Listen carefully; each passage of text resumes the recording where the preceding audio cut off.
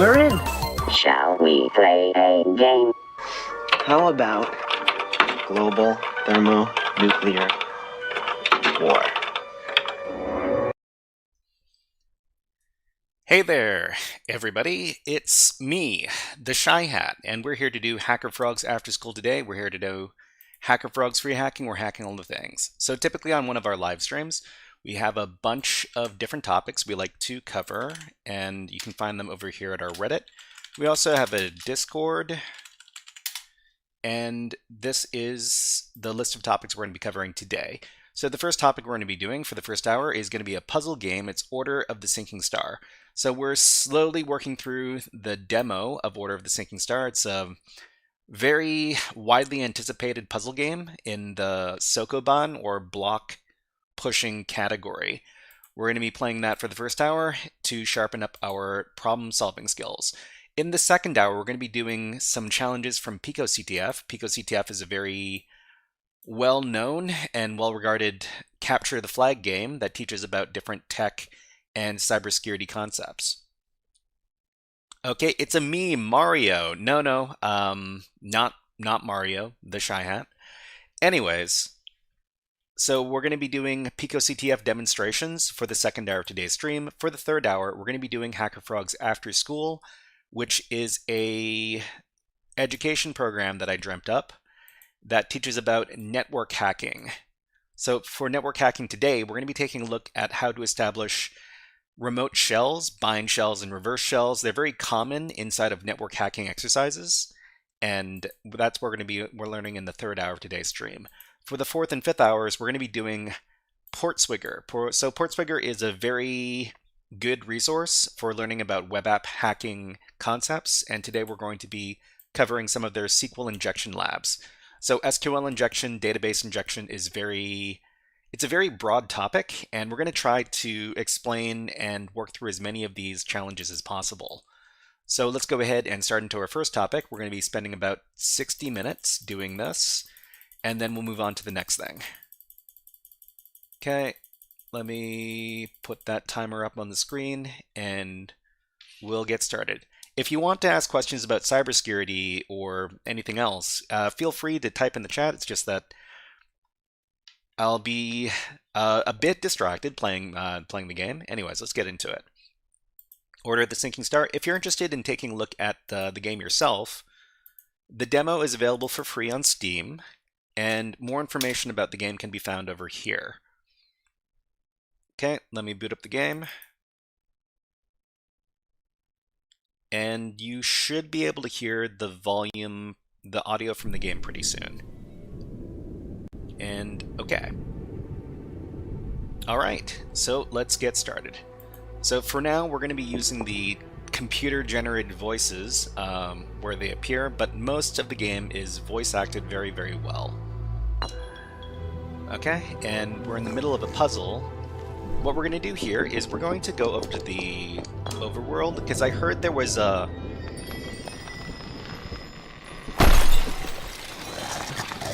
entirely different set of puzzles on another part of the map. So I'm going to explore that because, well, I'm interested in exploring some different stuff in this game. Okay, so this is the one part of the map, the Hardy Heroes of Halling. So this is about traditional Sokoban pulling and pushing blocks. But I heard that this area of the map to the east is very different.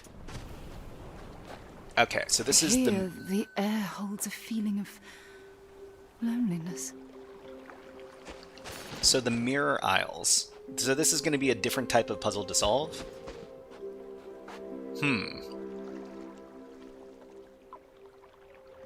So I think that maybe the four symbols in this kind of pattern, they represent different areas of the island, because there's like a north, a south, an east, and west.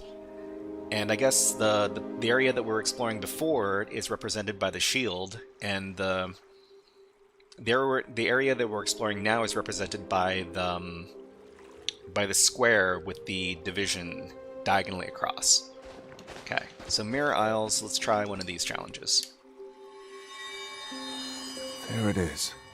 The first mirror. Okay, so we can use the X button to do what? To transport ourselves. Okay, so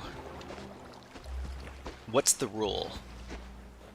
We can't cross the water over here, but we can teleport ourselves to different parts of the island using the mirror. Okay, and we can teleport ourselves across gaps by orienting ourselves in the right position in one part of the map and then teleporting to the other part of the map. And I guess we need to step on the yellow tile to win. Onward. As a boy, I peered ahead into the dazzle of my own becoming, squinting to see what lay in wait down one pathway or another. Today, I turn back and see my choices by their shadows, stretched in the long light of the past. The post-noon sun calls me forward, drawing me with warm and lustrous rays. We've a few hours before evening yet. Or isn't that so? Oh, we can move the mirror. Okay, that's a very handy thing to know. So where do we want to go? We want to move the mirror to, say, here.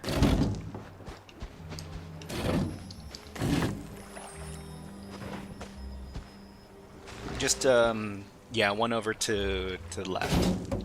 Okay, and then we can teleport to the other place. NVT Professor says, what is this game? So this is Order of the Sinking Star. You can see the name of the game at the top left of the overlay under current topic.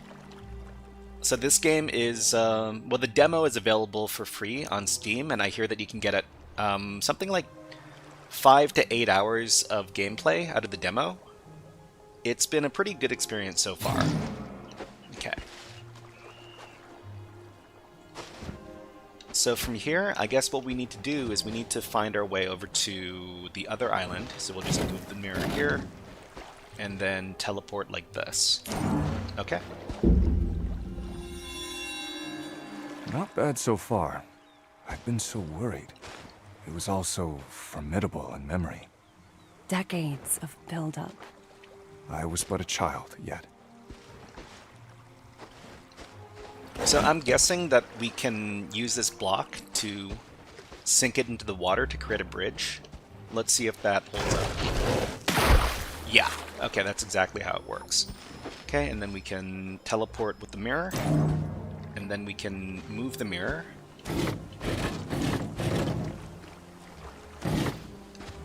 To get onto the other island. Okay, and then we can...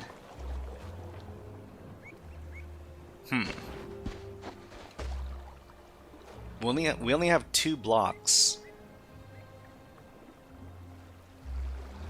Can we move the blocks with the mirror?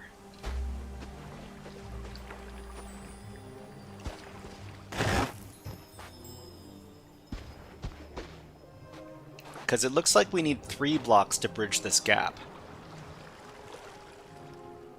Maybe we need to use the mirror to teleport somewhere else.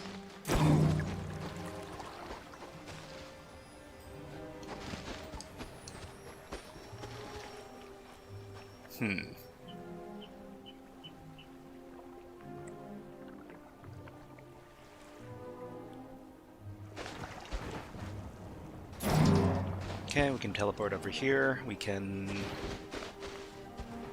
Let's try moving the mirror around to some different positions. So we can...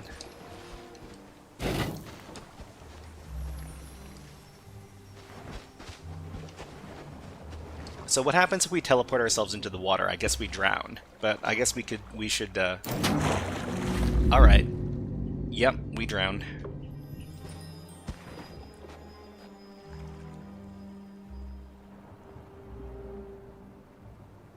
So how should we handle this?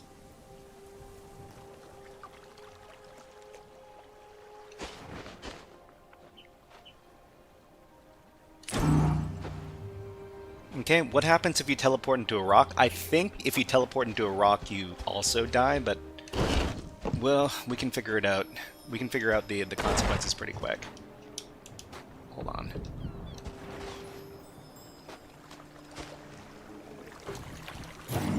So teleport here, move this up, and then try to teleport into a rock. So it just doesn't let you.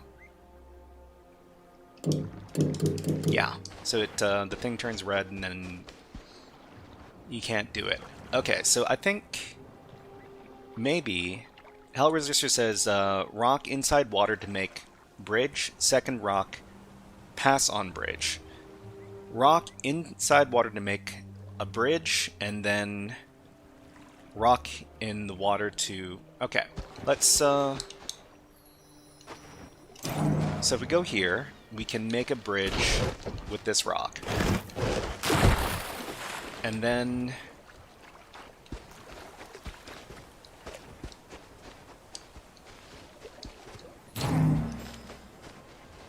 maybe what we want to do...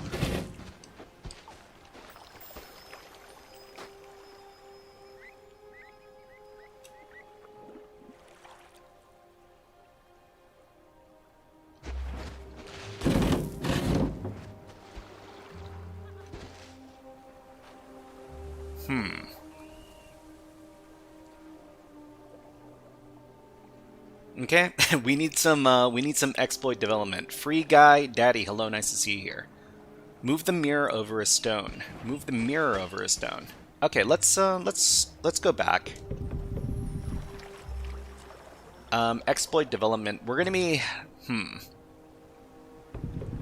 generally on this stream we cover like beginner topics. We do some binary exploitation every once in a while, but it's not.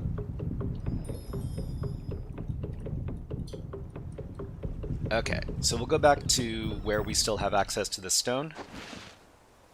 So if we move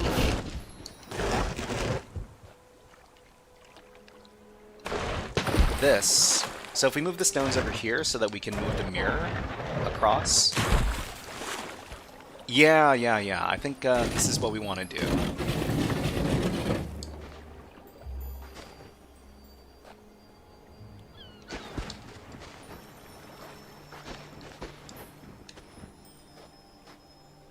Move down enough.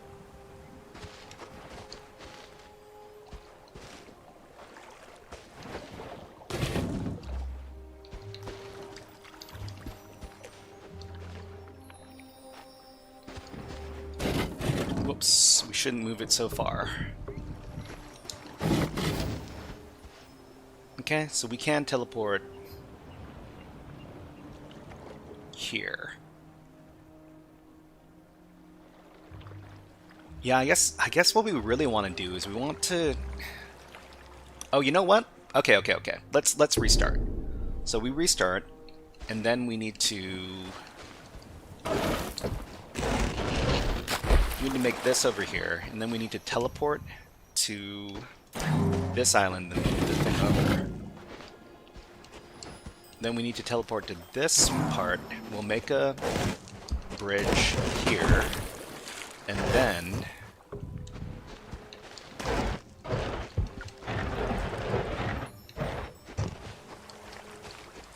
we'll make another bridge over here so that we can move the mirror across. Okay, yeah, this is what we want to do. Alright. Then...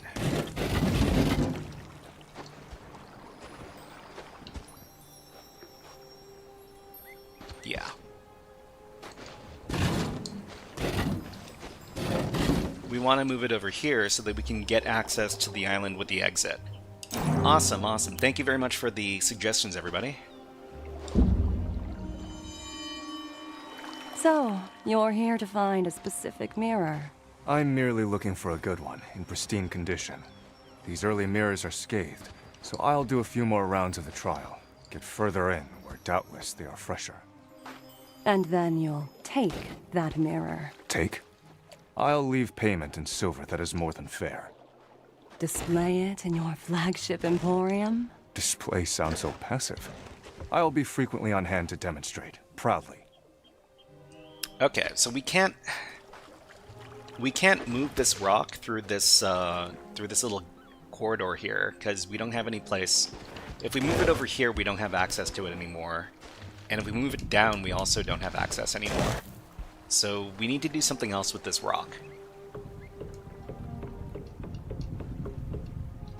But what I'm not too sure. What are you up to? Israel Denikan. Hello, nice to see you here. Israel Denikan. What are we up to? So we're playing a puzzle game right now as our warm-up. And then afterwards, we're going to be doing some CTF challenges from PicoCTF. So so the current topic, you'll see a timer in the middle at the top of the overlay. It tells you how long we're going to be doing our current topic. So,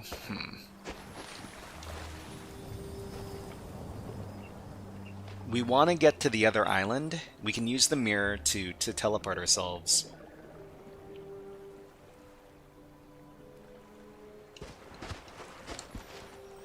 We can't really push the mirror. We can push the mirror up and down. And if we wanted to, we could push the mirror over to this side. But it doesn't really help us. Think, don't feel, use your instincts. Okay, you're waiting for PicoCTF. Alright, yeah, I mean, if you want to do PicoCTF specifically, you can come back in about 45 minutes. So, the rock has to be used in the solution somehow.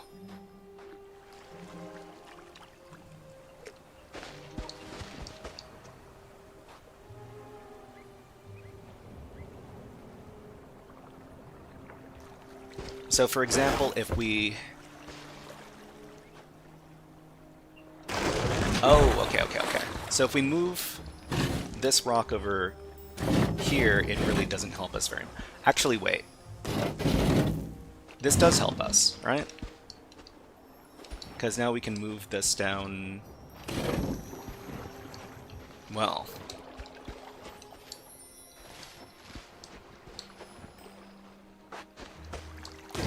Whoops.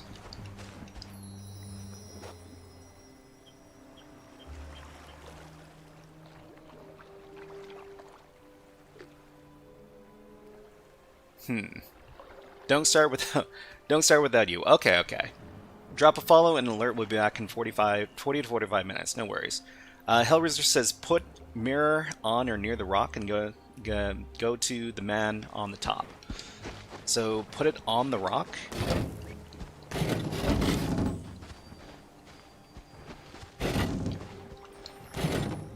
What happens if we put it in the other position? So we'll just move it over here. And this rock, we can only move it into a few different positions. So we can push it... We can also push it over here. And if we were to put this mirror on the rock... Well, how about this? This doesn't... this doesn't necessarily help us. Okay. So, but let's think about the different positions we could put the mirror in. Okay, you need to have the mirror aligned with the outcrop up there. Use the rock to extend the path. Okay, so if we can move the mirror... So we want to find a way to position ourselves where we can move the mirror up.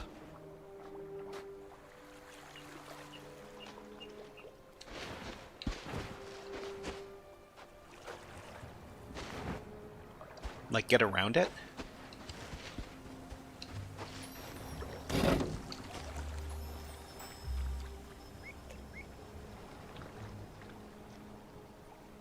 Okay, it's creative. Okay, you should go to that corner to the inside, like solo block on top, and mirror what I said before.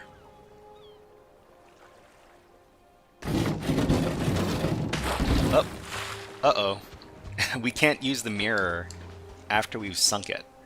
Okay, so can we move the rock on top of the mirror just, you know, just for science? That doesn't really help us very much, though. You need to think, how can I cross that gap is and what is needed to cross it. Okay. So...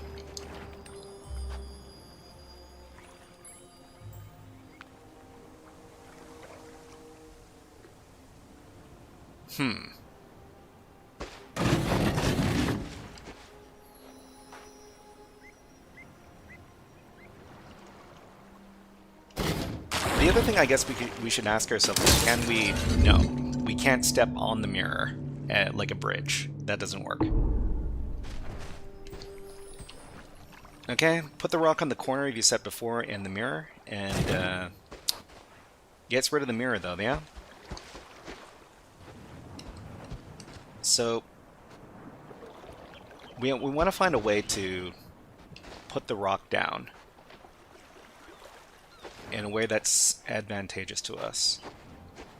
So we push the mirror to over here.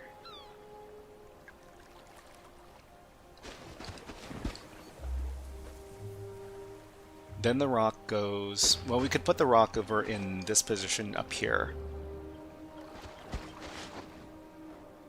Put the mirror over the rock. Put the mirror over the rock. After you sink the rock. Put the mirror over the rock after you sink the rock. Okay. I mean, we could put the rock down into this position, or this position.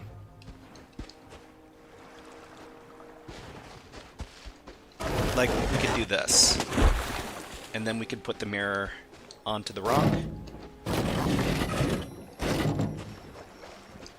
Like that.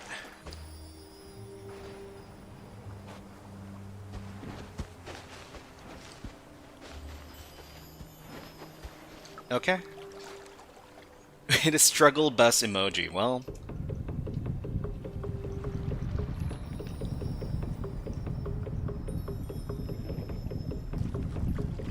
Okay, so we just need to figure out where we want to sink, where we want to sink this rock. We also need to sink the rock in a place where the mirror can go over top of it.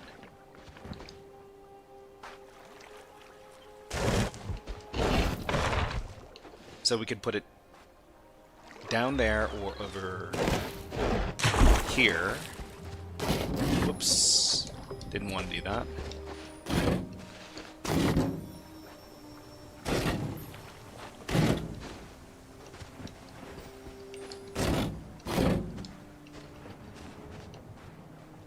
Okay, so if we sink the rock over... This is the other position where we could sink the rock. So we could sink it down here or over here. Okay, rock 1 row up, 4 columns left. 1 row up, 4 columns left. Okay, so if we put the mirror... Oh, this might work. No, this doesn't work. This doesn't work. We can't clear the gap. Okay, let's explore what SysOS is talking about. Rock 1 row up, 4 columns left. 1 row up, 4 columns left. So if we put the rock... So you're talking about 1 row up, 4 columns left.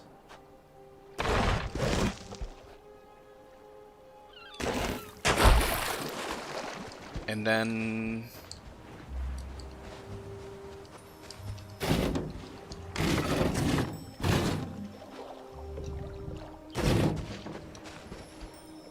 Okay, let's, gotta ban a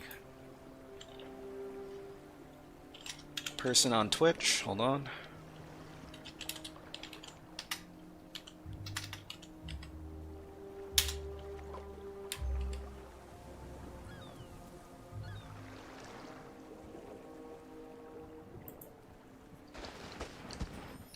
Because we want to figure out how to get to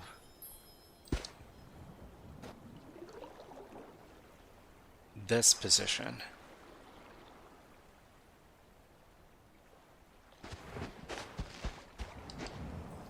I don't think there's any way we could sink the rock so that we can move the mirror up to the top.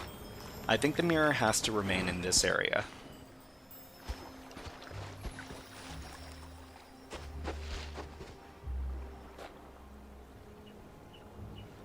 Okay, send link ImageBB to share your idea. You can move up. You can use up. You can move up using the mirror. Oh.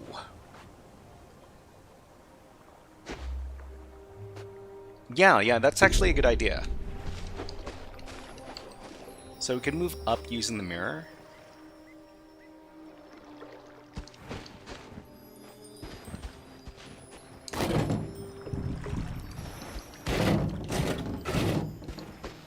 So like this. Yeah. You can move. We can swap over to here.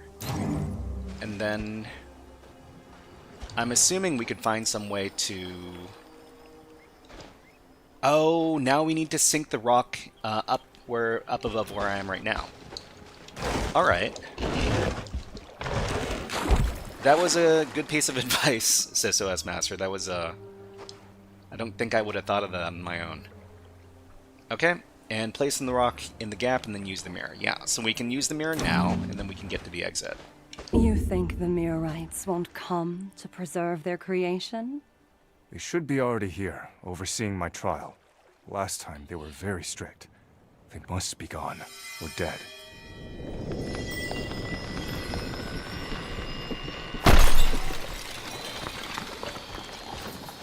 Okay, so we've got... So I guess we need to learn some tricks. Where does this lead to?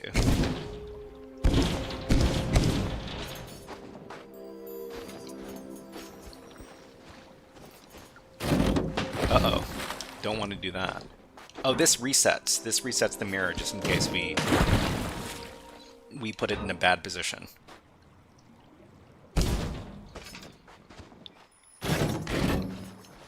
Okay, so this will get us over to the other side, and then we can access the next puzzles.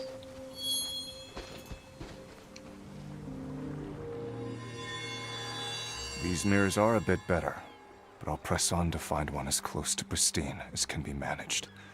Then, back home. Okay, so... what is our goal? So our goal is to eventually get to the island at the far right. We've got our mirror here. We also have a rock, and we can sink the rocks to bridge the gaps. So we can move the mirror over to the other little island.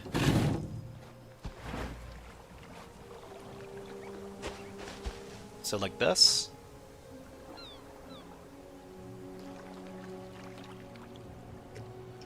Okay, and then these rocks, I think what we want to do with these rocks is build a little bridge so that we can move the mirror down to this lower island. So put this here, and then, whoops, that's not what I wanted to do.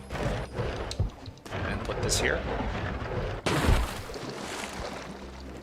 Now I think we've got enough room to move the mirror down here.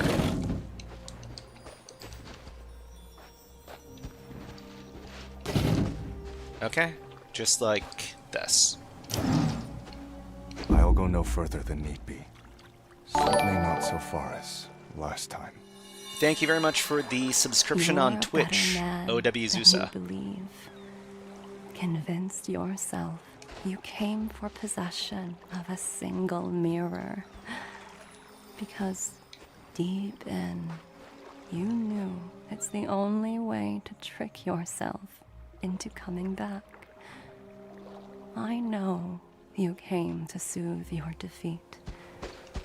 You'll perform the whole trial just to win. No witness but yourself. And I can use that. Okay, so now we can get onto this island. Told you would have just taken the first mirror and sailed off. Efficient. Yes, you were. Minimize risk of time and so forth. Today, my standards are higher. As you say. I think what we need to do is we need to drop these rocks over here.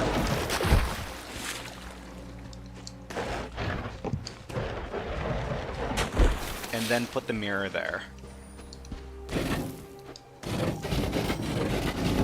Like this. And then bridge the gap. Alright, great. I can aim your folly toward my own ends. And I love you for that.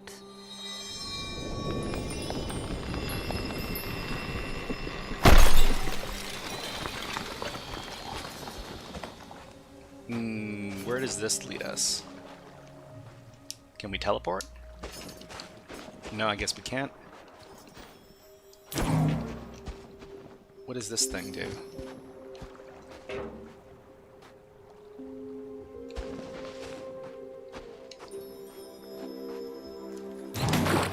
Oh. Can't do that. Okay.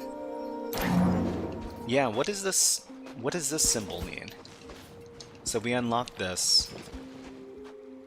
Oh, is it a teleporter? Can we teleport the mirror from one position to another?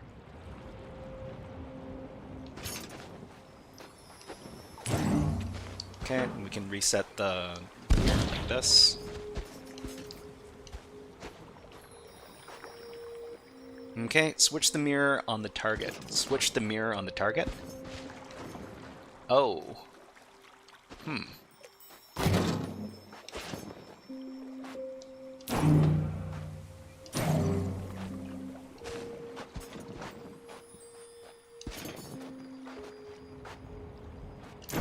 Yeah, I thought it would do something.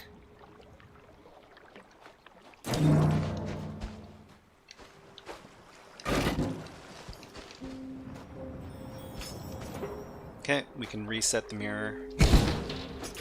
It goes back there, okay. And...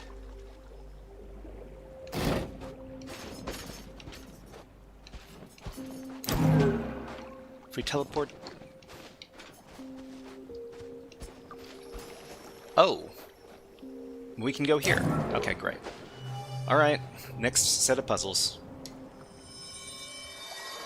2 decades passed, unproven in manhood, struggling through my early years of trade. My ship drew close, but did not land. I caught a glimpse of my soul by the light of a distant mirror, by the light of the summer moon. Okay, so we can't move the rock over here to make a bridge, because after we move the rock over to this position, we don't have enough room to get around it to push it over here. So we need to find some other way. So the mirror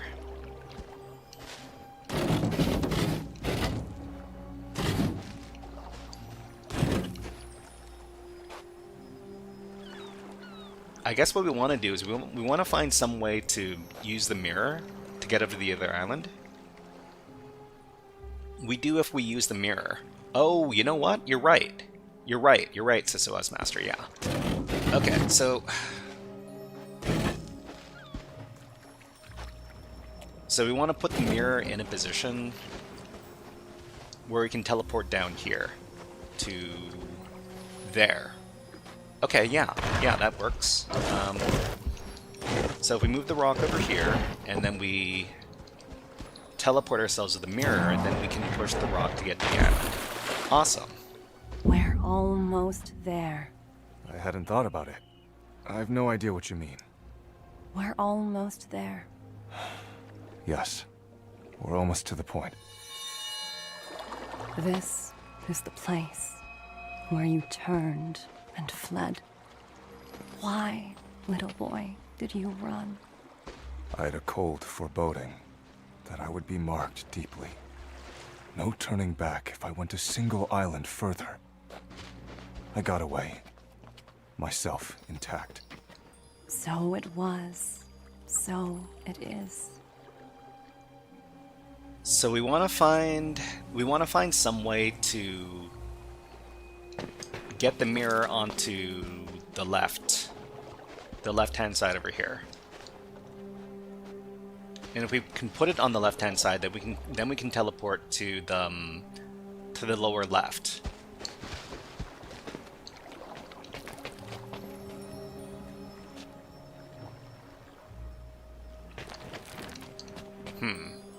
Move the mirror into position, and the problem is moving up. For that, we need the rocks. Then we need to move up. I mean, from here, we can't really move the mirror down unless we use a rock. So we can move a rock over here, drop it, and then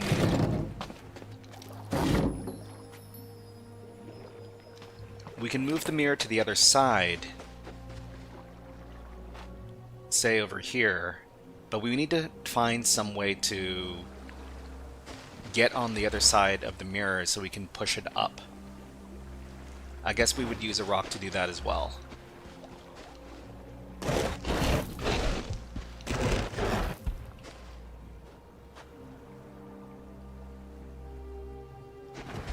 So let me think. Mirror also helps. Yeah, so if we move the mirror over...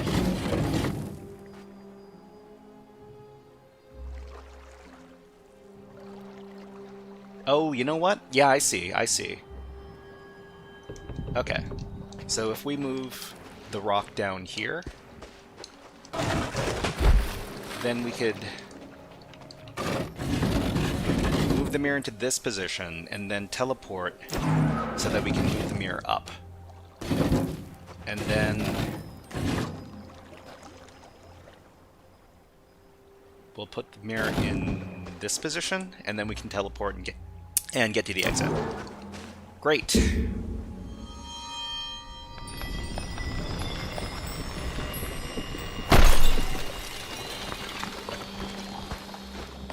Again, we have a mirror and we've got a rock.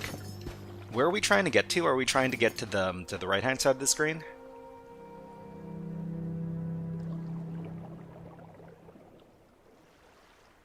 If we're trying to get to the right-hand side of the screen,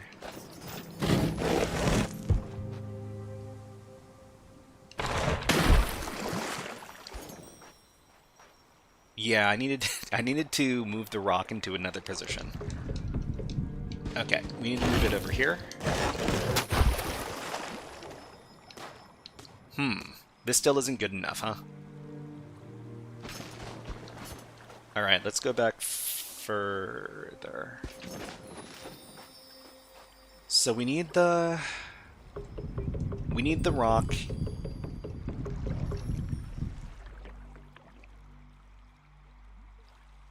We can't move the mirror.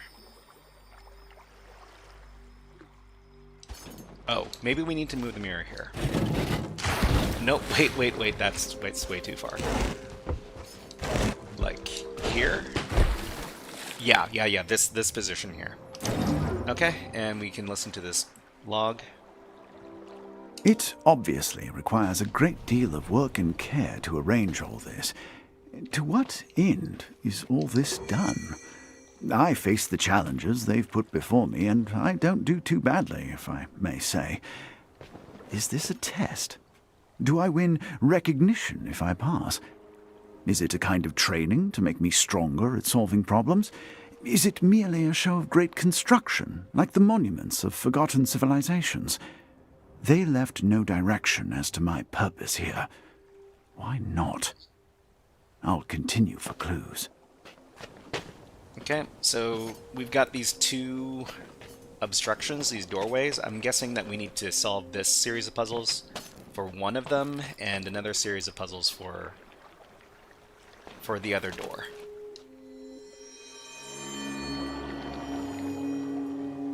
we've got mirrors bouncing off of each other now. How do we decide where we teleport to if we've got two mirrors, though? Oh, we can make clones of ourselves. I mean, this is kind of grim. You can kill off clones of yourself. Okay, so what are we trying to do? Oh, we can't solve the puzzle anymore because we need two clones. And we've got two pressure plates to stand on. Alright, let's reset the puzzle.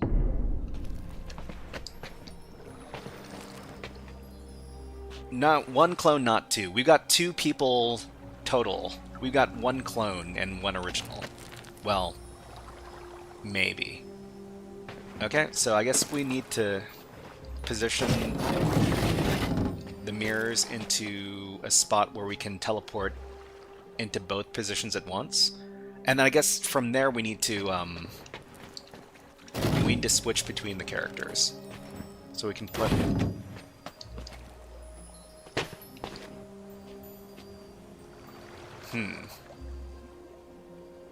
So this mirror needs to be down by 2. And this mirror needs to be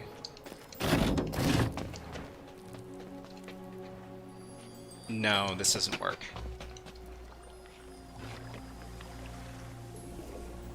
I mean, this works. I think the left mirror is... Yeah, we need to reset. Because the left mirror... We can't push it too far down. We can push it to, like, here. And then we'll line it up with the other mirror.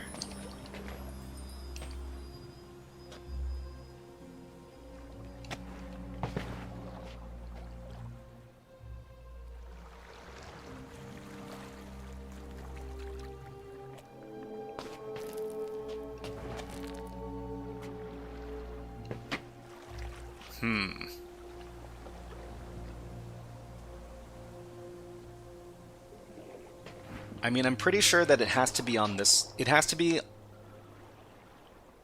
on this row or one row up. So if it's one row up...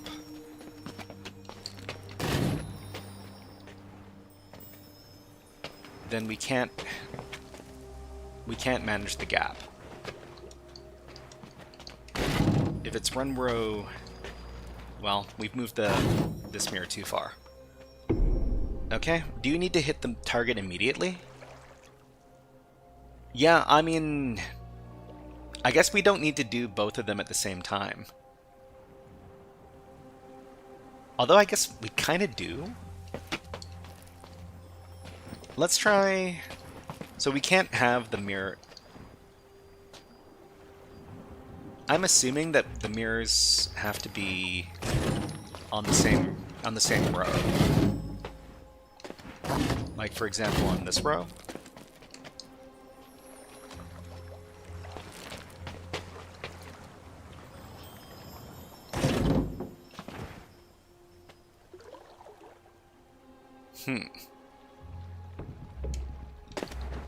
What if the mirror is over...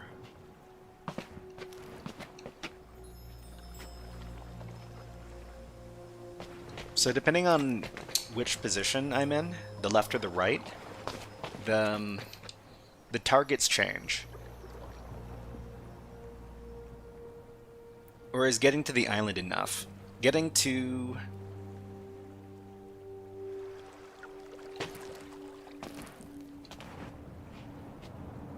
I mean, maybe what we could do is we could just clone ourselves first. We just need to clone ourselves in a position where one of the clones doesn't die immediately. So if we put this mirror here, and then we clone ourselves... I feel lightheaded, lighthearted. Might I learn to hold glass to the sun till that light is focused, actinic and burning? My course was right already. What merchant casts so wide a net? My trade carries light to many thousands, leaving each the brighter. I could find peace in these isles, and beyond. Have you ever met a seeker who shone with real success? Or are they coaxing you away from the warmth already yours? This is really trippy. Actually, it's kind of similar to controlling multiple characters in Baba Is You.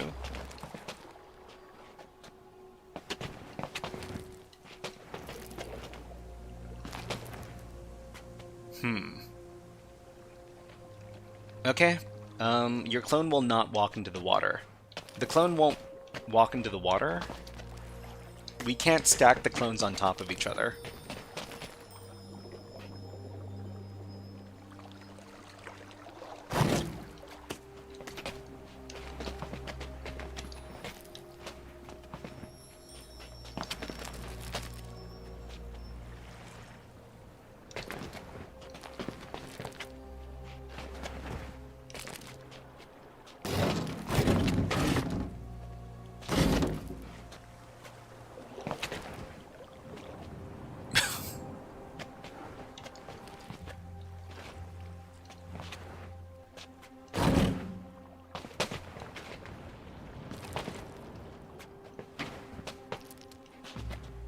Man, this is so weird.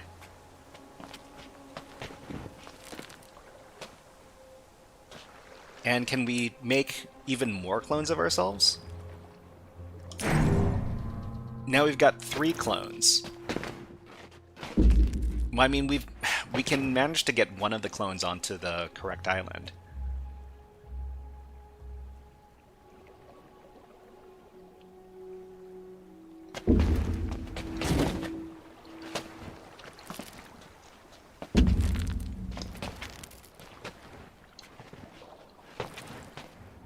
Okay, and we can get both of the clones onto the correct islands here. Oh no, we switched one off.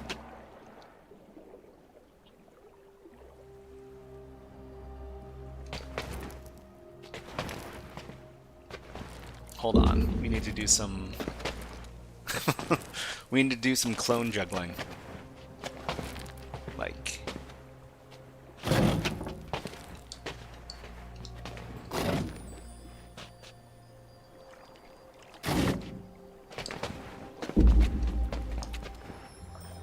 okay, maybe like this. Okay. So we just need to...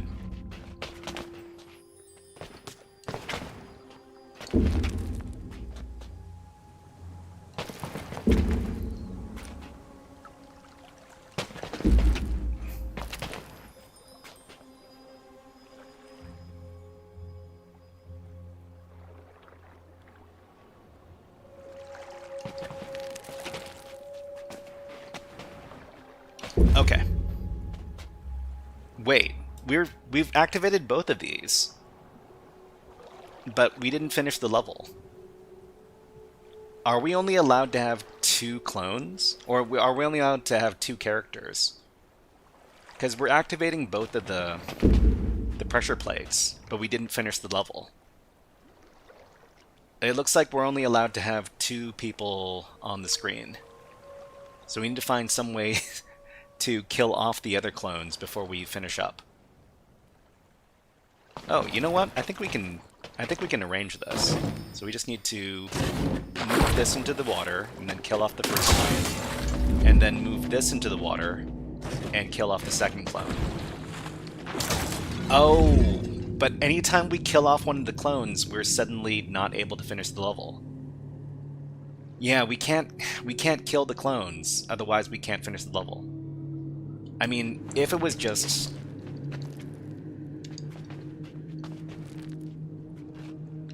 setting it up so that we need to both stand on the thing at once. Alright, okay, let's reset. So we need to find a way to... we can't have more than 1 clone. Otherwise we can't finish the level. We also... so I guess the best way to do it is just to find a way that we can teleport both clones onto their separate islands.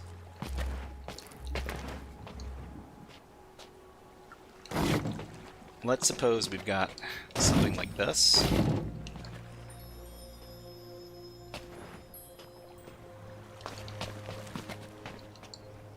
And then maybe...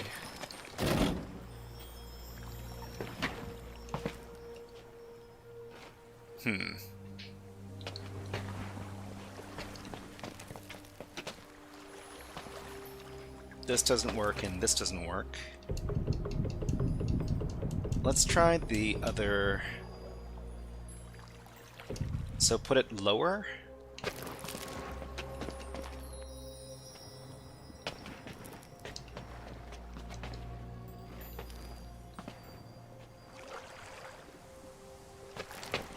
I'm just trying the different configurations.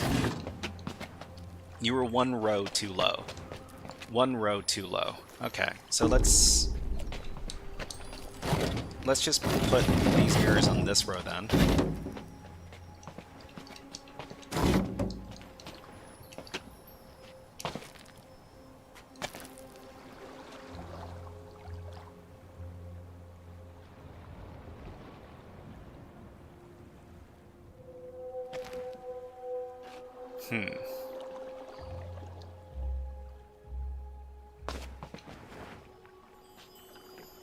Move the right mirror closer.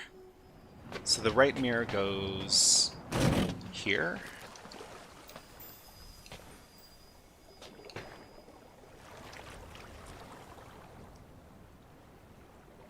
Okay, so if we do it like this, we've got a clone now. We just need to make sure that there's no more than 2 of the clones. Okay, and we can just move this mirror. Uh-oh. Let's get rid of a mirror. Okay, and then we can move over, and now we just need to maneuver it so that we can both step on the switch at once.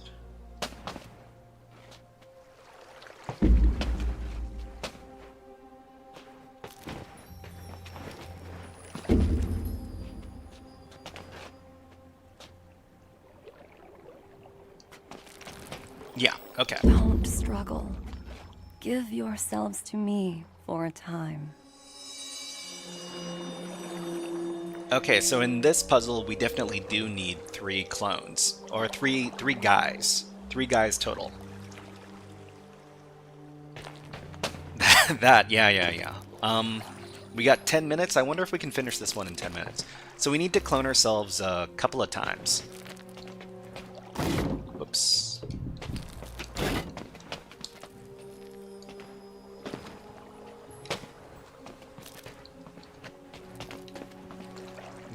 Push this one up.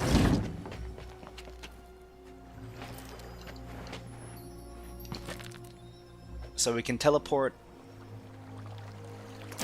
and we make 1 clone.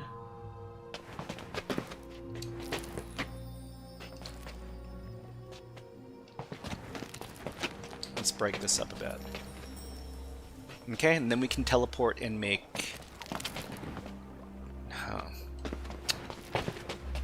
We need to break this up.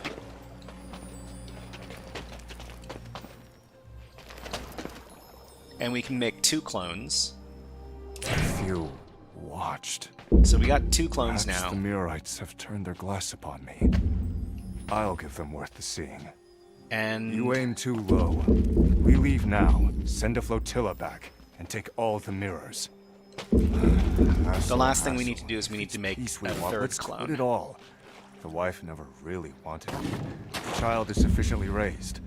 Just disappear. Be myself. A new life.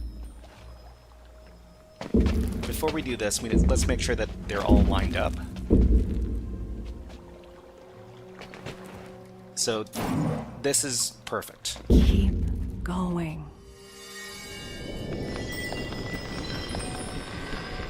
Okay, SysOS says win in 3 easy steps. 1, do the thing. 2, so you can get the thing. 3, and win. Yeah, if only it were that easy. So we can go down here, or we could go up here. So if we go up here, we can access the next puzzles over this way. Okay. And let's see how many we can do in the next 8 minutes.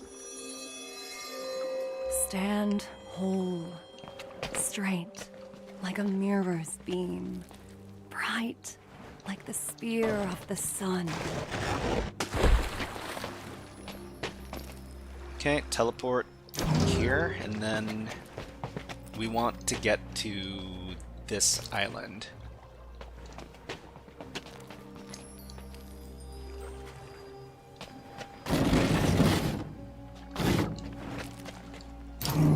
now that we're on this island, I wonder if the different colored block does something different than the regular orange block.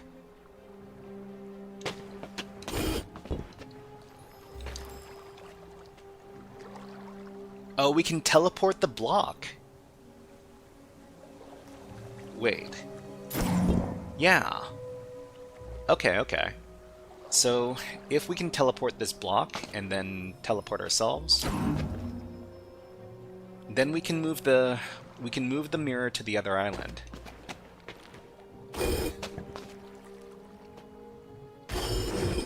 So sync this block and then move this thing over here.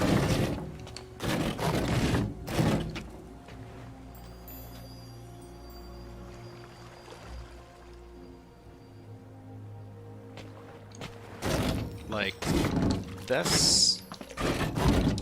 And then, yeah. Alright. Okay, so there's a new type of block that we need to interact with. Great. Tired. I feel heavy again. A bit cold. Yet, you retain some of the lightness.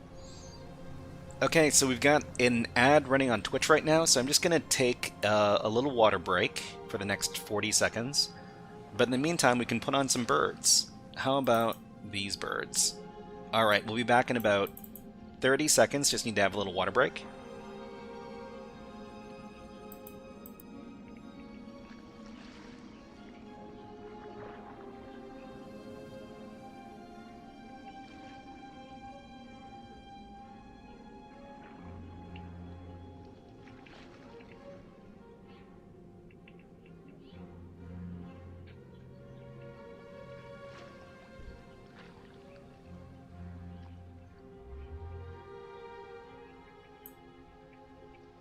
Okay, so we'll put the birds away and we'll get back to the puzzle solving. We got about 5 minutes left. Let's see if we can finish this puzzle in 5 minutes. So we just need to teleport over to the island, like this, and then we need to... If we move the mirror up, then we can teleport the block into a position where we can interact with it. So like this. The question is, where do we want to put this crystal block?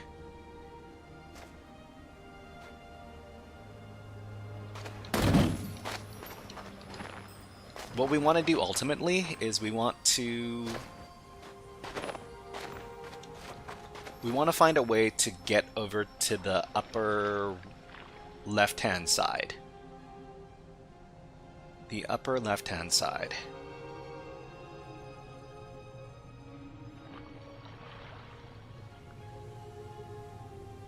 Mirror goes down.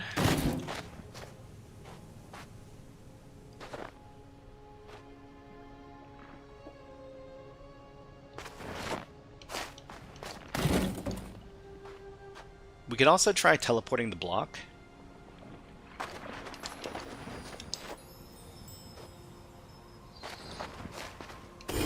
I think maybe what we want to do is we want to put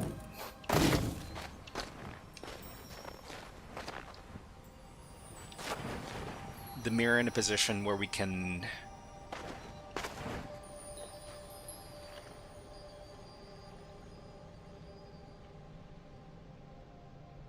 Oh, you know what?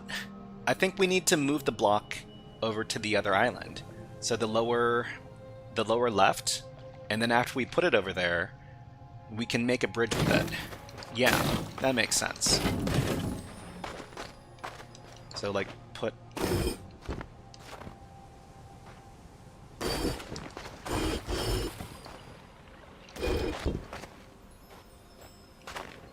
So we have to move it 1, 2, 3, 4 blocks. 4 blocks up.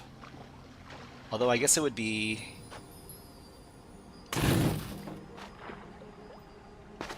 easier to do it like this. So we can teleport it over here. But, oh, the problem is that we can't really move it from there. Okay, and Israel Denican, hello. Adenican. Hello, nice to see you here. Mirror left. So we're being blocked by this one over here. And what else?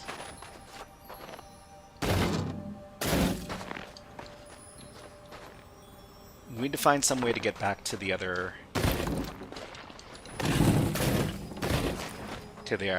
island. Maybe like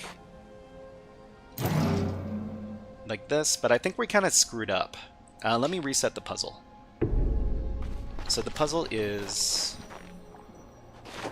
So we can get over here. We need to find some way to teleport this crystal over to the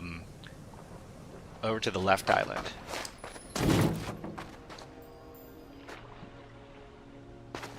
First, we need to get it free.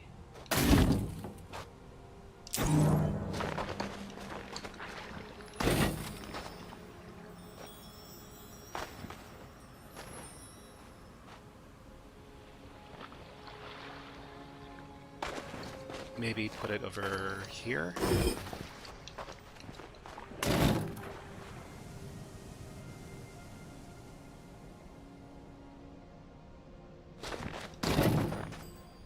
Okay, we can put it here.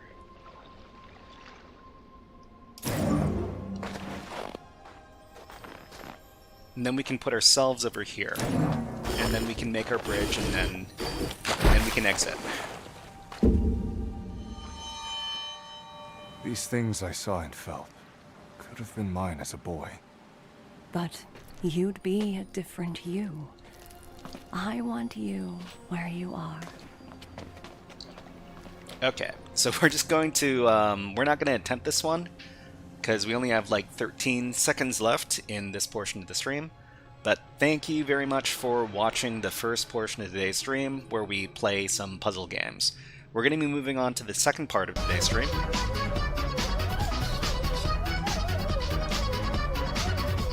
Thank you for redeeming the Nyan Cat, SysOS Master, much appreciated. Okay, almost perfect. Almost perfect timing, almost. Alright, let's go ahead and finish up the game, and then we will move into the second part of today's stream. So, let's see, topic 1 is done, topic 2 is here, topic 3 is on deck. So what we're going to do is we're going to do some demos for PicoCTF, and then we're going to be doing HackerFrogs AfterSchool after that. We'll put 60 minutes on the clock, and hopefully it doesn't take 60 minutes to do all these demos. We got 5 demos to work through, and PicoCTF can be accessed from over here, over at Scilab Academy. Scilab Academy is what PicoCTF became. If you want to join along with us, I'll be providing the links for the different challenges we're doing today. Let me go ahead and get rid of some of these tabs I'm not using. Oh, and if you're interested in Order of the Sinking Star, Steam Order of the Sinking Star, the demo is free. So the link is over here.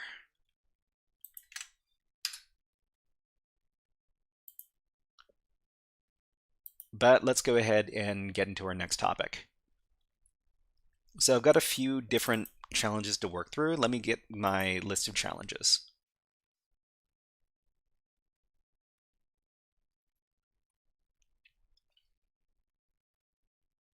Yeah, Red Sly Fox says looks like a cool game. It is a very cool game, and they've got hundreds of levels to work through. I heard that the number of levels in the game is somewhere in the neighborhood of 700 or 800.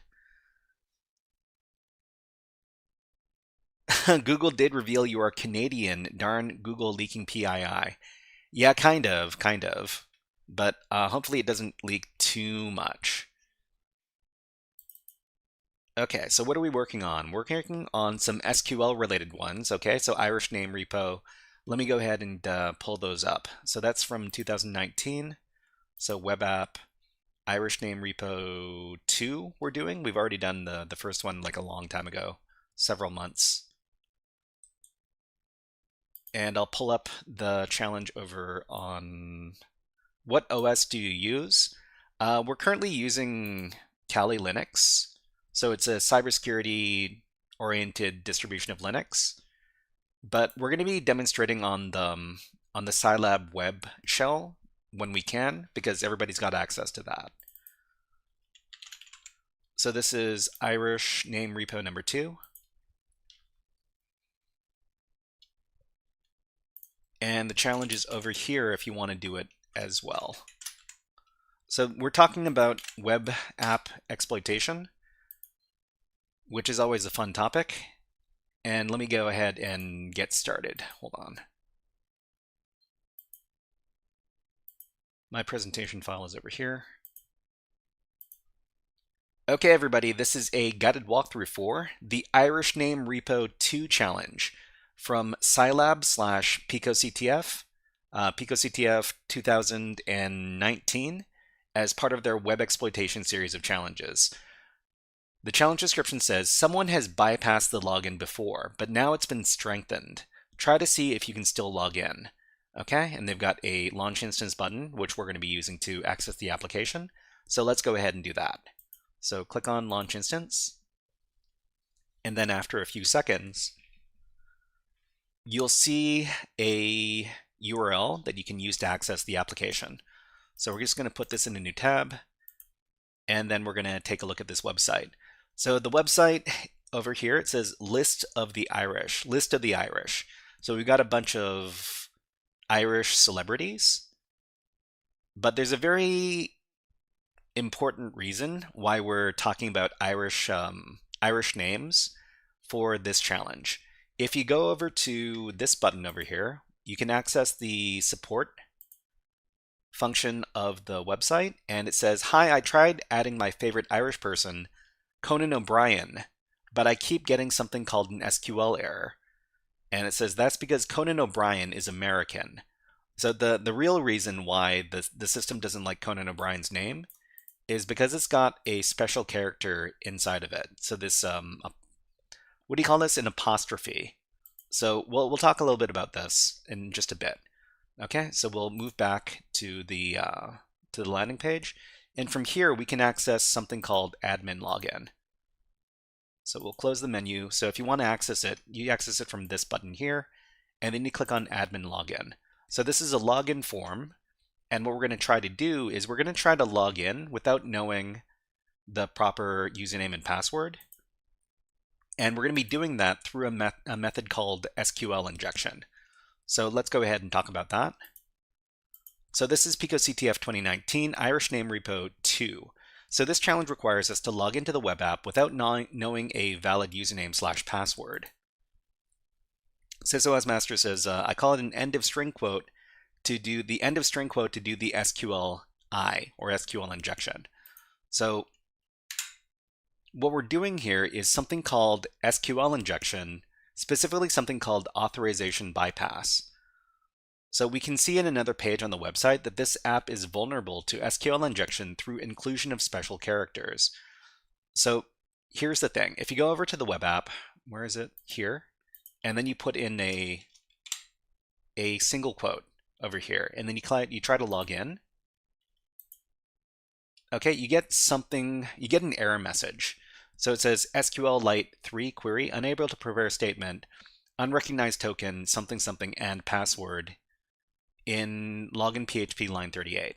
So the reason why this occurs is because this particular application hasn't been coded properly to handle special character input. So the comment here references the fact that poorly coded apps return errors when names with apostrophes, such as O'Brien, are put into user input fields. It does use prepared statements. Interesting. I mean, you can use proper application coding in one part, but then fail in another part. Yeah. So we can send different input, which injects SQL commands into the username field and allows us to bypass authentication on this app. So the typical authorization bypass using SQL injection is something that looks like this. So it's single quote or 1 = 1 double dashes space dash. So what does this payload do? So a typical SQL statement which logs a user into the application with our injected code may look like the example above. So the database is being used to find a proper username and password, and the SQL programming language, the statement might look like select username password, where username equals proper username and password equals proper password. But what we're doing here is we're injecting a payload to try to bypass the need to use a proper username and omit the password altogether. Okay, Red Sly Fox says, I thought prepared statements prevented this. I mean, prepared statements, there are two types of protections you could use in this case. There's something called user, like input sanitization and prepared statements. So you need both of them in place at the same time in order to prevent SQL injection. SQL is a query language, not a programming language. PSQL would be the programming variant from Oracle.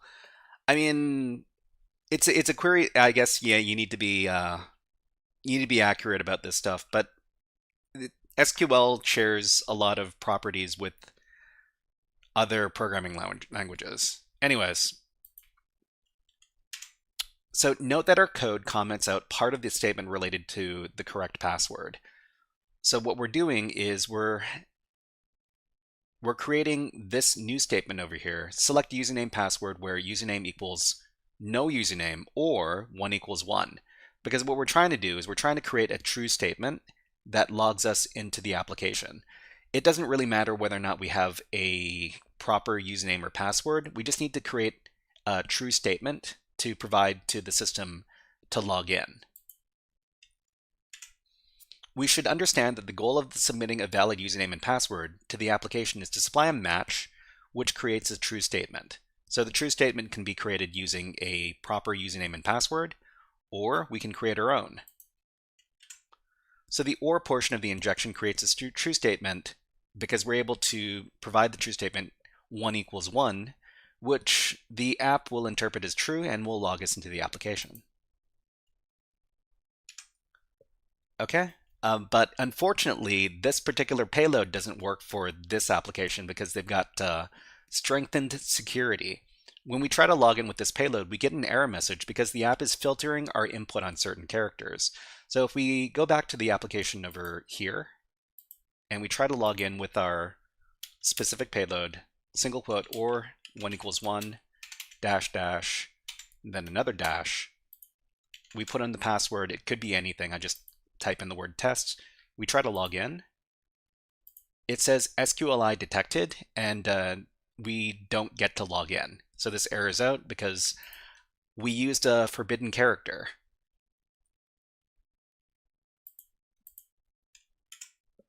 So in this case, we'll provide the name of a legitimate user, admin, and then close out the statement and comment out the rest of the statement with our payload. So in this case, we're going to guess that the admin user is a proper user on the system. It is on most systems. So we provide a proper username and then we comment out the password part. So what we suspect is on this application, they don't like the word or. We can't use the word or inside of our payload. So we avoid using the or keyword in our payload by providing a proper username. And then we comment out everything else to log in. So this will log us in as the admin user. So we'll go back and then we will use the new payload, admin, single quote, and then we will comment out everything else like this. Okay, for the password, we can just type in anything we want, click on login, and then we're now logged in. Okay, SysOS says admin, administrator, root are all common users used in the applications. Yeah, I mean, these applications all follow pretty similar patterns as far as like the highest level of user on the system. Okay, so we're now logged in and we got our flag. So all we need to do now is we need to submit the flag and then complete the challenge. So we will copy the flag, then go back to the challenge description, and down at the bottom, we can submit our flag. Paste it in, click on submit, and we're finished. All right, everybody, that was a guided walkthrough for the Irish Name Repo 2 challenge from Scilab/PicoCTF, PicoCTF 2019, as part of their web exploitation series of challenges. If you enjoyed this guided walkthrough, please click on the like and subscribe buttons in the video and leave a comment underneath the video. But until next time, HackerFrogs out. Okay, we're not leaving, it's just something I gotta say for the YouTube videos. Let's move on to the next challenge. So we're going to do the next challenge in the series. It's called Irish Name Repo 3. So let's go ahead and give everybody the link if you want to try this out yourself. And let me get the presentation file for the next challenge. Irish Name Repo. So if you ever wanted to take a look at the walkthrough documents we use for our CTF challenges, you can find them over here. Connection trouble already? I mean, I heard that they were doing maintenance on the server, so I'm not too sure if we're going to be able to do everything today. We'll give it a try. Okay, so let's go ahead and start the challenge. All right, everybody, this is a guided walkthrough for the Irish Name Repo 3 challenge from Scilab/PicoCTF as part of the PicoCTF 2019 event in their web exploitation series of challenges. So the description says, try to see if you can log in as admin, and then they've got a launch instance button, which is going to launch the instance for the challenge. So we'll click on that. And then we'll get a URL that we can click into. So we're going to put this in a new tab. And then we've got the same website that we saw, well, not exactly the same website, very similar looking website from the previous challenge, Irish Name Repo 2. So in this case, we've got the same admin login page. So click on the hamburger menu here and then click on admin login. And typically what you needed to do was supply a username and password. In this case, it says admin login, and they're only taking in a password. So let's talk about what we would typically do to try to bypass this login. It's almost like someone reused assets. Well, I mean, we're hackers and we're programmers, and hackers and programmers like to reuse stuff because reusing stuff saves time. All right, everybody, so this is PicoCTF 2019, Irish Name Repo number 3. This challenge requires us to log into a web app without knowing a valid username or password. Oh, I used the wrong graphic. Just pretend that this is Irish Name Repo 3, everybody. Okay. So we can see in another page on the website that this app is vulnerable to SQL injection through inclusion of special characters.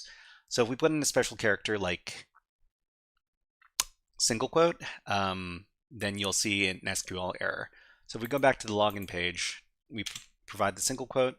We actually do see an error here. And this is an indication that this might be vulnerable to SQL injection or database injection. So it says programmers and hackers are lazy. Well, the good ones are, and copy paste all the things. I mean, you want to waste as little time as possible, and just rewriting everything from scratch, that wastes a lot of time.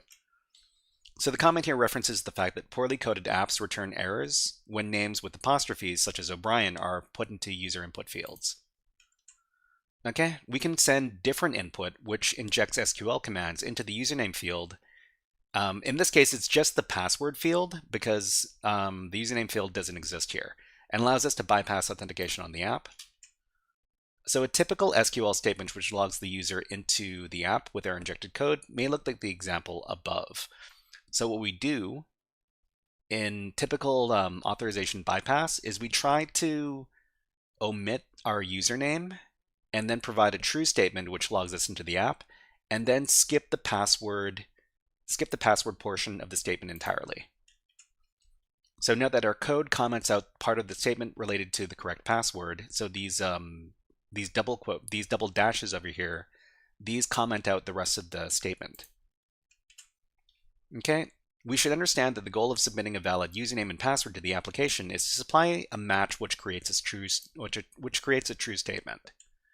The OR portion of our injection creates this true statement by giving 1 equals 1, which is true, and the application will interpret it as true and log us into the application.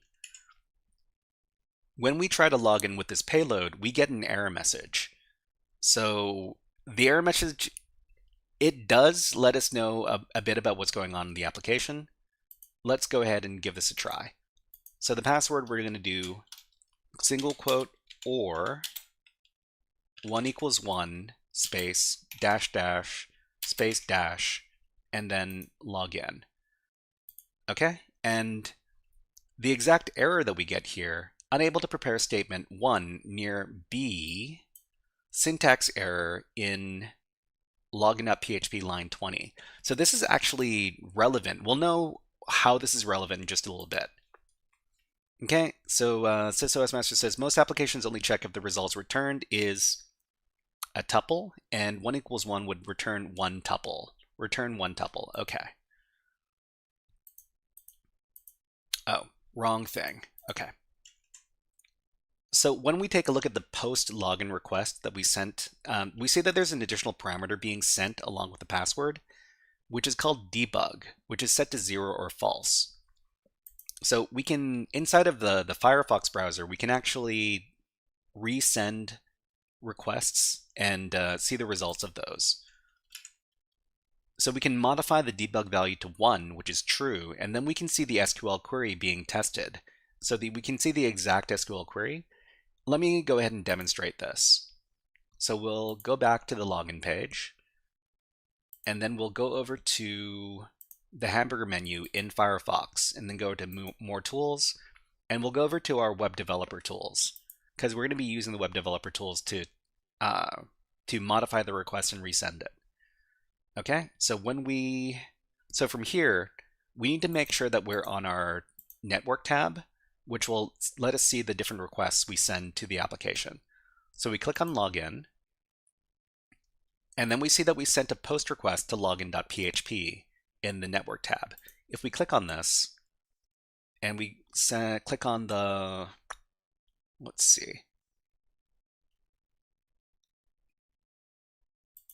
the request tab, we can see exactly what we sent over to the application. So we've got password, single quote or 1 equals 1, and then the double dashes. All the spaces have been replaced with these plus signs.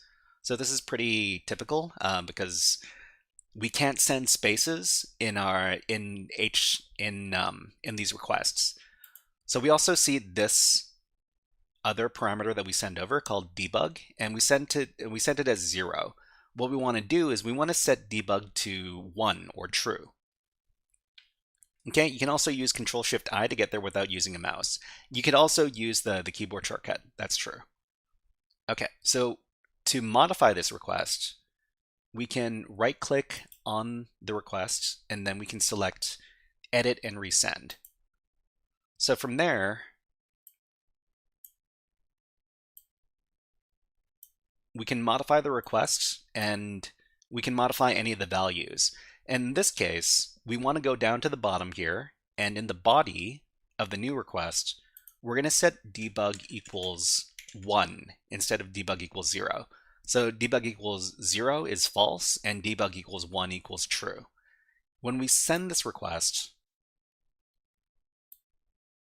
we can click on the response,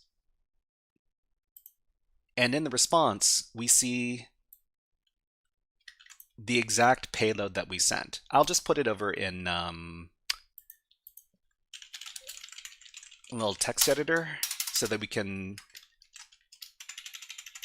look at it in a little bit more detail. Okay, so we can see that what we sent in the password field, so this is our authorization bypass, and the SQL query that was sent was this.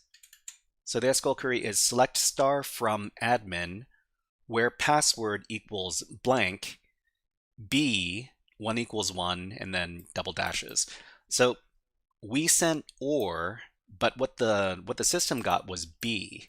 So this makes us think that somehow our alphabetical input is being transformed.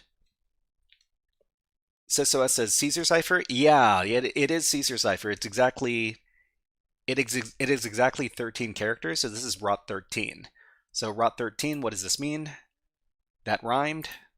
Let's talk about it. So in this case, in my example here, we sent the password test and it ended up as grfg. So from this query that we can see our password is being transformed before it is compared.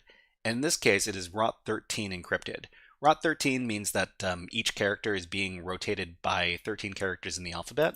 So if we were to pretend, so ROT13 encryption, so we got A, B, C, D, E, F, G, H, I, J, K, L, M, and these get transformed into other alphabet characters.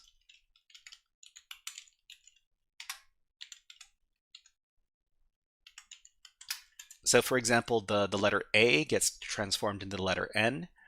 And in this case, we sent OR, so O gets transformed into the letter B, and R is transformed into the letter E. So that's why we saw B in our error message back there. So they use the Caesar cipher to pre-encode the password. Interesting. I mean, it's not really practical from a real application standpoint, but for a CTF, this works. Okay, so what we need to do is we need to encode this into ROT13 before we send it over. So what we need to do is we need to send BE instead of OR. And if we do that, then we can log in. Okay, we'll go back. So we can send something similar to our default SQL login bypass payload, but we need to make sure to modify the OR portion of the payload so that it's ROT13 encrypted. We just need to type in BE instead of OR, and it'll work. So we can go back to the application, and let's just get rid of this. We'll go back to the login page.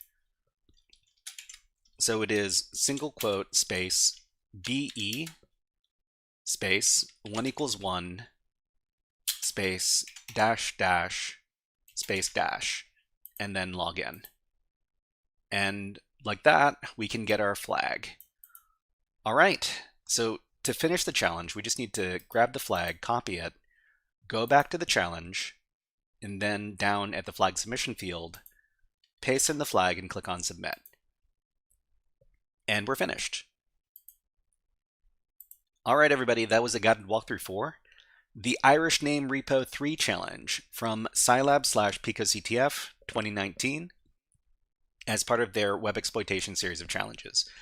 If you enjoyed this guided walkthrough, please click on the like and subscribe buttons on the video and leave a comment underneath the video. But until next time, HackerFrogs out. Okay, so we'll do another challenge now. And the next challenge on the list is Nice Netcat from PicoCTF 2021. Okay, let me go ahead and get that.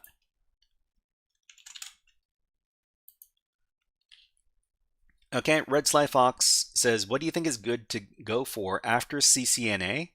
Azure Admin? I mean, if you want to, not to be confused with Irish Name Repo 2, which was in the document. Yeah, I screwed up there. So CCNA Azure Admin, I mean, if you want to be an Azure Admin, then go for the Azure Admin certification. But I mean, what kind of position are you looking for, Red Sly Fox? I mean, I guess you need to tailor your certifications to the role that you want to do. Okay, so this is Nice Netcat. Let me go ahead and pull this up. Let me get the document for this, and then we can get started. So this is PicoCTF 2021. All right. Eventually, cyber. I should have ended your comment with the typo. Yeah. Eventually, cybersecurity. I mean, if you want to go with Azure Admin, then eventually you could do network pen testing, because if you know Azure, then you can do Then you can do cloud pen testing on Azure. And if you already know Azure, it's going to benefit you pretty greatly. If you want to learn cloud pen testing with Azure, I've got a recommendation. So what is it called? It's like Hacking Hub, I think. Hacking Hub? No, what was the name of... Let me reference my own education resources. So we've got a section for cloud security, and it's called Pwned Labs. That's what it's called. So pwnedlabs.io. This has a few different labs that you can do for Azure pen testing in particular. But Red Sly Fox, if you want to do pen testing, cloud pen testing in particular, yeah, I mean, if you eventually want to do cloud pen testing on Azure, then getting the Azure certification first, probably a good idea. Yeah. Okay, so let me go ahead and get that document. So this is general category. This is nice netcat. And there's a couple of there's a few different methods we're going to be using to solve this challenge. But let me go ahead and pull up the presentation file first.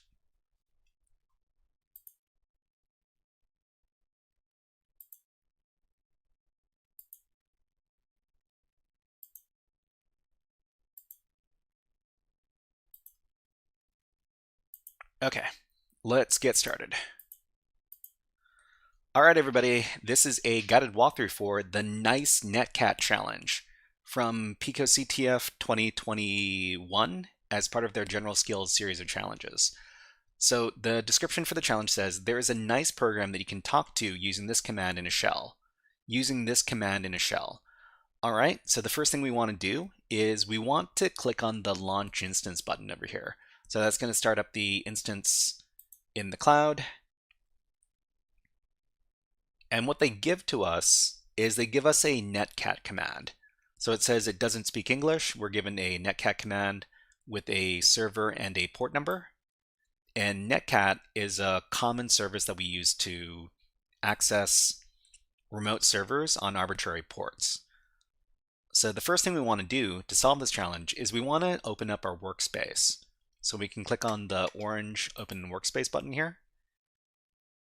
And it says the web shell is currently under maintenance.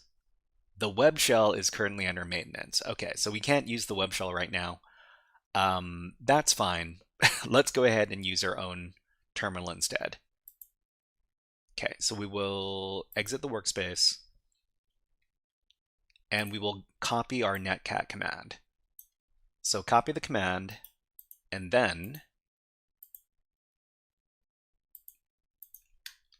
we're going to paste in the command and we're going to see what's going on in this challenge. When we send this command, we get a series of numbers separated by line breaks in response. So what does this mean? It means that we're dealing with something that is encoded or encrypted, because what this is supposed to be is it's supposed to be the flag. ASCII code points. Yeah, exactly. We can thank the people from Nmap for netcat, or so I recently learned. Really? Oh, they're by the same creators? Okay, so let's talk about what's going on here. So this is PicoCTF 2021, the Nice Netcat Challenge. So this challenge asks us to communicate with a service using the netcat command. So when we use netcat to connect to the server, we receive a series of decimal numbers. So these are decimal numbers, 112, 105, etc., etc. What we need to do is we need to decode these numbers from their current form into ASCII characters, that is text characters. So ASCII is a very common text encoding system used by computing devices, and each character can be represented by a number. So for example, the ASCII capital A can be represented by decimal number 65, or hexadecimal number 41. Lowercase a is represented by ASCII decimal number 97 or hexadecimal number 61. And all of the characters, all of our typical alphabet and our numbers and our special characters, they can all be encoded using this system, the ASCII encoding system. Okay, so there's a number of different ways we can convert these numbers into ASCII characters. The first method I'm going to talk about is using CyberChef. So CyberChef is a very popular tool for transforming information. To solve this challenge using CyberChef, we first need to save the numbers as a file and then upload it as input into the input window in CyberChef using the Open File as Input button. So let's demonstrate this. So over here, we will use our netcat command, but we're going to redirect the output into a file called output.txt. So after we give that command, if we read output.txt, it's these numbers. So we're going to feed this into netcat. Sorry, we're going to feed this into CyberChef to solve the challenge. So over here, we're going to go to cyberchef.io. And then from here, we can start working with our data. So in the input window, we have input window, we've got an output window, a recipe window, and an operations window. We're going to be using all of these to solve the challenge. In the input window, we're going to select this button over here, Open File as Input. Then we're going to select the file, output.txt, and open it up. So we see in the input we've got output.txt, and the output we've got the numbers. So the second thing we want to do is we want to transform these numbers from numbers into ASCII characters. So we'll do this using an operation called fromDecimal. In the operations window on the left-hand side, we can search for that. So from decimal numbers. From decimal, we'll drag this operation into the recipe window. And then from here, it says data is not a valid byte array. So the problem here is that the delimiter that we're trying to use is space, but the delimiter between the different numbers is actually line feeds or new line characters. So on the delimiter button, click on it and then select line feed as the delimiter instead of space. And now we see that the numbers have been converted into ASCII characters. So we see picoctf, good kitty, nice kitty, and then some hexadecimal numbers. So this was one method we could use to solve this challenge. There's a couple of more that we're going to go through. So this was using CyberChef. So let's see. We used Open File as Input to put in our input. And then we searched for the fromDecimal operation in the operations window, and then we dragged that operation into the recipe window. Because the numbers are separated by lines, we needed to click the delimiter button and select line feed to get the proper characters. So another method we could use to solve this is using Linux commands. So to solve this using Linux, we'll use the awk command. So the awk command can be used to read a file and then get each one of the lines in the file, which is represented by the $1, and it is going to print it out as a character or character code point, which is indicated by this %C. So it's going to interpret each one of the letters as an ASCII character and then print it out. And output.txt is the file it's going to run on. So I've got the command over here. Okay, and so this is the command we're running.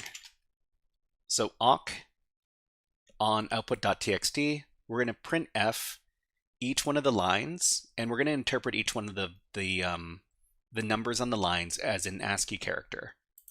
So when we run the command, the numbers are converted into ASCII characters and printed out. So picoctf, nice kitty, good kitty, nice kitty.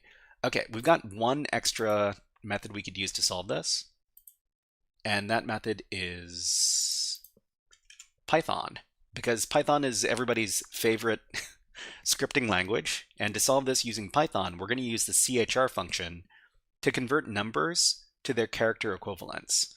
So let's take a closer look at the script we're going to be using over here. So the first thing we do is we open up output.txt, the file, and then we split it up into a list called numList. So number list equals f.read and then split lines. So what this is going to do is it's going to take each one of the items on inside of the file, and it's going to put them into a list. The next thing we do inside of the script is we've got a characters variable, which is an empty string. What we're going to do is we're going to fill up the characters variable with the various characters that we decode, and then we're going to print it out. We run a for loop for I in number list, so for each character in the number list. We're going to add to the character string what is already there, plus character on whichever item interpreted as an integer. And then finally, after the character list has been populated, we're going to print out the character list. So let me go ahead and copy the script. In here, we're going to go and use nano to write the script. We're going to call it nicecat.py. Paste in the code, and then save it out. Control X to save, Y for yes, save, and then hit enter to save as this file name. Okay, the last thing we do is run nicecat.py, and it prints out the decoded characters. So picoctf, good kitty, nice kitty. So that's 3 different methods we could use to solve this challenge. So to solve the challenge, we just need to copy the flag, go back to the description, in this flag submission field, paste in the flag, click on submit, and then we're finished.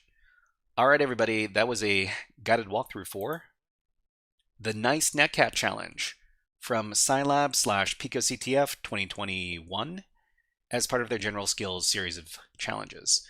If you enjoyed this guided walkthrough, please click on the like and subscribe buttons on the video and leave a comment underneath the video. But until next time, HackerFrogs out. Okay, we got 2 more challenges to work through.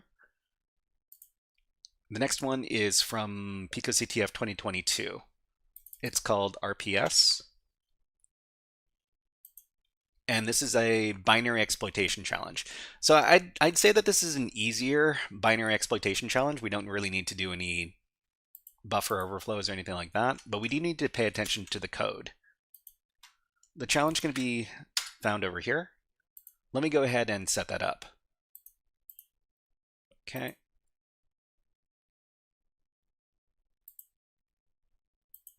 So this is from picoctf 2022 in the binary hacking category.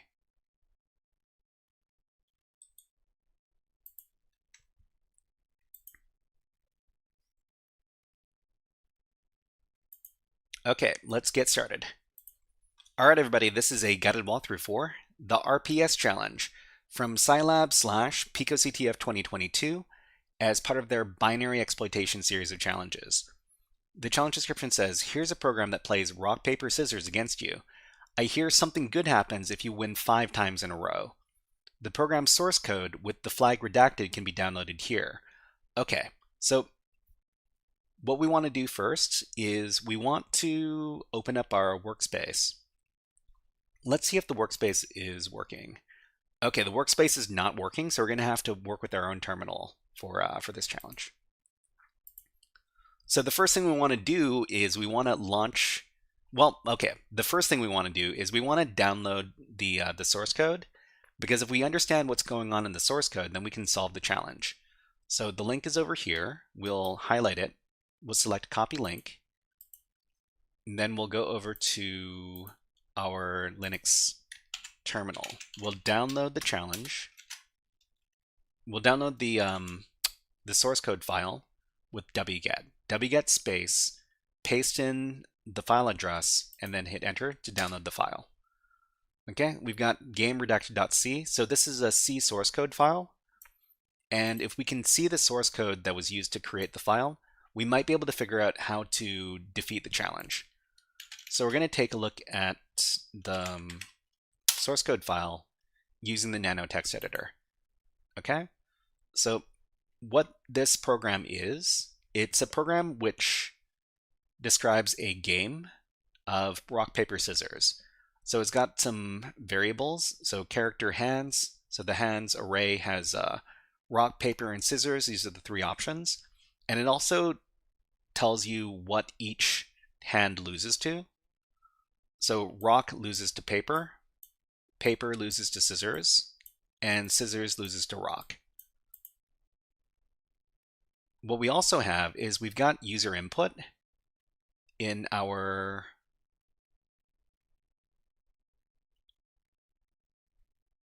let's see. It takes in user input using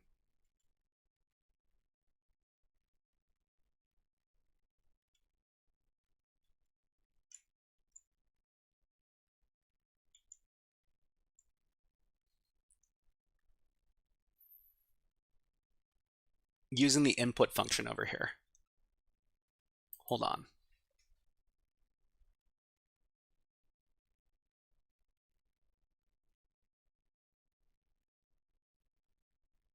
Oh, ready for input. Okay. So the ready for reading variable is set to select. So there's a select. So the function that's being used here is called select using read. Okay, and so the interesting thing is the method that the program uses for figuring out if you successfully defeated the computer on any given turn is a comparison. So the comparison is used using the str function, so string. And what it tries to do is it tries to figure out if what the computer played loses to whatever your input is in player turn. Okay, let's talk a little bit about it over here. So this is PicoCTF 2022. This is the RPS challenge. So this challenge requires us to win 5 games of rock, paper, scissors in the application. Okay, so what's going on here is we're trying to take advantage of a programming logic flaw in the program. When we download the C source code for the program, we see that there's a logic flaw in the code. Specifically, the program runs the str function with the player input, player turn, and the hands the computer loses to with loses computer turn. So in this case, we're taking advantage of the str function because the str function searches for the first occurrence of the target string, otherwise known as the needle, inside of a second string known as the haystack. So in this case, we're searching for the things that the computer loses to, the haystack, which has rock, paper, scissors, with the needle player turn, which is whatever the player inputs. So the exploit for this particular application goes like this. So an example game round in this game is 1. The computer plays rock. Number 2, rock loses to paper. So this is what is established. 3, the program checks the player input for paper. 4, the player always wins if they input rock, paper, scissors. Because the program actually doesn't check to see if there's only one thing the player inputs, because the player gets to type in their answer. So if you type in rock, paper, scissors, and it's searching for the word paper, it'll always find it in here. And in fact, if it chose scissors, it'll find rock, and if it chose paper, it'll find scissors. Because the user types in their input instead of selecting one of 3 options, the player can type in all 3 options at once and win every time. So if I remember, it searches for something which matches on index 0. So this function in particular, the C str function, it says here that the function returns a pointer to the position of the first occurrence of a string inside of another string. So it returns a pointer, and it also returns true if it finds it. If it doesn't, then it returns false. So when we interact with the program on the server, we said that this exploit works if we make a selection rock, paper, scissors, and the computer plays anything, then you always win, because the thing that defeats the thing that the computer chooses is always included in rock, paper, scissors. So let's go ahead and go ahead and perform the exploit. So over here, we'll launch our instance. And then from here, we've got a netcat command we can use to interact with the program on the server. So we copy the command, then go back to the terminal, and we'll paste in the command.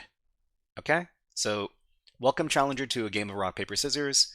For anyone that beats me 5 times in a row, I will offer up a flag I found. Are you ready? 1 to play the game, 2 to exit the program. So we're going to play the game, and then we're going to make a selection, rock, paper, scissors. So what if we just type in rock, paper, scissors? So if we wanted to, create a secure version of this game, we would have the player type in 1, 2, or 3 for 1 rock, 2 paper, 3 scissors. We wouldn't have them type in their answer, because that's just, anytime you let the player type in whatever they want, it can lead to bad results. Okay, your answer was rock, paper, scissors. Computer played rock. You win, play again. So what we need to do is we just need to do this 3 times. Sorry, 5 times. So we do it 5 times. And then we get the answer. So we get the flag. PicoCTF, some extreme luck. Okay. So this gives me Joshua vibes from Whopper. Oh, okay. Joshua vibes like War Games, right? So we copy the answer. And then we go to the challenge. We go down to the bottom. In the flag submission field, we can paste in the answer and click on submit. And then we've finished the challenge. All right, everybody, that was a guided walkthrough for the RPS challenge from Scilab/PicoCTF 2022 as part of their binary exploitation series of challenges. If you enjoyed this guided walkthrough, please click on the like and subscribe buttons on the video and leave a comment underneath the video. But until next time, HackerFrogs out. Yes, War Games. Yeah, that's a classic movie, and it's actually way more relevant now that AI systems have become way more popularized in the news. Anyways, let's go ahead and do the last challenge we're going to be doing for today. So it's the reverse challenge over here. Okay, so before we start, let me go ahead and get that set up. This is from PicoCTF 2023. So this is not necessarily like a super difficult challenge, but it does give you some insight as to what you're supposed to be doing when you do reverse engineering challenges for your, well, especially for the initial couple of steps. That movie was ahead of its time. I mean, there's a reason why it was super popular, yeah. AI bots are like Whopper on steroids, and just as safe. Just as safe. Okay, let's go ahead and get started. All right, everybody, this is a guided walkthrough for the reverse challenge from Scilab/PicoCTF 2023 as part of the reverse engineering series of challenges. The challenge description says, try reversing this file, can you? I forgot the password to this file. Can you please find it for me? Okay, so let's see if the workspace is up and running. Nope, web shell is still under maintenance. All right. So the first thing you want to do is you want to download the file. So you can highlight the link and then right-click, select copy link, go over to a Linux terminal, type in wget space, and then paste in the file address. Okay, hit enter to download the file. And then from here, what we want to do is we want to take a look at what kind of file this is. So we can type in file, RAT, and it tells us that this is a binary executable. So it's an ELF, a Linux binary executable, it's 64-bit, and a bunch of other details. So let's talk about what exactly is going on in this challenge. SysOS says, ignores how Whopper almost caused World War III, of course, because it only almost happened. Oh, yeah. Yeah, if you watch the movie, you know about Whopper and World War III. Okay, so this is PicoCTF 2023, the reverse challenge. In this challenge, we're asked to obtain a password from a file. Okay, and after downloading the file, we determine that this is an executable binary. So since this is a binary file, we could get some further understanding of it by extracting the text strings from it. So binary files usually have a lot of data as its contents, as well as some human readable text, which are called strings. So we can run the strings command to get the human readable strings from the ret binary. Okay, and there's an ad running on Twitch right now. So because I don't want people to miss the content, we're gonna put on some birds. How about these birds? And we'll be back in about 40 seconds after the ads are over. But in the meantime, enjoy these birds. I'll also put on a bit of music. Okay.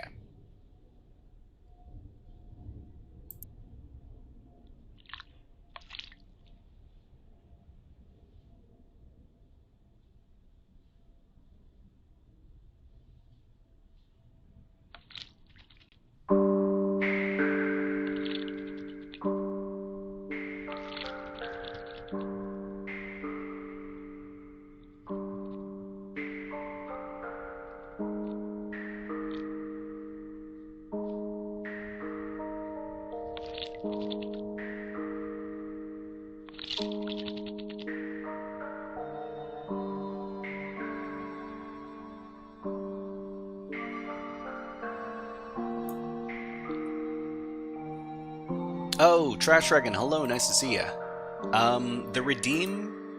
For the redeems, you have to put the exclamation point at the beginning of redeem, so like this. So you'd type in exclamation point redeem, and then space, and then the Nyan Cat. Why don't you give it a try?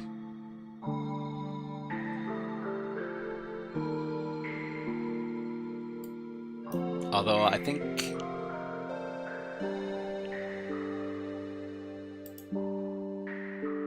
yeah, you should have been able to... You should be able to hear me in time. Anyways, we'll keep on going. There you go.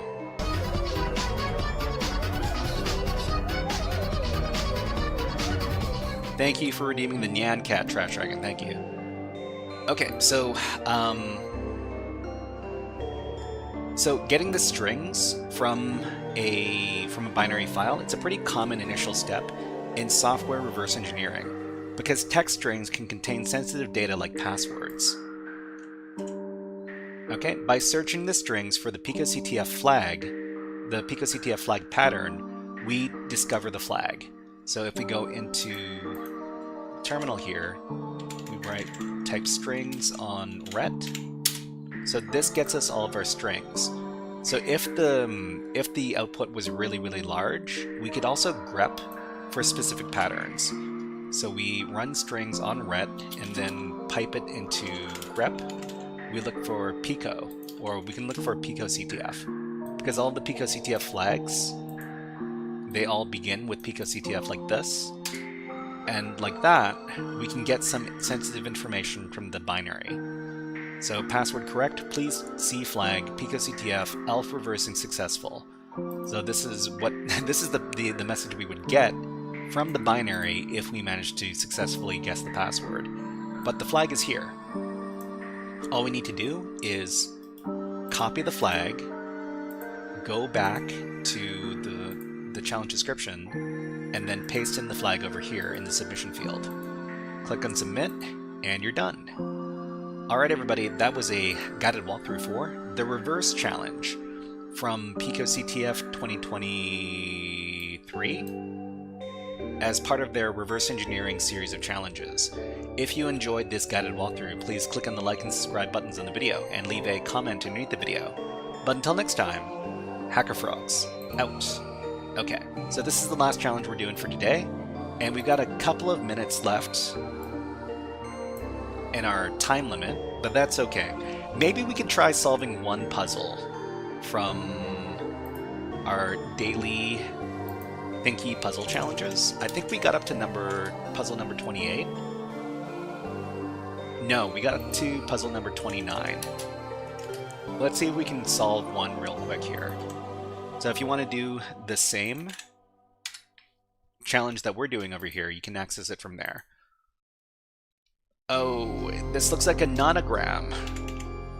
I don't know if I've done this one. Okay, so it says this is a nonogram, Have I done this one before? Hold on, let me take a look at puzzle number 30.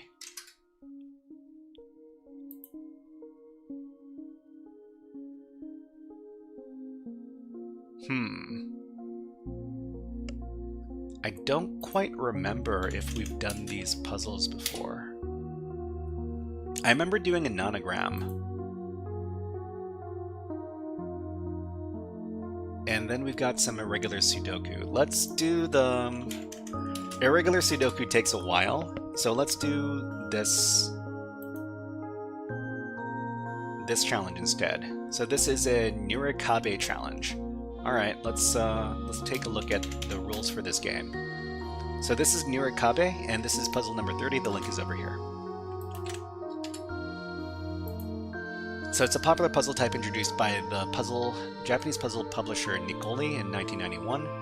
Shade a fully connected group of cells, ensuring that the numbers to the left, the numbers are left in unshaded regions of that size.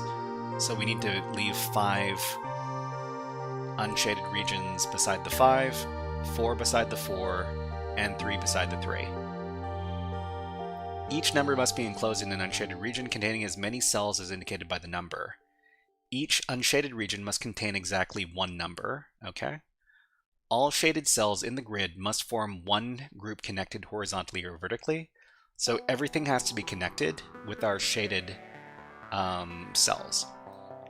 Shaded cells must not form any 2x2 blocks, and therefore also no blocks larger than 2x2. Okay, so we can't make any 2x2 formations. Alright, so we see here that there's 5, so we could do this as 5. So this is 5, and then we could do this as 4, maybe? So this is 4 unshaded squares. Although it has to connect. So we can't do it like this, because this is isolated. Everything in the shaded portion has to connect. Before we continue with this, how is there 2x4s in the same row? How are there 2 4s in the same row? I mean, I'm sure we're gonna figure it out in just a second. So we could do this.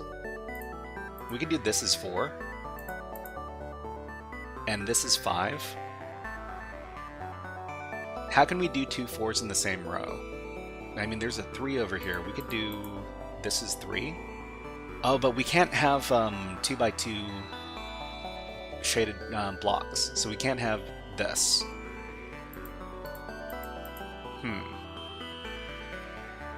So 1, 2, 3. Maybe we can do it like this. But we can't have... This is tricky. Oh, this is not Sudoku. It's not Sudoku, this is something called Nurikabe. It's a separate game altogether, yeah, stick in the mind.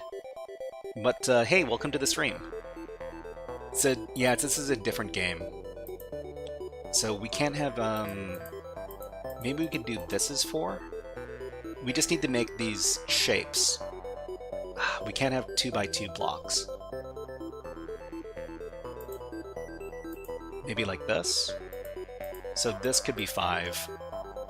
This could be 4, but we've got like an isolated block over here. So here's a 3, here's a 4, here's another 4, here's a 5.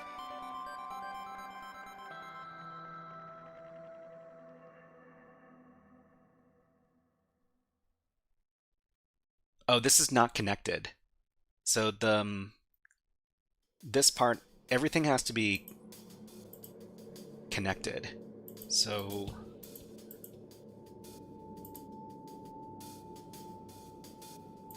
we could do 4 like this. So this could be 4, this could be 4. The entire shape of shaded blocks have to be connected.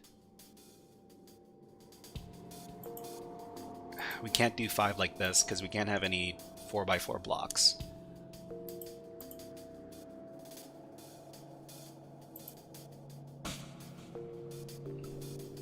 Okay, so 4.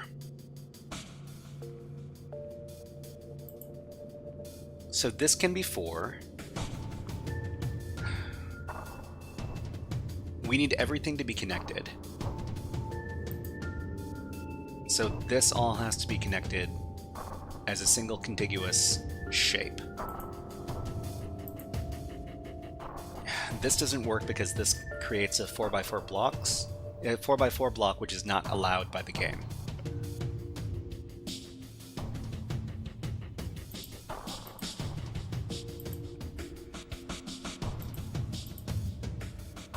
So how do we break up these 4x4 blocks?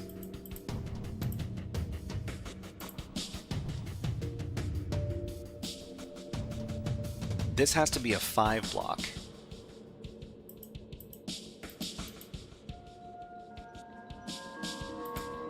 One, two, three, four, 5. I mean, this is a clever looking shape, but this is not connected to the rest of this now, so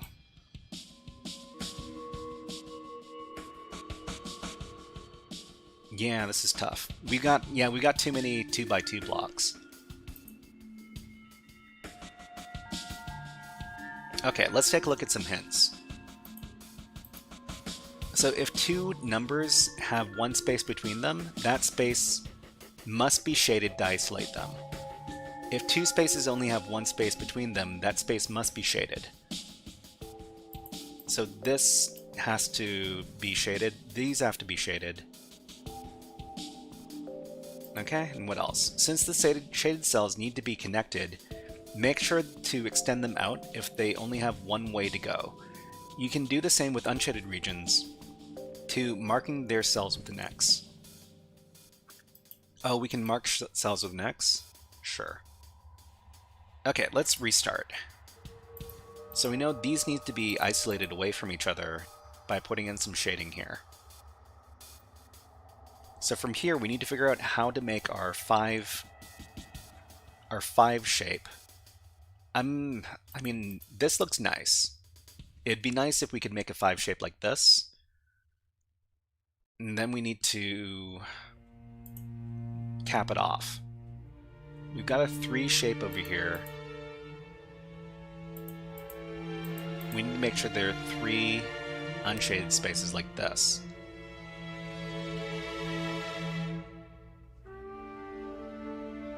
We have a 4 shape that we need to make. But we also need to make sure that this is all connected. So if there's just an isolated cell right here, we need to find some way to connect this to the overall shape. 1, 2, 3, 4.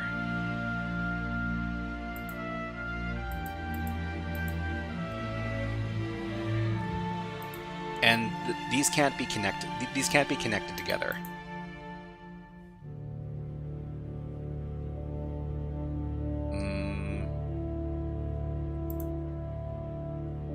And we also can't have any of these 4x4 shapes.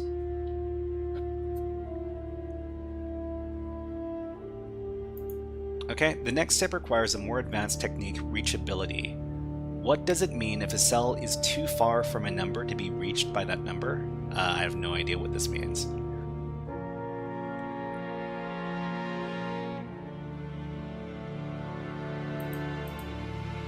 So this is 5. This could potentially be 4. But we can't have any of these 4x4 blocks. So like this. 1, 2, 3, 4. 1, 2, 3, 4. So this works. But there's too much. There are too many 4x4 blocks that are formed over here. Okay, what's the best place to learn exploit dev? I don't have money for OSED. I don't have money for OSED. Free Guy Daddy, hello, nice to see you here. Exploit development, the only place I know for exploit development. I don't know any free resources for exploit development. The best paid resource I've heard about is, what is it called? Maldev Academy. So this website right here. But, I mean, their course isn't free. I think it's like 500 bucks.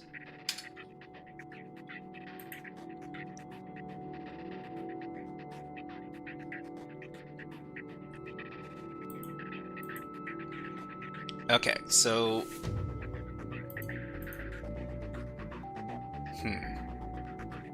I mean, this shape could also work to break up the 4x4 shapes. So this could be 3, this could be 4. This is 5. The only problem here is that we've got these 4x4 blocks that are being formed, which are not allowed. We can't remedy it like that.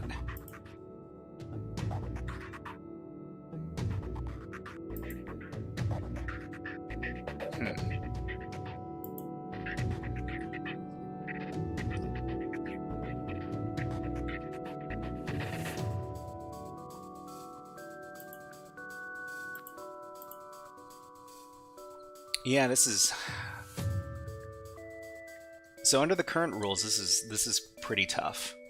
So 3, 4...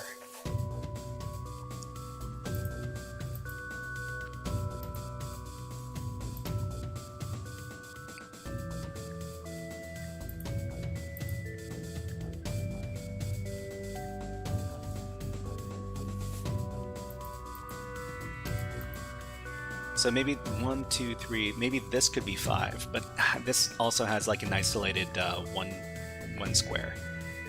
Make the 5 block a T shape. So a T shape, like this. So 1, 2, 3, 4, 5. And then...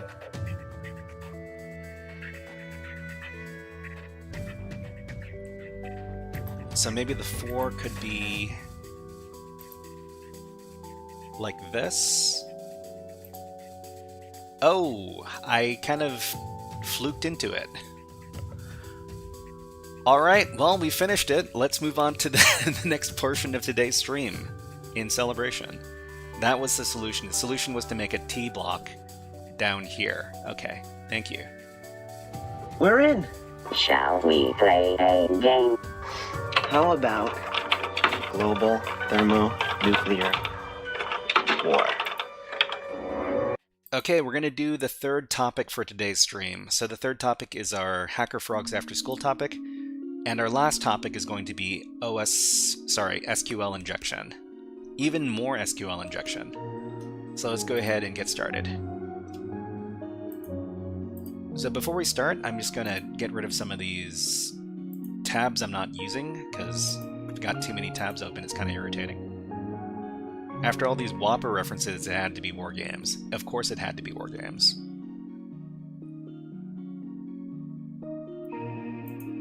Okay, so what we're going to do is we're going to do network hacking session number 4. Let me get the links associated with the workshop.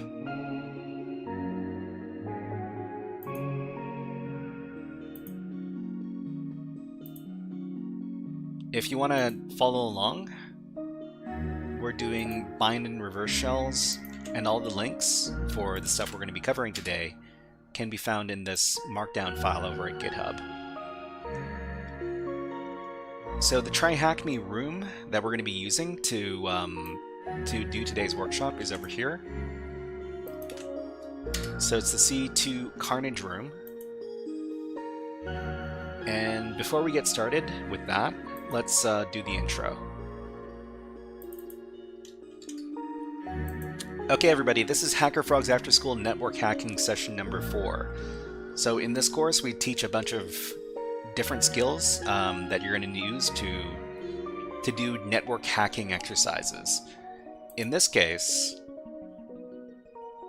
we're going to go over the concepts we covered in the previous session. So in the last session we learned about directory busting. So directory busting is the act of determining what endpoints, that is files and directories, exist on a web app by trying to access those endpoints. Is a type of brute force attack.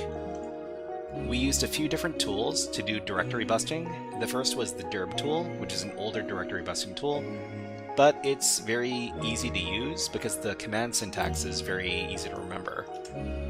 The other tool that we used is called Nicto, which is a web app vulnerability scanner, which attempts to ID insecure configurations and general web app settings.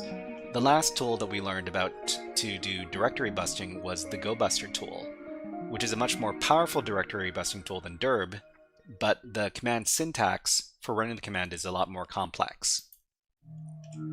So in this session, we're going to be talking about the following topics. So what is remote shell access? We're going to be talking about reverse shells, we're going to be talking about the limitation of netcat shells, and then we're going to be talking about bind shells. So when you talk about network hacking, everybody's talking about getting shell access. We're going to be talking about what this means exactly. So what is remote shell access? A remote shell is a command line interface, that is a CLI, access to a remote server. This allows OS commands to be run through the remote shell. It's basically getting terminal access on a remote server. So typically remote shell access is gained through programs like SSH, but security testers typically use other programs to establish remote shell access, such as netcat. So we're going to be using a Try Hack Me room to learn about remote shell access, and the room is called C2 Carnage. Let's go ahead and access this from Try Hack Me. So Try Hack Me, what was it, rooms /C2 Carnage.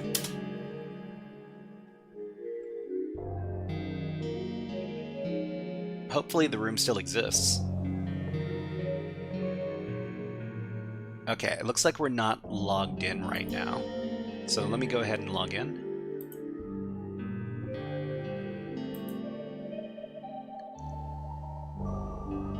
And then I'll try to access the room again. So to access any of the stuff over at Try Hack Me, you need to be logged into your account. You can make an account for free, but afterwards you want to access this room. So the actual room itself, the contents of the room itself are not really relevant to what we're doing today, but it's a very good room for the activities we're doing. I'll demonstrate how in just a sec. So what you want to do inside the room after you've joined it, and I'll demonstrate what it looks like if you haven't joined it yet.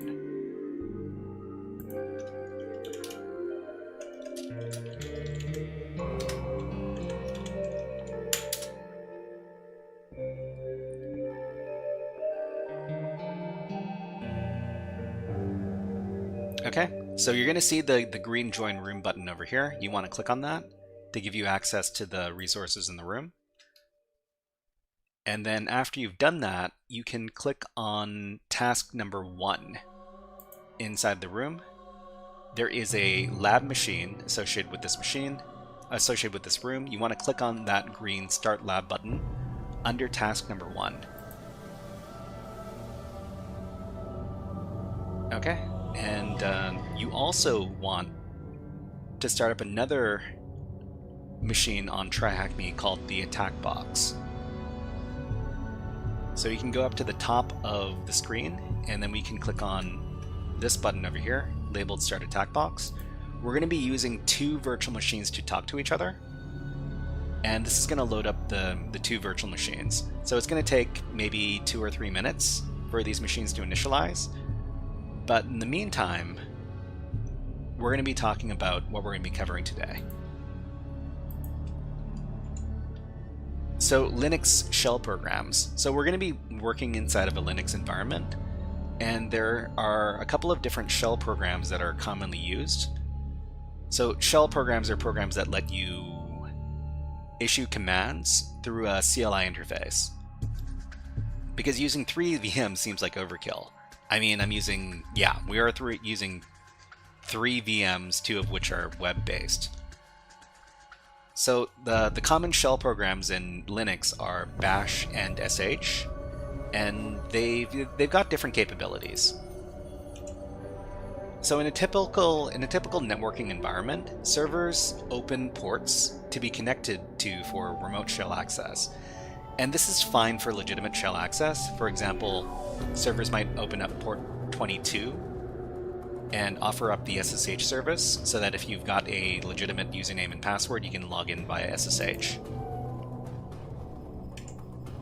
Okay, so normally the local host, that is your device, will connect to a remote host to create the remote shell access.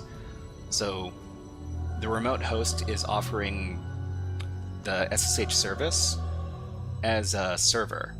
And what you do from your local device is use an SSH client program to log into the remote host on their service using over port 22. So however, network security testers find it easier to have the remote host connect to their local host, creating what is called a reverse shell connection. So in the normal setup, the remote host has a port open, a service open, that you connect to. The local host will connect to the service, but in reverse shell, the remote host connects to the local host instead. That's why it's called reverse. Okay, so reverse shells are often preferable when we do security testing and network hacking exercises because they can bypass certain restrictions in the remote host environment. For example, reverse shells can bypass firewalls, and reverse shells can bypass port deny lists because it's the remote server connecting to your local host, which wouldn't have a firewall rule that prevented access from certain ports. Okay, so let's go ahead and take a look over at TryHackMe. So the 2 machines have started up. Okay, in the attack box here, we're going to click into the terminal. We're going to hit enter to close the terminal. And what we want to do is we want to put these web accessible virtual machines in their own browser tabs. So we will click on THM attack box here, and then we're going to click on this button labeled View in Full Screen. You can find it over near the middle of the window and down at the bottom. It looks like 2 arrows that face away from each other. So go ahead and click on that. And now the TryHackMe attack box is going to be in its own browser tab. This is exactly what we want. SysOS Master says, because the flow is reversed from typical operation and traffic from the traffic from the machine is trusted, so it exploits a trust boundary. Okay, so it looks like we're now looking at the other machine. So there are 2 machines that we're using. So there's the attack box and the Carnage machine. The Carnage machine has this desktop background with the white TryHackMe wallpaper, but the attack box has this gradient as the desktop background. Okay, so what we want to do is we want to put them each in a different browser tab. So we're just going to click on this. Well, we're going to click up here in the address and copy the address. Then we're going to open up a new Firefox instance.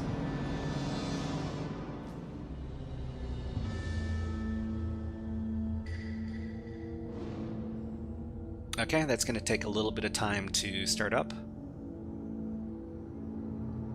But after it's done...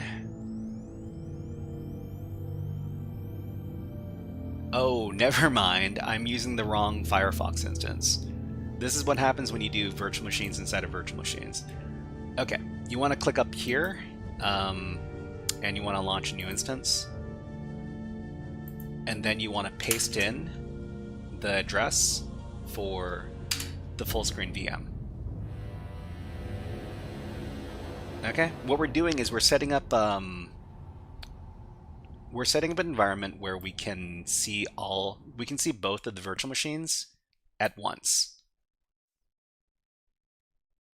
Okay, so here we will also resize this window.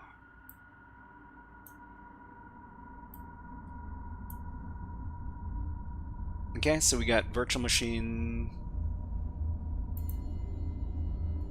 Let's go ahead and click on. Okay, so now we've got two virtual machines that are on the same network. What we want to do is we want to have them talk to each other. Okay, so the first thing we want to do is we want to start up a terminal in each one of these virtual machines.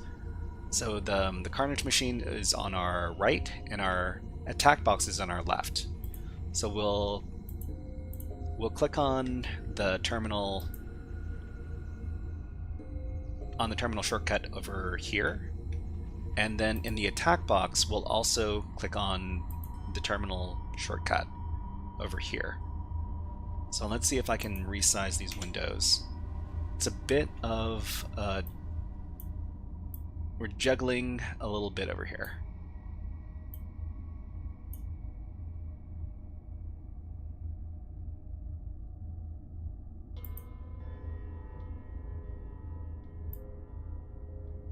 Okay, so the convenient thing about this is that the IP addresses of the machines are also displayed here on the terminal. So what we want to do is we want to try to see if we can ping the two machines to see if they can talk to each other. So I'm going to type in here ping C2 and then the IP address of the attack box. So 10.144.158. Your IP addresses are going to be different. Okay. So the ping works. So this machine can communicate with this other machine. And we'll just for fun, we'll also do it from the other side. So ping C2 on 10 the other machine. Probably different. Okay. So from here, what we want to do is we want to create a connection from one machine to another. Let's see. Let me make yet another. Can we make another one? Hold on. Okay, so what were we talking about over here? Limitations in netcat shells, reverse shells. Okay, hold on. Where are our instructions? So what we're going to do is we're going to create a reverse shell from our machines over here. So what we want to do is we want to connect. We want to from our attacker machine, which is on our left, our attack box. We want to set up a netcat listener.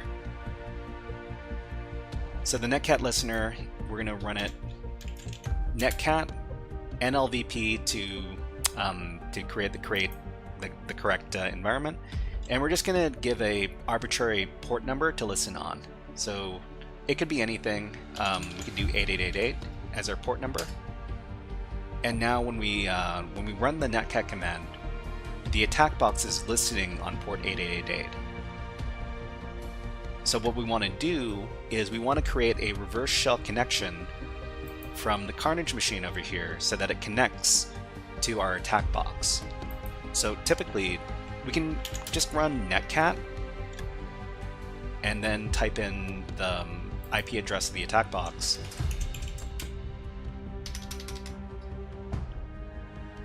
(144.158.154) and then connect on a certain port. In this case, it's port 8888. So what this command is going to do is it's going to connect. It's going to connect to the attack box from the Carnage machine. Okay, is netcat available on the attack machine? Netcat comes with... There's typically netcat on most Linux distributions. Not necessarily all Linux distributions, but it comes bundled in with a lot of them. Thought it was just a happy coincidence, didn't know that they were installed together. Okay, so after we give the command, we see that in the attack box it says connection received from the Carnage machine on this port. So we've got access to the Carnage machine from our attack box. So if we type in some commands like ls or who am I, oh,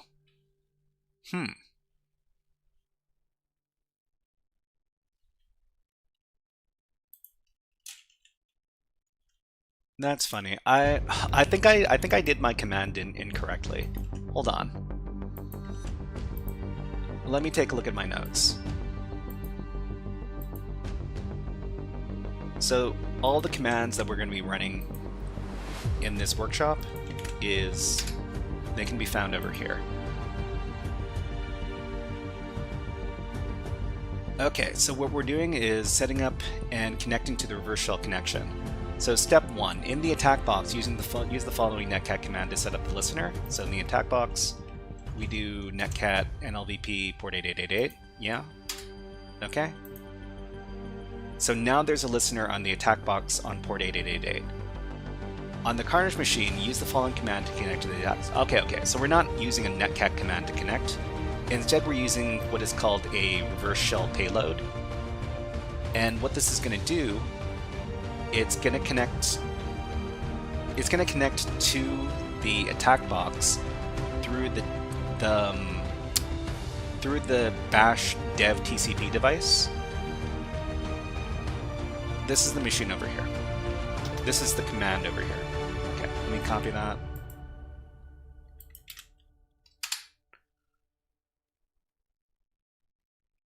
And where were we? Okay.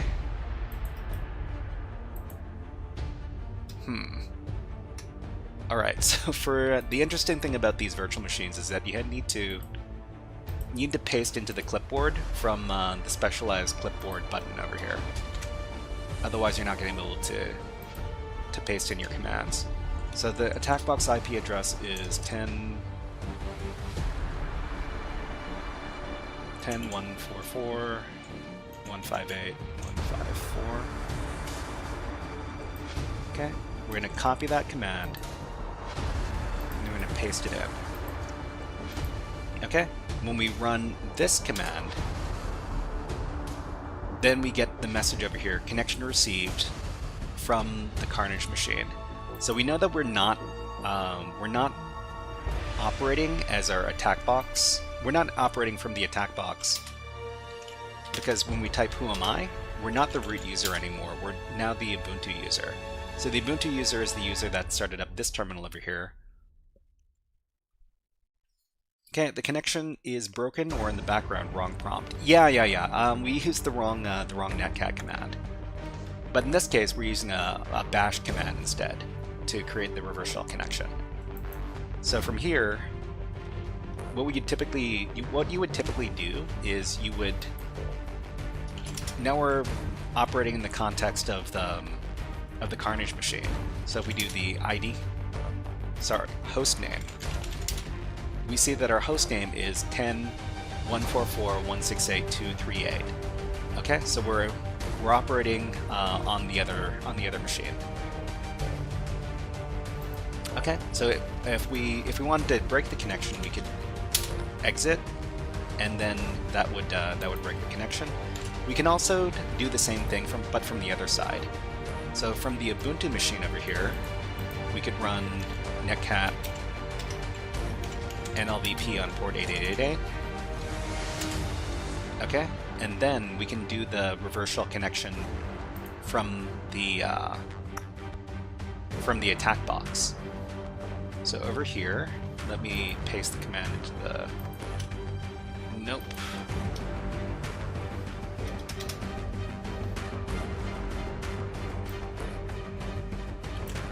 So this is the command here.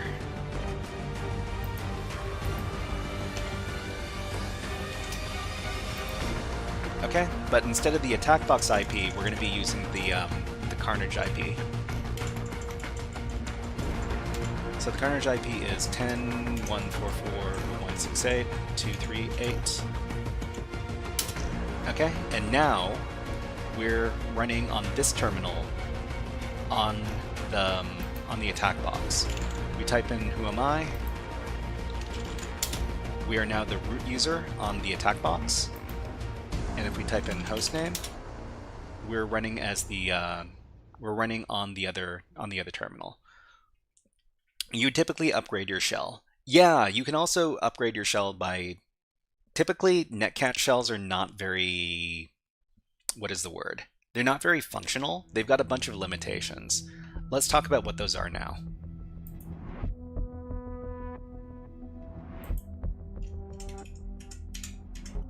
So there's a limitation to using netcat shells, which are what we're using right now.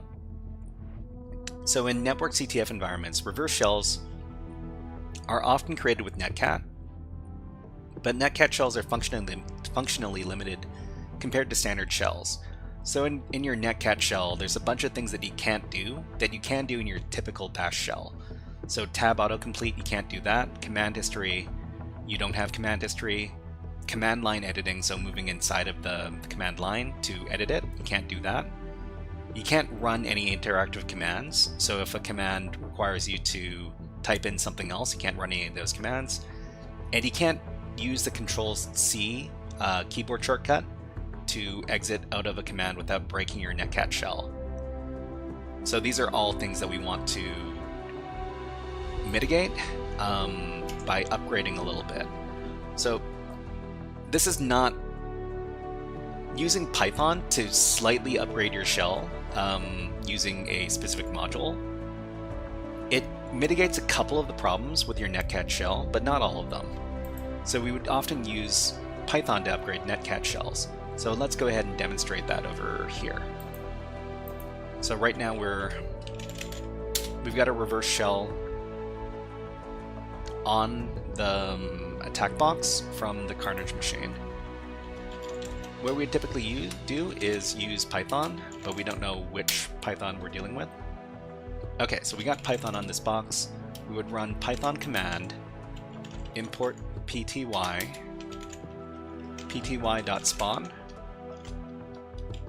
bin bash to spawn a pseudo terminal inside of our current session with Python.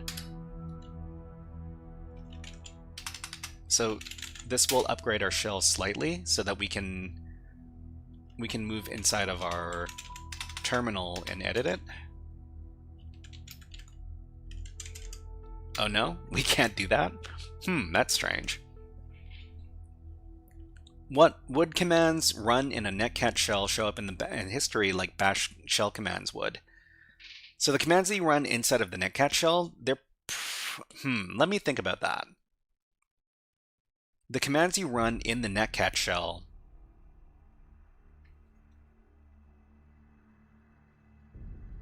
because you're not officially logged in. Yeah, the commands aren't going to show up in the history, in the command history.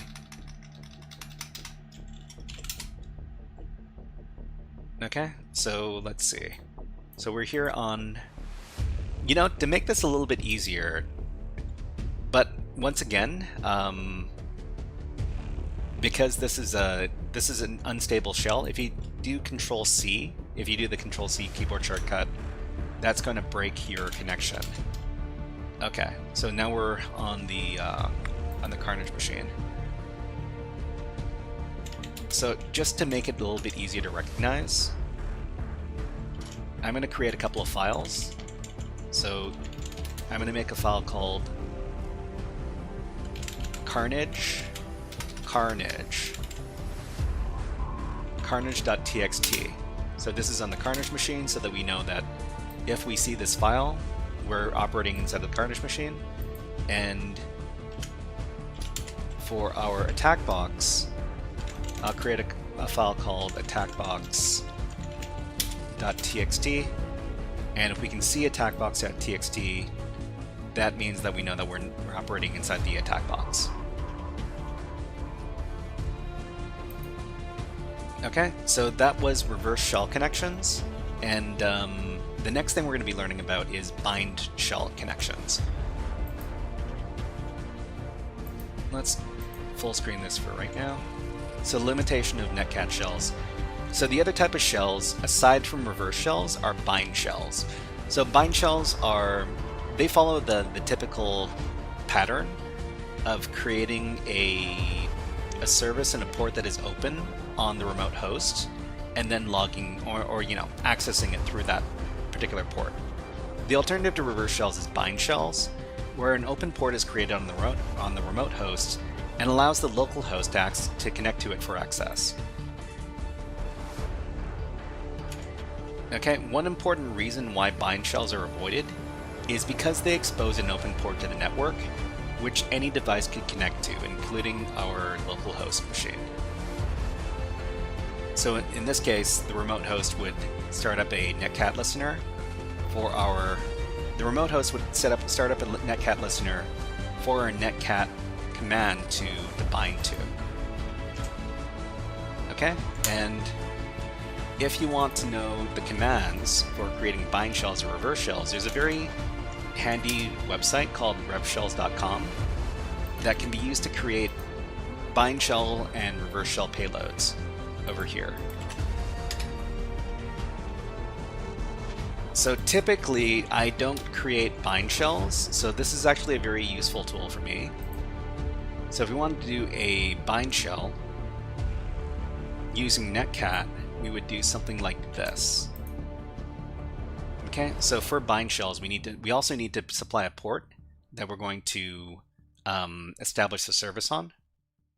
So in this case, it looks something like this. So what we're going to do for this next example, on the Carnage machine,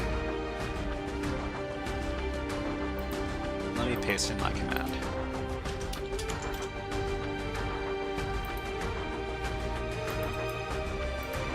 We run netcat, we run the listener on port 443, and if anything connects to the service, it's going to run this executable over here, bin sh. I mean, we probably wanted to run bin bash instead, because bash shells are a little bit more functional. Invalid option E. Oh, okay. So there's no E.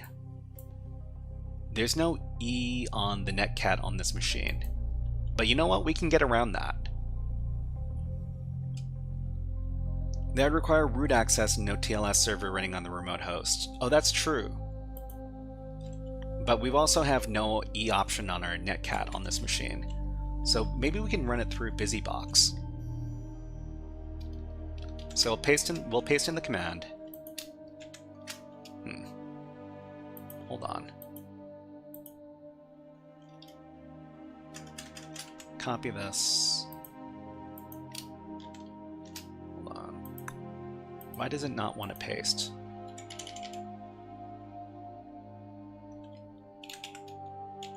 We'll run the BusyBox wrapper on top of this, assuming that BusyBox is installed, of course.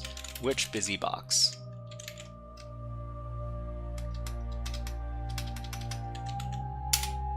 Okay, so BusyBox is it's a bunch of different Linux tools that can be used, and in this case, we can use BusyBox to run netcat. So we'll run BusyBox to run our netcat command.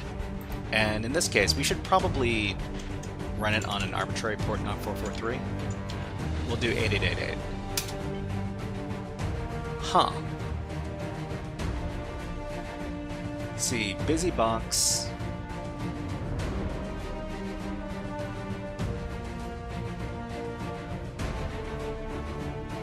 What is this error over here? Lower the music a bit. Okay, let me go ahead and lower the volume for the music.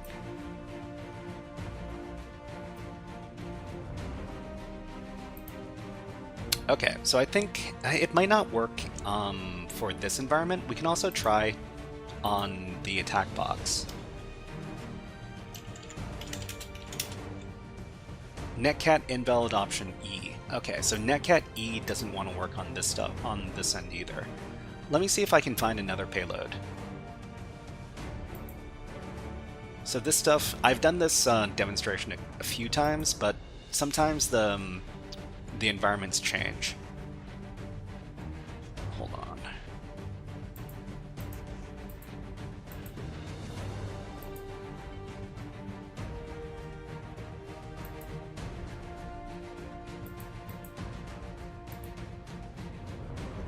Okay, so the reverse shell connection here, and setting up and connecting to a bind shell connection. So in the Carnage machine, use the following netcat command to set up a bind shell. So in this case, we're not running netcat with the -e, but we're using a different method. So we're using the named pipe method in netcat. So this is the command over here.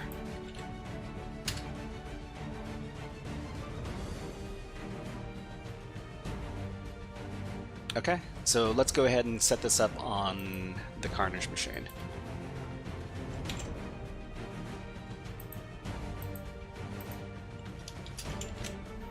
So what this is doing is it's creating a named pipe that we're sending everything through through netcat to take in all of our user input and the output. Okay. So when we run this creates a service on port 8888 that we can connect to. After we've done this, then the bind shell listener is running on the Carnage machine. So from the attack box, we can just simply connect to the service using netcat. So netcat and then the IP address of the Carnage machine on port 8888. Okay, so now we've got a different prompt. If we ask who am I, we are now the Ubuntu user on the Carnage machine. And if we take a look at the desktop, or sorry, at the directory here, we see that carnage.txt is here. We're on the Carnage machine. And hostname, this is the other IP address, not our attack box. So this is an example of connecting via bind shell. So like I said, bind shells are not very commonly used for network hacking exercises, because bind shells they're a bit more dangerous than using a reverse shell, and they're also more commonly thwarted by things like firewalls. Hostname.f. Okay, so this is this is like an AWS machine. US West 2, this heavily implies that we're running from a cloud instance. Bind shells are risky, yeah, because I mean, we can talk about it over here just a bit. Bind shells. Bind shells open up a service that any device can connect to. You would never create a bind shell on remote server that is internet accessible.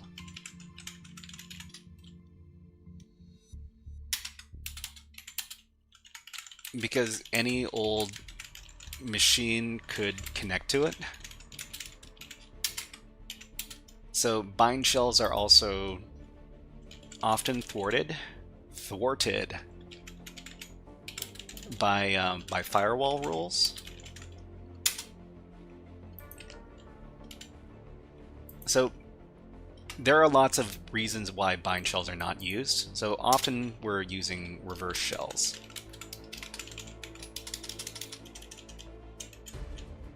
So I guess we should also specify that in bind shells,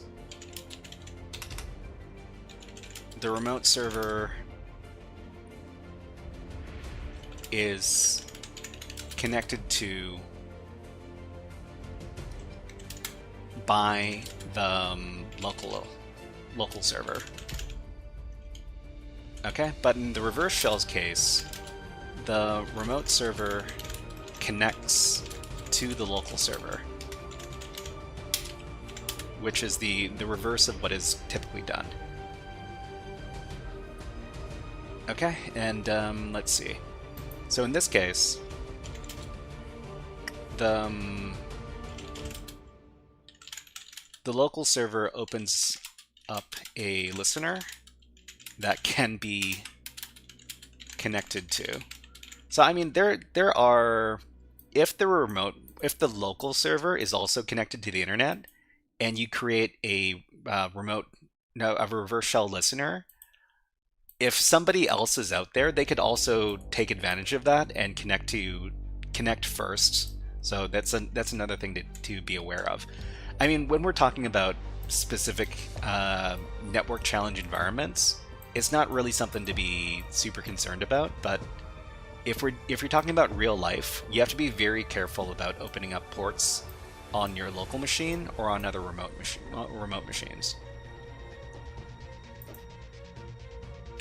Okay, so these are preferred because they can often circumvent firewall rules.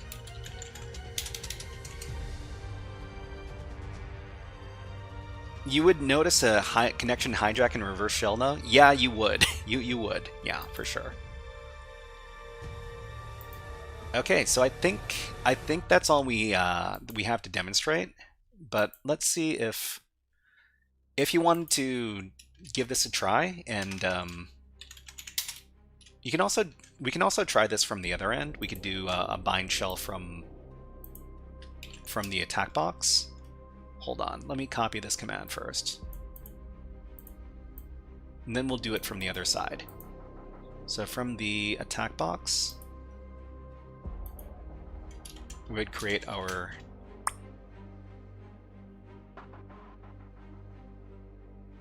this is the wrong thing.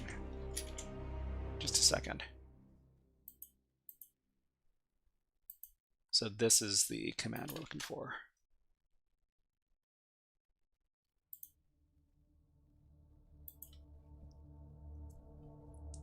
Okay, Haku says, for what are they used if they are used? For what are they used if they're used? So why would you use reverse shells or bind shells? You use them for, what is the word? Remote shell access. So basically you get access to a machine. So I mean, if I had like, say I've got my Windows box, my Windows machine, and somebody got remote shell access to my Windows machine, they can run commands on my Windows machine as if they were connected to it directly. So basically what this is it's used for running commands on another person's server. Okay, so we'll paste in the command. So the bind shell is running on the attack box, and then we can connect directly to it by running netcat and then the IP address for the attack box and the port where the bind shell is running. Okay, and now we're running as the root user, and this is the attack box. Where's the TXT file? Here it is.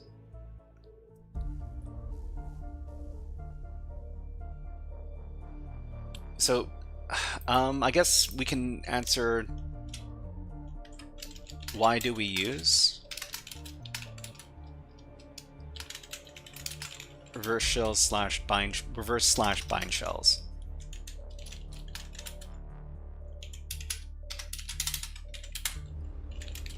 Shells provide remote access to a server.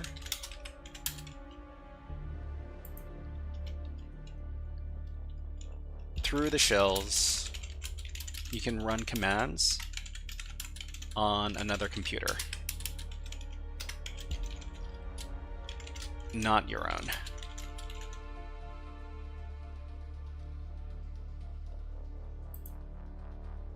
Okay, so if anybody has any questions about any of the stuff that we've been doing today, let us know, and I'll try to answer your questions as best I can. Oh, hold on. Exit. Our terminal disappeared.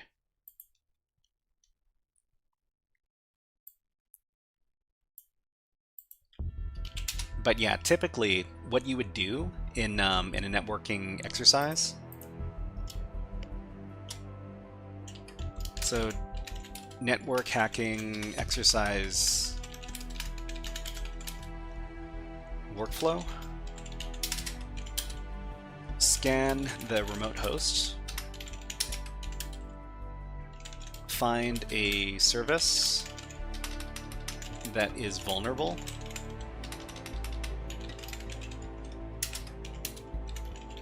Exploit the service to run arbitrary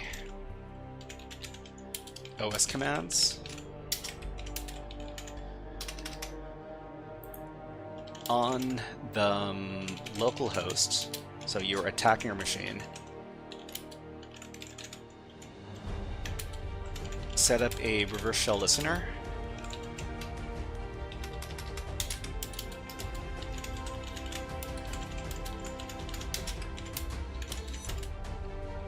On the remote host, run a reverse shell payload to connect to the attacker machine. You are now running a remote shell from the remote host. Sometimes we can call this the victim machine.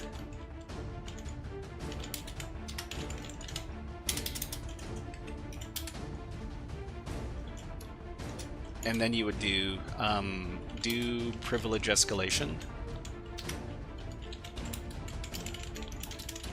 on the victim machine. Become the super user on the victim machine, and then you're done. Finish. Says typically this is the way your network hacking exercise is going to go.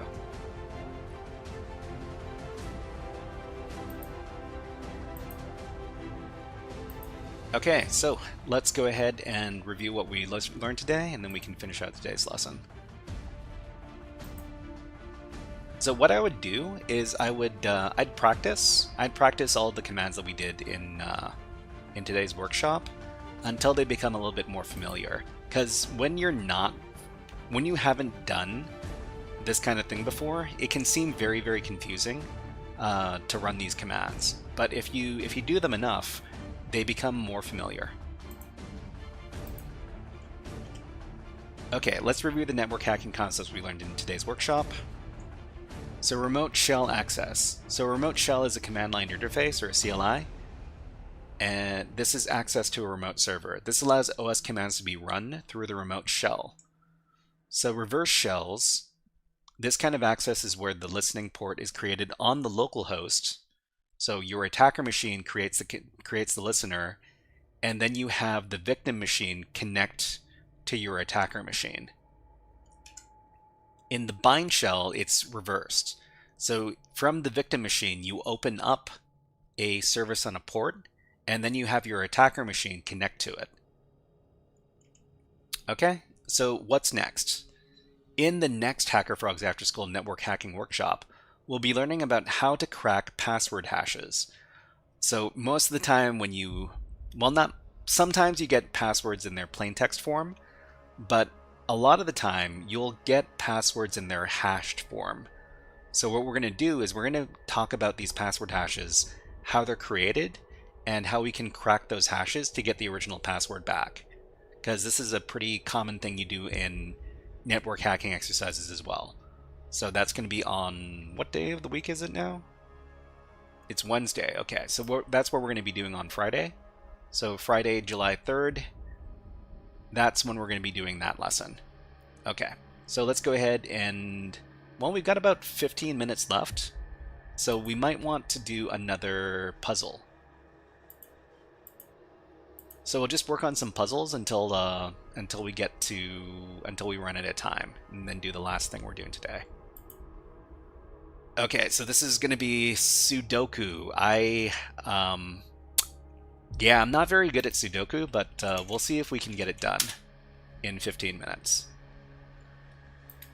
Alright, everybody. SysOS says, and here I was thinking it was a 3-step program. 1, hack the box. 2, ... 3, be root. I mean, maybe. Alright, so this is another puzzle. So our enthusiastic friend, always ready to crack a case, starts tagging everything with numbers as if it were a crime scene. Okay, here's the puzzle. So this is more irregular Sudoku. So it's a variant of Sudoku that introduces unusually shaped regions.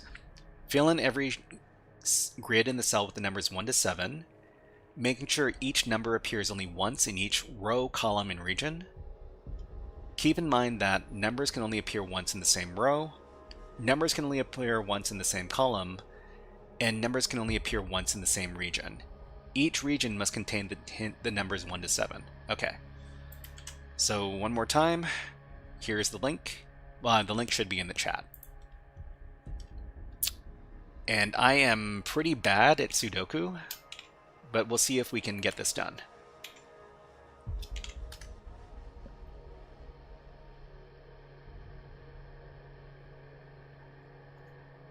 Okay, so the first thing we want to do is we want to look for possible regions where there's only one number that could be in a particular cell. So each one of these is 7 cells big.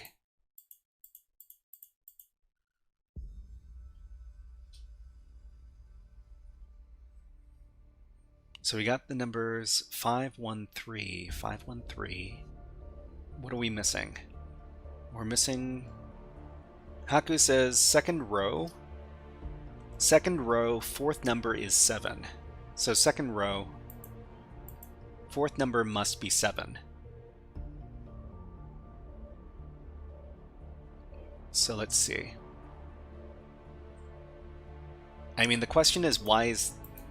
Well, I mean, you know, the question is why. I find that by cross-referencing cells, you can rule out some options. So second row, the 4th number. Second row, this one. 1, 2, 3, 4. This has to be 7. So, oh, this does have to be 7. Yeah, because it can't be in this column here, because there's a 7 here. And it can't be in this column because there's a 7 in this column. So this has to be the 7. Yeah, that's right. Okay. So what else?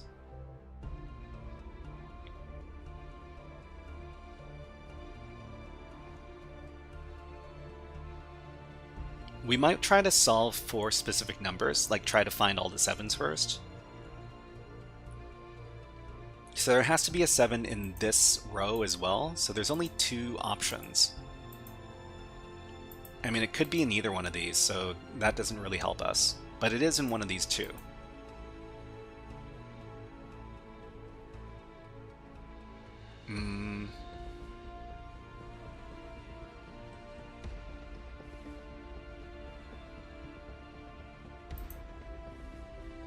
So the other thing we do know is that there's 1, 2, 4, 7. So these three have to be 3, 5, and 6. 3, 5, and 6 over here. How does this help us?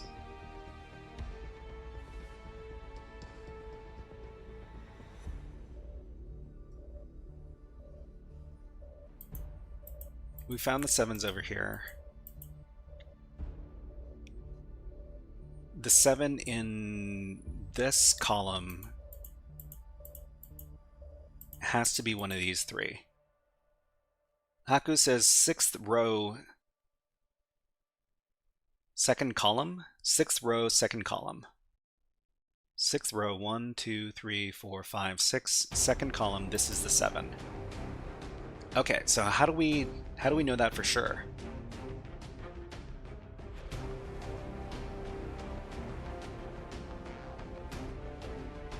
Sixth row. So these are rows. Rows, 1 row, 2 row, 3 row, 3 row, 4 row. These are columns. So up and down is columns, left to right is rows. Okay, it's third, not second. Third, not second. So this has to be the 7? Oh, that's... I mean, yeah, okay, that makes sense. Because there's a 7 here and there's a 7 here. So these are blocked off for 7s. So this... And it can't be in this column here, so this has to be the 7. Yeah, it can't go the other way. And I guess we could try to figure out if we can get this last row for 7. The 7 on this row would have to be... could be here. Or it could be one of these.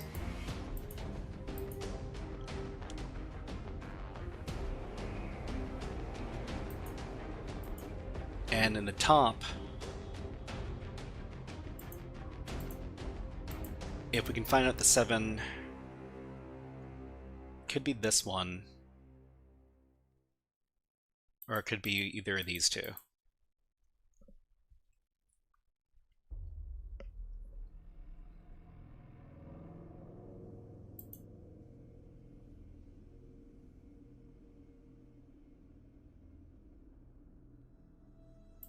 So I think we can solve for this one as well. Can we solve for this one? So it's not 1, it's not 2, it could be 3, it's not 4, it's not 4, it's not 5. So this could be 3 or 6. Yeah, that's unfortunate, there's 2 of them. Okay, Randolph says R3, row 3, column 6 must be 6. Row 3, column 6, 2, 3, 4, 5, 6. This must be 6. Making row 2, column 6, 2. And row 2, column 5, a 5. Okay, let's double check this. So row 2, row 3, column 6. This must be 6.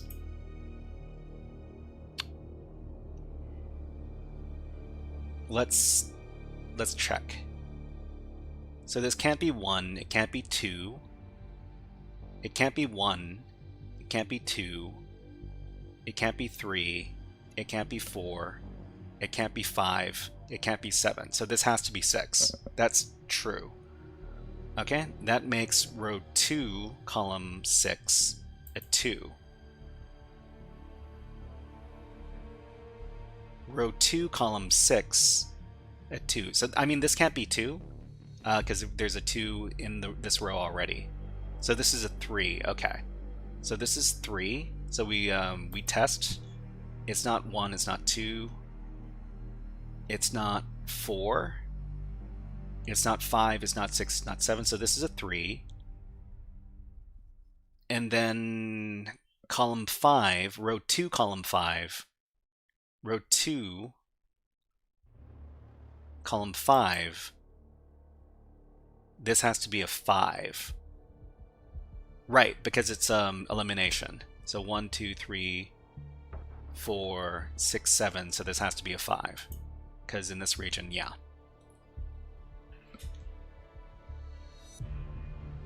Okay, and then Haku says the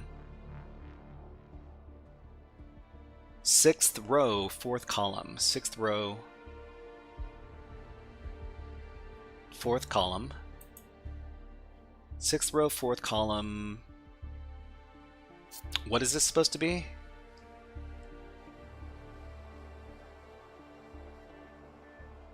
The 5 is between the 3, so this is... Okay, because we've got all these 5s. we can figure out where the 5s are. So the 5 is not going to be here. It's not going to be here because there's already a 5 here. There's already a 5 here in this row, so this has to be the 5. Okay, there's a 5 in that shape. Oh, yeah. This is not a 5. There's a 5 in this shape already, right? So for this one, for this, where do you think this is going to be? There are 5s here. So it's going to be here or here. Or here. So we can't find this one. Row 6, C4. Row 6, C4. This is a 2. Okay, we can test. It's not 1. It's not 3. It's not... Now, how do we know this is a 2 and not a 4? And not a 4 or a 6?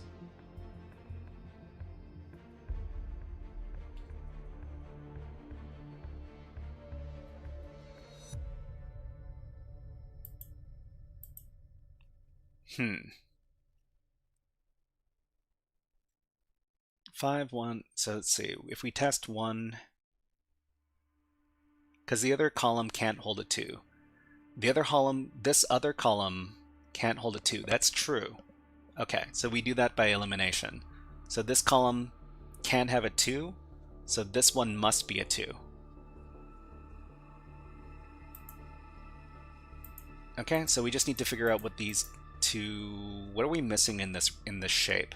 So this shape doesn't have a 6, and it doesn't have 4. A 6 and a 4.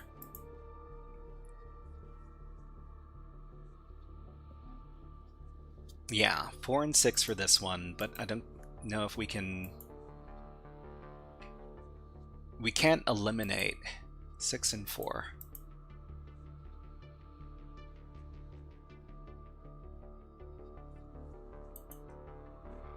We can leave that for later. Yeah, we could also try to figure out what's on the ends over here. What's another number that we have a lot of? So we've got a bunch of 5s. We could try solving for 5s, or solving for...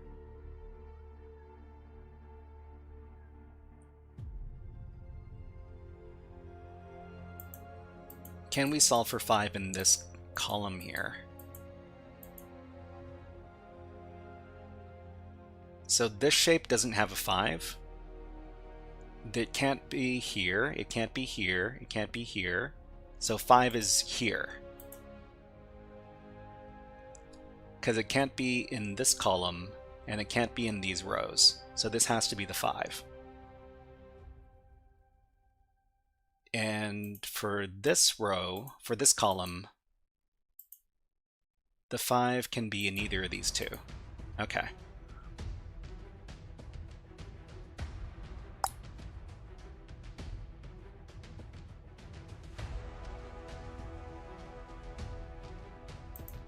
So what are some other numbers we can solve for?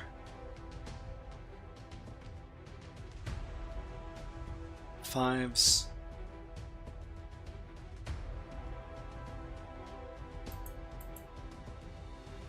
Maybe 2s? So there's a 2 here, a 2 here. So there has to be a 2 somewhere in either here or here, but we don't know which one.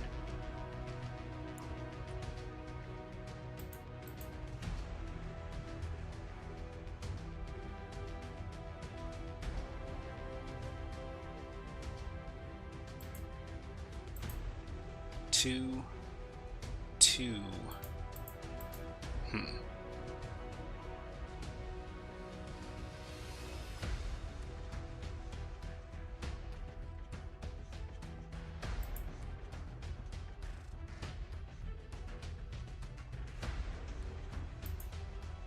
This row is missing 2 numbers.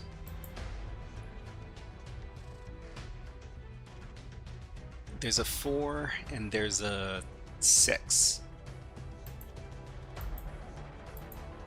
but we can eliminate these. Okay, row 1, see column 3. This is a 5. Okay, so you're saying that this one is a 5? Let's test. So there's the 5 for this shape can't be in here. It can't be in here. So it's got to be in this row. I mean, could the 5 be here instead?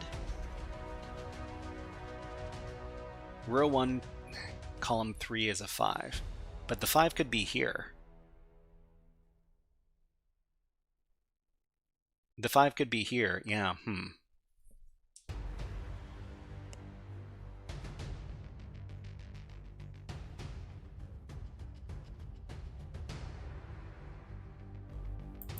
The 5 could also be here. So it could be in, like, these 3 spots. So I'm not sure about this.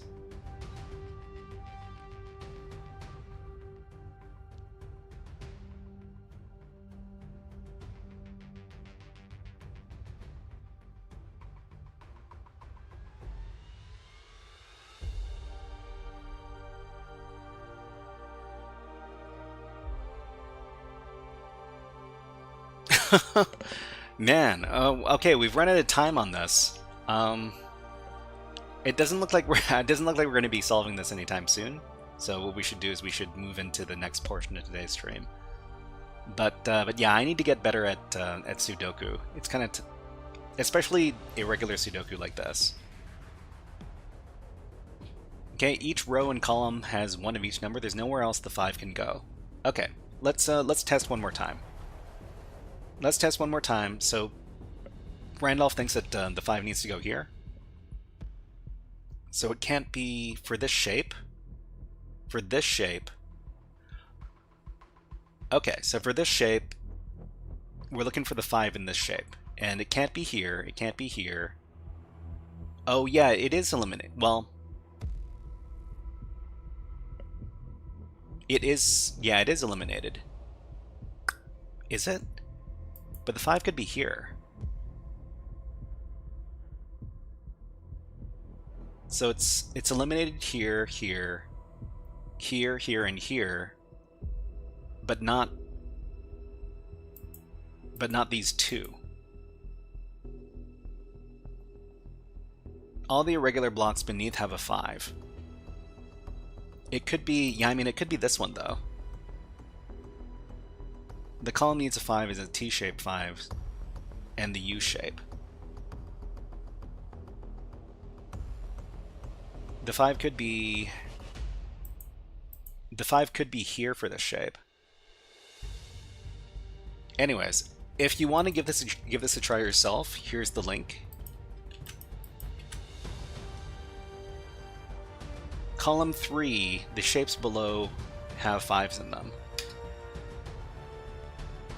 Column 3. Okay, let's take a look. So column 3, 1, 2, 3, 5, 5, 5.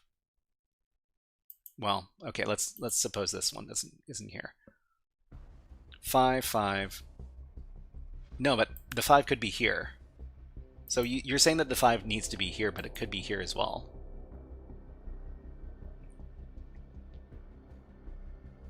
Look at the shape on the bottom right. It can't. Look at the shape on the bottom right. Okay, so bottom right. So here, we're trying to test if there can be a 5 in here. Look at the columns. So for this shape, the 5...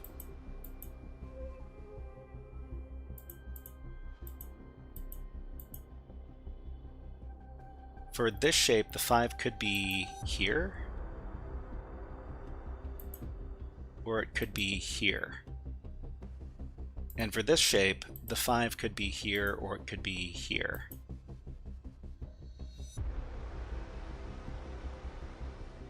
Five, 5, 5, 5. Okay, forget about the far right column.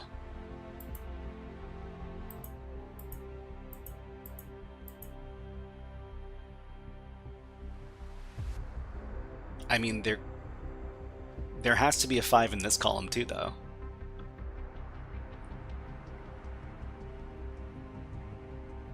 So I mean, I agree that if we discount this column here, then it has to be, the 5 has to be here for this shape. But it also could be here.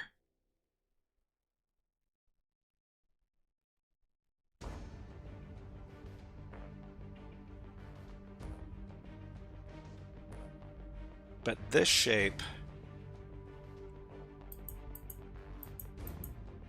Oh, yeah, right. Yeah, okay, I see what you're talking about. So for this shape, because there's 5s here, the 5 has to be in this column for here, which means this has to be 5. You're right. Okay, so if the 5 is here, then in this shape, there has to be a 5 either here or here. No. Well, okay, 1 5 in the top shape. What? 1 in the bottom right. I'm not too sure which cell you're talking about in this case. Top left shape. So the top left shape, top left. So in this shape, the 5 has to be here. There's only one spot for it, because this is taken up, this is taken up, all these are taken up, which means there's the 5 here, and that means that the 5 in here has to be, for this column, it has to be, can't be here, can't be here, can't be here, it has to be here. So this is where the 5s are. Row 7, column 7 is a 5. Don't have enough information yet. So we've got the 5s.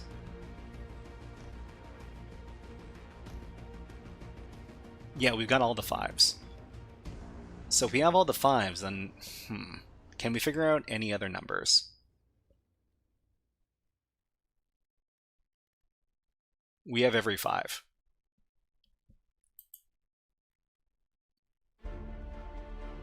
So what are we missing from this? So from this we're missing a 4 and a 6. 4 and a 6.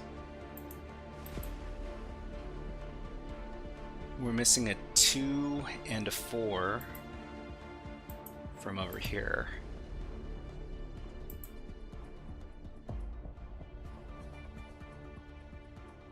Row 6, column 2, row 6, column 2, this is a 6. Okay, let's test. So if this is 6, we're testing 1, 2, 1 here, 2 here, 1, 2, 3. How do we know that this is not a 4? It can't be a 4. It can't be a 4, but why? Okay, it can't be a 4. 5, 7. So, okay, this has to be a 6. We've tested for all the other numbers. They exist in all the other. So yeah, okay, this means that the 4 has to go over here for this one. Sure. Okay, and then from here we can solve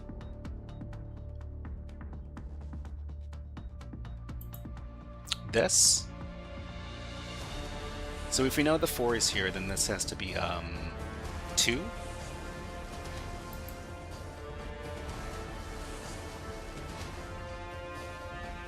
Let's test. No. So we'll test here. Is it 1? Is it 2? Is it 3? Is it 4? Is it 5? Is it 6? Is it 7? So this is a 2 for sure. and which means that this up here has to be a 4.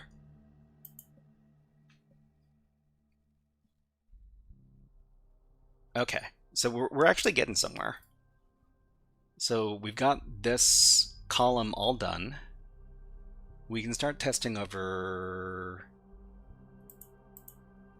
What is this missing? This shape is missing a 1, a 2, 1, a 3, and a 6. We can start hunting for other numbers, maybe. So maybe we can start hunting for 2s.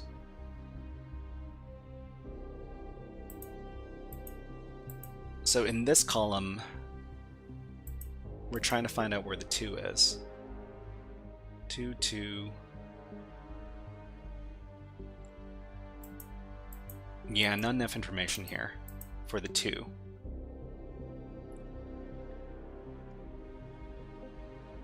What about the 2 for this row? So the 2 for this row can't be here. Can't be here. Can't be here. But it can be in one of these two places. Okay, Haku says row 2, column 1. Row 2, column 1. This is a 4. Okay, let's test. It's not 1. It's not 2. It's not 3. It's not 5. But what about... It's not... Could this be a... Could be a 6 or a 7. No, it's not a 7. Wait. Couldn't this be a 6?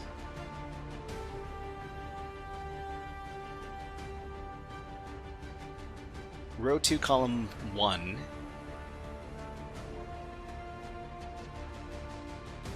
Okay, so Haku says it can't... So this one can't be a 6. How do we rule that out? Look at row 2, column 7. Row 2, column 7?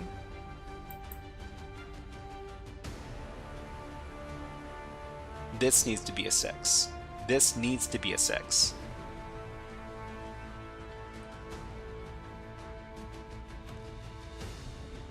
Because it can't be a 4. Oh, this can't be a 4, right? So this has to be a 6. That makes more sense. So if we go at it from this perspective, we're missing a 4 and a 6, and this can't be a 4, so this has to be a 6. That makes more sense to me. So we can go back here, and we can call this a 4, and then so we got 6, 6. What about this row? We can start hunting for the 6 in this row.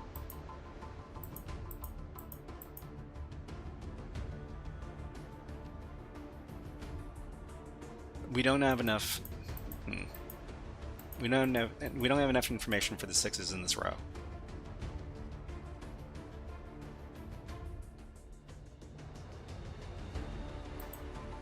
So this can't be... For this shape, the 6 can't be here, so that the 6 has to be here. So row 7, column 5. So this is a 6, because the 6 can't be here and it can't be here. It has to be here. Okay, which means that there are only 2 more numbers to search for in these rows, in this shape. So there's a 1. There's a 1 and a 3 for this shape. But yeah, we can't pin this down.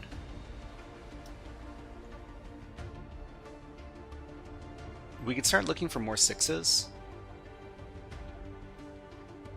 So for example, we look for the 6 in this column. It can't be here. Could be one of these 2. And it can't be here.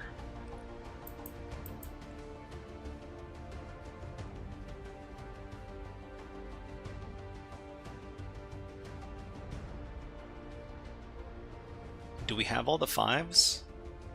I think we have all the 5s now. Column 1, row 1 is a 6. column 1, row 1, this is a 6. Okay, so this 6 is in here, and there's a 6 over here. That's okay. The math, well, the logic works out for this. So this is a 6. So there's a 6 over here.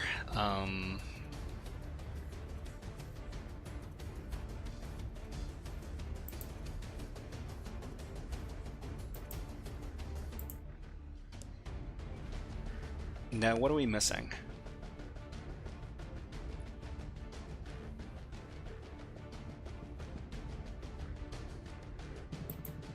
So there are no more 6s in this row.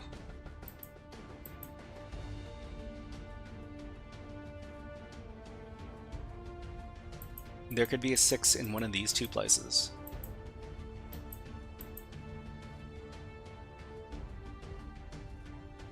Maybe we should start hunting for some other numbers. Maybe 4s? 4, 4.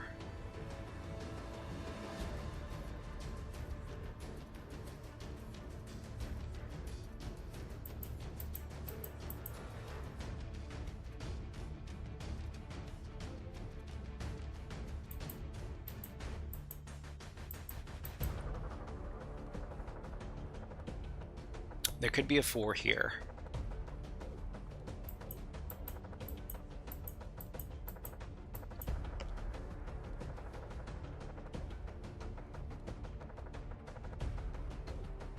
We have all of our 5s.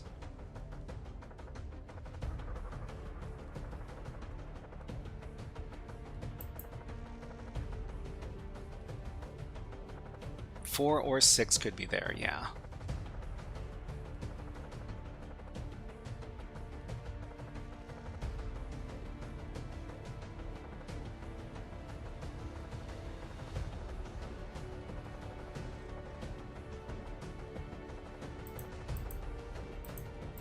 One of these has a 4, one of these has a 6.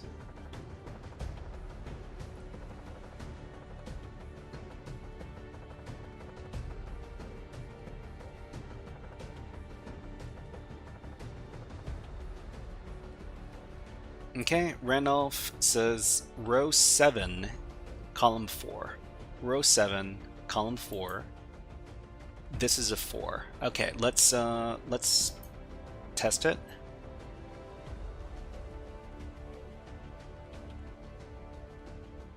So why is it not? So it's not this one, it's not this one. What about... So why is this not a 4? What prevents this from being a 4?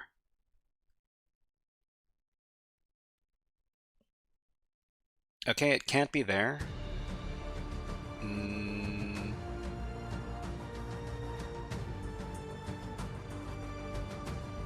Because you need a 4 or a 6 in the other region. Right, we need a 4 and a 6 in the other region. That's true.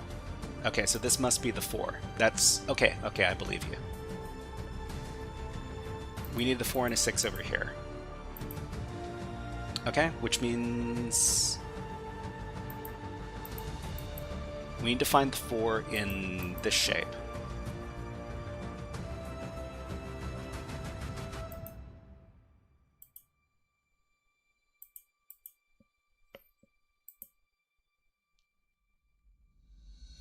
Four.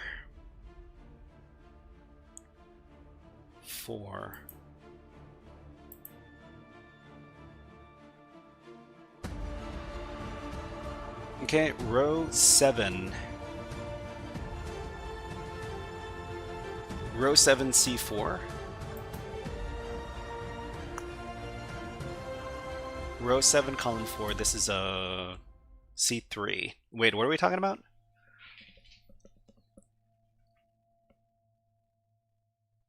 Column 3, this is a 1. Row 7, column 3 is a 1.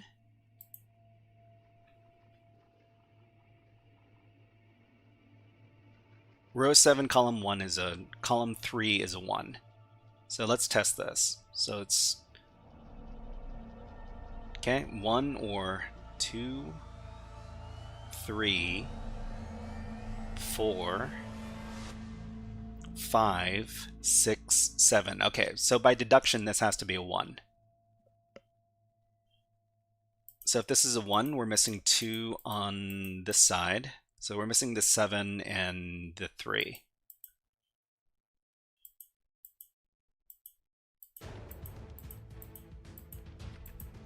The 7 and the 3.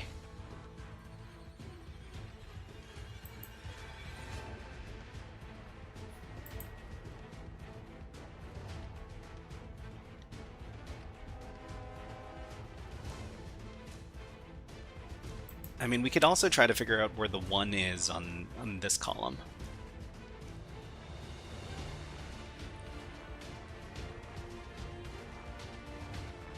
Where are the 1s? So there has to be a 1 either in one of these two places. Because we're missing a 1 in this shape.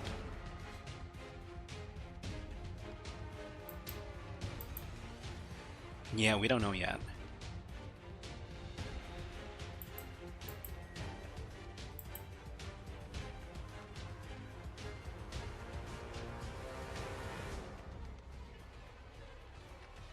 Let's try some other numbers. So can we find a 4? We know there's a 4 or a 6 in here.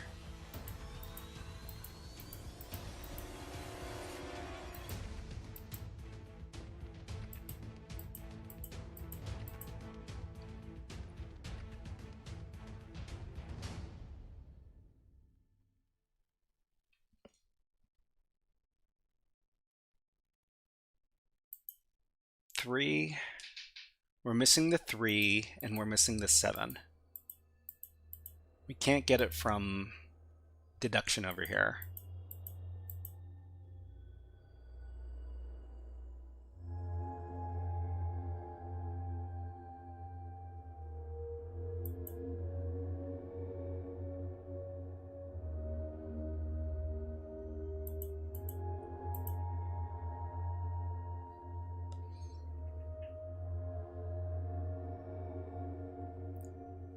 Do we have all the 7s? No, we don't have all the 7s.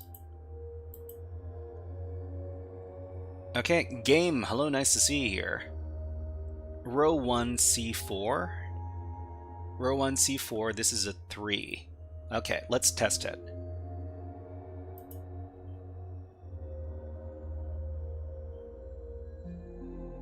So is it 1?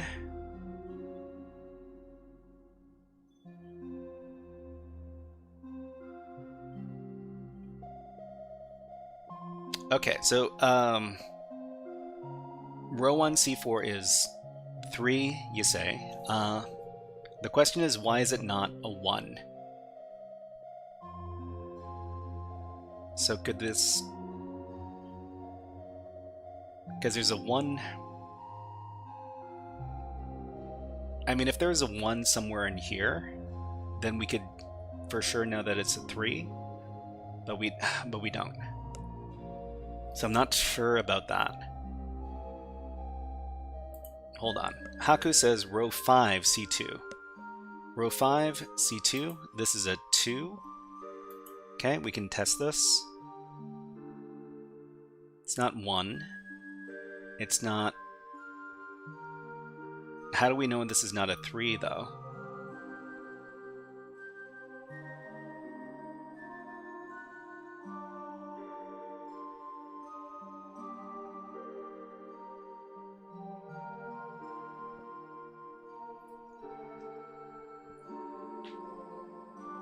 Okay, row 5, C2, row 5, C2. Okay, look at the shape. It can't be at the bottom. So it can't be at the bottom. Oh, that's true. So the 2 can't be in this row. Okay, so this is a 2, which means we're hunting for... We're hunting for this shape. And we're looking for a 3 and a 7. A 3 and a 7 in this shape.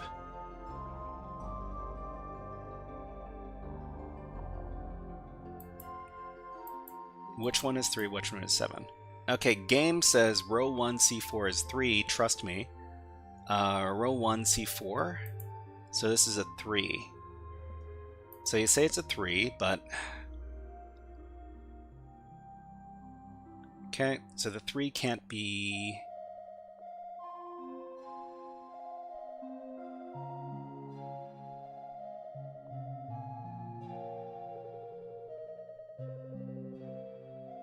So there has to be a 3 in here.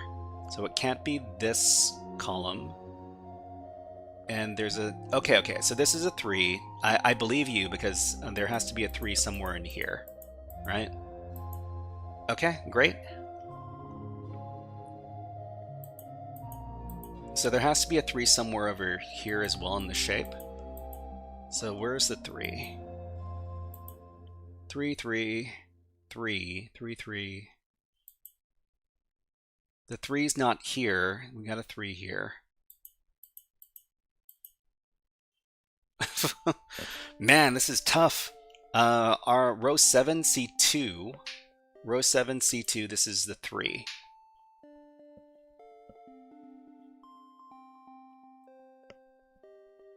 Row 7, C2 is a 3. Test it. Okay, so... What are we missing here? It's a 3 and the 7. How do we know that there is... How do we know that there's no... Oh, there has to be no 7... We're assuming that this is 7 then. Okay, I'm not sure, but I think row 7 C1... Row 7 C1 is 7, and C2 is 3. Okay, so let's think about this. So 7 and 3 are here and here, but what order are they in?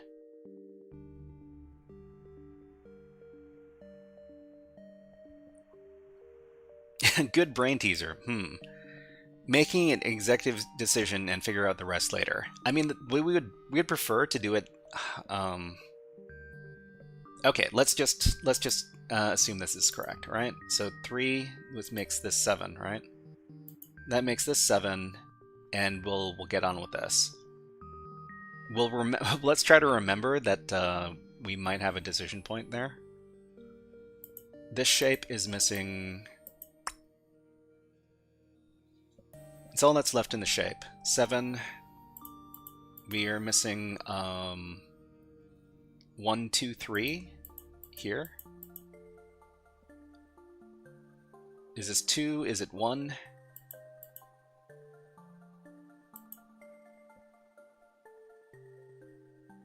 Row 3, column 7 is 7. Row 3, column 7.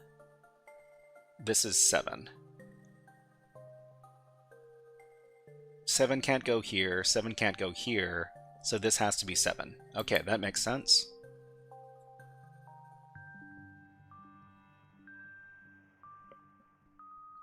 And then...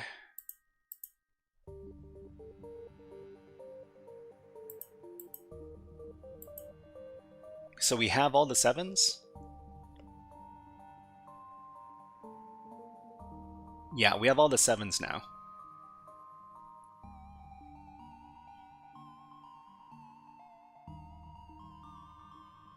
Okay, so what are we missing? We're missing some 2s, we're missing some 1s.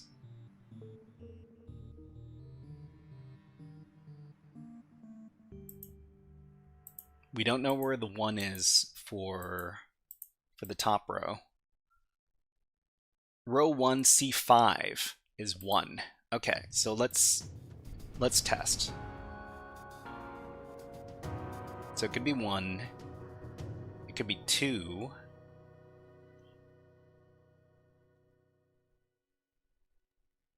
Could be 1, it could be 2. We don't know where the 1 is on the top. So row 1 C5 is 1. Okay, so 1, let's test for 2. Could it be 2? If we put the 2 here, does it work?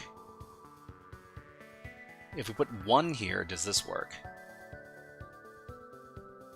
Okay, so Game and Haku think that row 1 C5 is 7.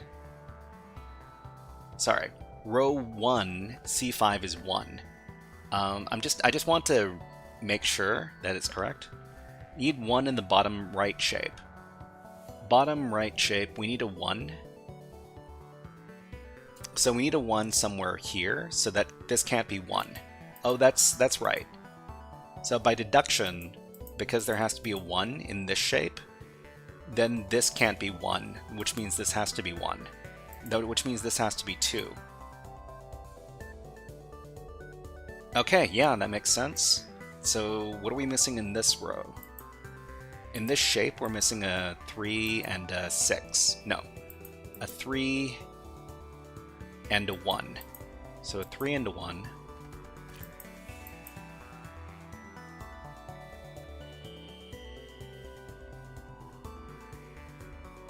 Yeah, we're missing the 3 and the 1 over here. We could also try testing for some stuff over here. So this might be 2. 1, 3, 4, 5, 6, 7. So this is 2.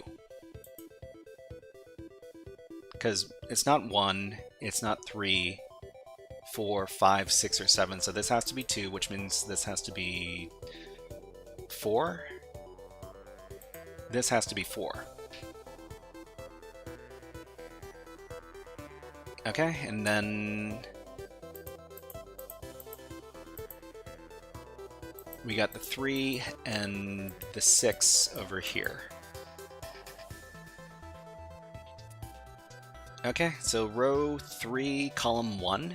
Row 3, column... Oh, yeah. By process of elimination, this is a 1. So what are we missing in this one? So this is missing a 3 and a 3 and a 2. So 3 has to go here and 2 has to go here. Okay, so this is all coming together. It should be finished pretty soon.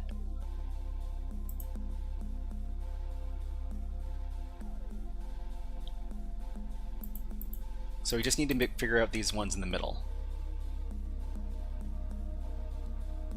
Okay, let's see. Row 3, column 1. Row 3, column 1, and then row 5, column 3. Row 5, column 3. This is a... Row 3, column... Row 5, column 3 is a 4. Okay, we'll test 1, 2... 3, 4, 5.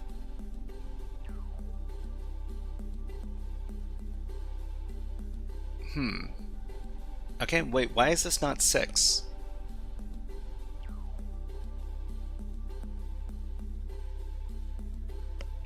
Oh, okay, because 6 is not in...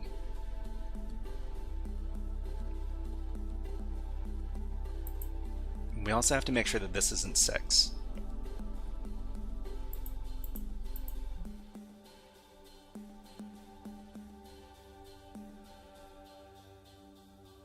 Row 4, column 3 is 6. Row 4, column 3 is 6. How do we know this for sure, though?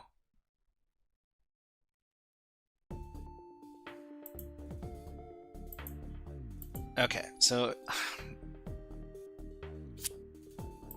What are we missing in here? 1, 3. We're missing a 1 and a 3.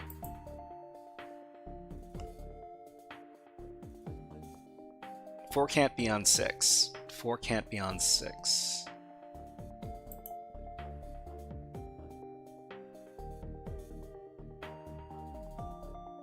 Row 4, column 7 is a 3. Row 4. This has to be the 3.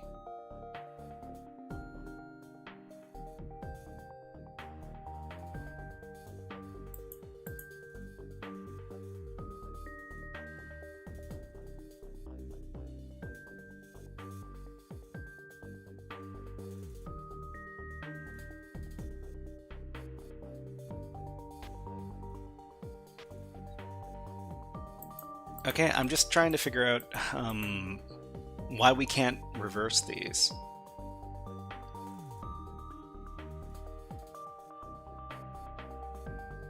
So let's just say that this is 3 and this is 1. That means that we fill the rest of this one with what's missing here? The 1, here's a 1, and then here's a 6. Okay, done. Wow. Jeez. I always hurt my head when I do these. Okay, let's get into the SQL things. SQL injection.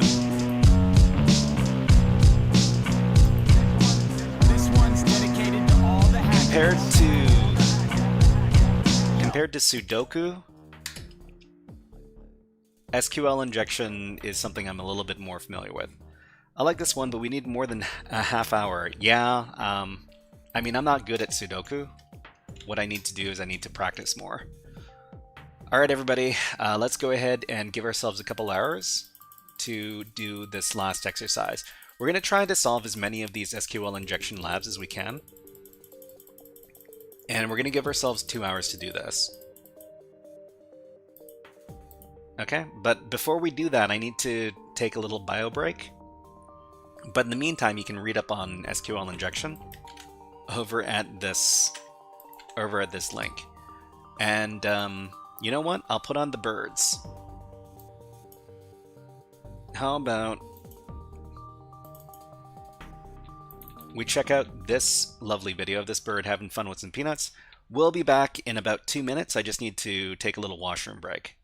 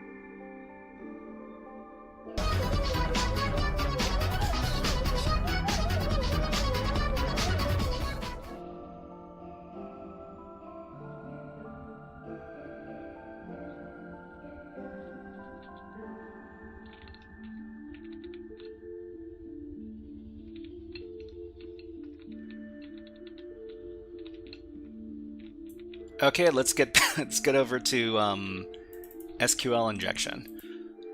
All right, let's talk about this. We're going to be working on these labs for the next couple hours, so we should probably understand what's happening with this vulnerability. So SQL injection is a web app vulnerability. And Randolph Stokes, yeah, hope you guys have a good time over at the gym. Okay, so in this section we'll explain what SQL injection, otherwise known as SQLI, is. We'll talk about how to find and exploit different types of SQLI vulnerabilities, and we'll talk about how to prevent SQLI. So what do we have here? So we have a little illustration. And let's see. So this bad person is doing union select username password from users and select name description from products where category equals gifts, union select username password from users. So they're basically using the database language to get extra information from the web application. So database connection vulnerability, most risky in web applications, but local database applications would be just as vulnerable. Okay, so if you're familiar with the basic concepts between SQLi vulnerabilities and want to practice, okay, well, I mean, we're assuming that we're not familiar with SQLi vulnerabilities. Let's talk about what SQL injection is. So SQL injection is a web security vulnerability that allows an attacker to interfere with the queries that an application makes to its database. This can allow an attacker to view data that they are not normally able to retrieve. This might include data that belongs to other users or any other data that the application can access. Oh, sorry, I forgot to change my overlays. So we're doing topic number 4 now. Okay, this might include data that belongs to other users or any other data that the application can access. In many cases, an attacker can modify or delete this data, causing persistent changes to the application's content or behavior. SQLi is a type of sandwich? Nullsec, hello, nice to see you here. And yeah. Oh, you redeemed Nyancat earlier. Thank you. I didn't see you before, Nullsec. Okay, in some situations, an attacker can escalate an SQL injection attack to compromise the underlying server or other back-end infrastructure. Can also enable them to perform denial of service attacks. So SQL injection is... People like to say that SQL injection is becoming more rare as time goes on because a lot of frameworks don't allow you to code in a way that is vulnerable to SQL injection, but a lot of developers reintroduce SQL injection by monkeying around with their code. Anyways. Filter better? I mean, we could. BLT, why not SQLi? AI makes them more common again. Okay, so what is the impact of a successful SQL injection attack? A successful SQL injection attack can result in unauthorized access to sensitive data such as passwords, credit card details, or personal user information. So this is the type of stuff that they can steal. SQL injection attacks have been used in many high-profile data breaches over the years. They have caused reputational damage and regulatory fines. In some cases, an attacker can obtain a persistent backdoor into an organization's systems, leading to a long-term compromise that can go unnoticed for an extended period. I mean, persistent backdoors created through SQL injection, they're pretty rare, but every once in a while they do happen, yeah. Okay, filter better and use prepared queries. These are a couple of defenses we can make against SQL injections. So how to detect SQL injection vulnerabilities? You can detect SQL injection manually using a systematic set of tests against every entry point in the application. To do this, you would typically submit the single quote character and look for errors or other abnormalities. So the thing is if you send a single quote or a double quote character to any user input field in the application and it errors out, then that's a pretty obvious sign that the application might be vulnerable to SQL injection. Some SQL-specific syntax that evaluates to the base original value of the entry point and to a different value and look for systematic differences in the application responses. Okay, null6 says, forgot what they're called, but I've seen them in the code. Sysoa says, persistent backdoor through SQLi typically exploits some scheduler that stores data in the database. I mean, from what I've seen,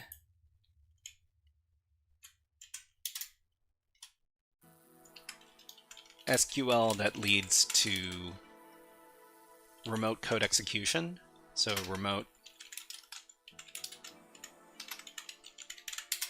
This is typically done because the SQL system in place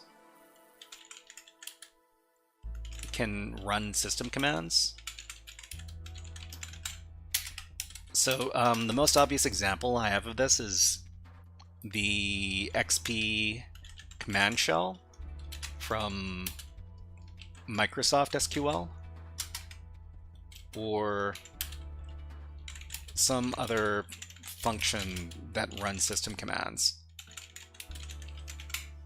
on systems such as MySQL.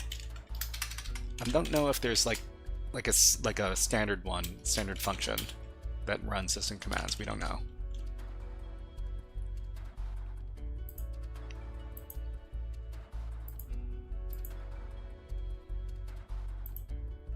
Okay, Boolean conditions such as or 1 equals 1 or 1 equals 2 and look for a difference in the application's responses.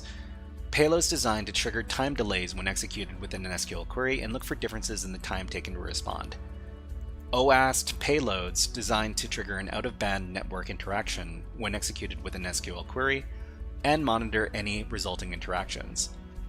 Alternatively, you can find the majority of SQL injection vulnerabilities quickly and reliably using Burp Scanner. So I mean, we don't have access to the Burp Scanner, but it's a very fancy tool that runs in the background when you use the paid version of Burp Suite. SQL injection in different parts of the query. Most SQL injection vulnerabilities occur within the where clause of a select query. Most experienced testers are familiar with this type of SQL injection. However, SQL injection vulnerabilities can occur at any location within the query and within different query types. Some other common locations where SQL injection arises are in update statements within the updated values or the where clause, in insert statements within the inserted values, in select statements within the table or column name, in select statements within the order by clause. Okay, SysOS Master says if not configured to prevent it, you can just do system run, the specified operating system command, and display the results in MySQL shell. Okay, so injection examples. There are lots of SQL injection vulnerabilities, attacks, and techniques that occur in different situations. Some common SQL injection examples include retrieving hidden data, where you can modify an SQL query to return additional results. Subverting application logic, where you can change the query to interfere with the application's logic. Union attacks, where you can retrieve data from different database tables. And blind SQL injection, where the results of a query you control are not returned in the application responses. So you run the system and exclamation point is run. Blind is the most fun. Blind is the most likely to have people using automated tools. If you want to categorize it as fun, then sure. Retrieving hidden data. Imagine a shopping application that displays products in different categories. When the user clicks on the GIFs category, their browser requests the URL https insecure website products category equals GIFs. Okay. So this causes the application to make an SQL query to retrieve the details of the relevant products from the database. Select star from products where category equals GIFs. Where category equals GIFs and released equals 1 or true. This SQL query asks the database to return all details from the products table where the category is GIFs and released is equal to 1. The restriction released equals 1 is being used to hide products that are not released. We could assume for unreleased products that released equals 0. The application doesn't implement any defenses against SQL injection attacks. This means an attacker could construct the following attack, for example. Okay, so this is products category equals GIFs, and then the payload is single quote double dashes. So this results in the SQL query. Let's select all of this. Okay, so if we take a look at the SQL query that is being used over here,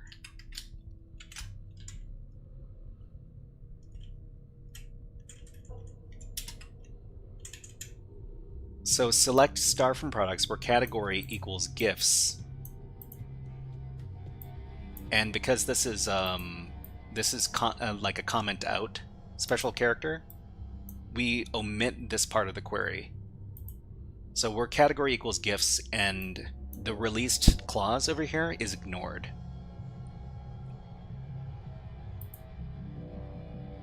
Okay, crucially note that the double dashes is the comment indicator in SQL. This means that the rest of the query is interpreted as a comment, effectively removing it. And in this example, this means that the query no longer includes and released equals 1, and as a result, all products are displayed, including those that are not yet released. You can use a similar attack to cause the application to display all of the products in any category, including categories that they don't know about. Okay, so let's copy this whole thing. Actually, no, let's copy this whole thing. So the resulting SQL query is this.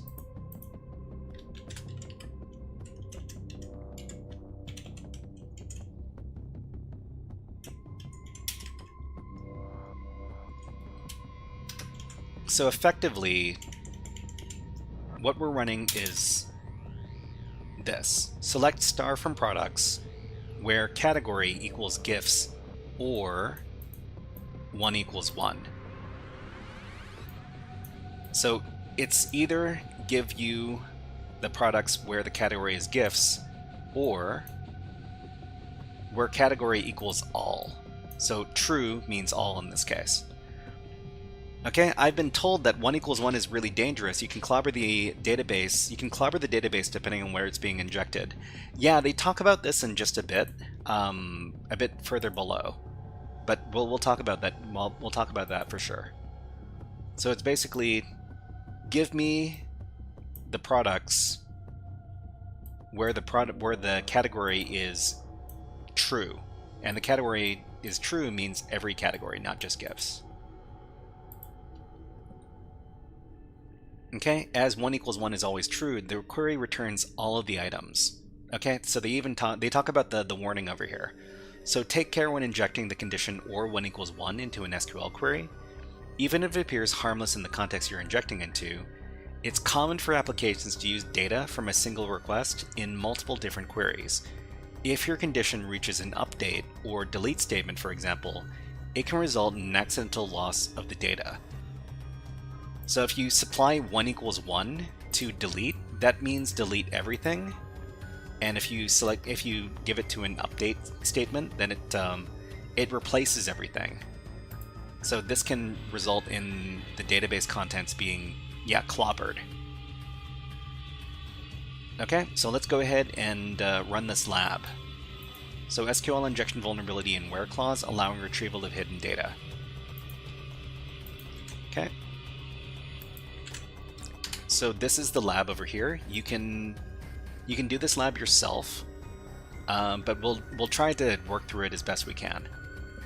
So this lab contains an SQL injection vulnerability in the product category filter. When the user selects a category, the application carries out a SQL query like the following. Okay, So we're going to be demonstrating an attack on exactly the type of system we were talking about in the example. So select star from products where category equals gifts and released equals 1. We're going to try to inject into this particular query to get the non-released products. Let's go ahead and access the lab.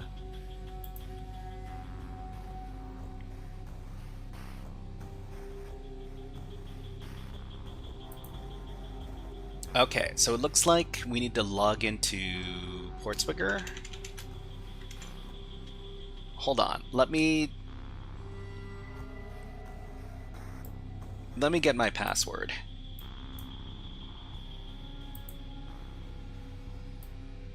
SQL inject into it? I don't know if I want to do that for the PortSwigger website.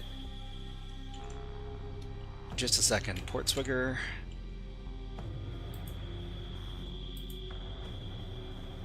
Okay, so just for security's sake, I'm just gonna do this off screen just in case something really weird happens, because I'm a bit paranoid.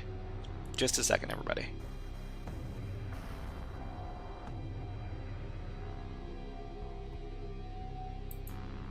Okay.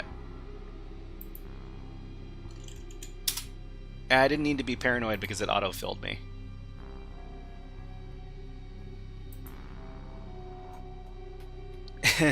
It's 123 subscribe to the Shy Hat. Yeah, of course. You're streaming to a bunch of hackers? Well... Okay, so we're in the lab now, so we just need to get the hidden data from the GIFs. So refine your search for corporate GIFs.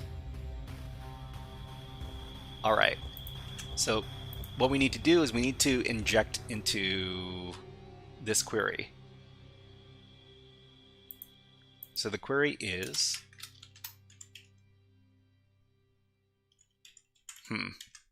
Let's delete everything.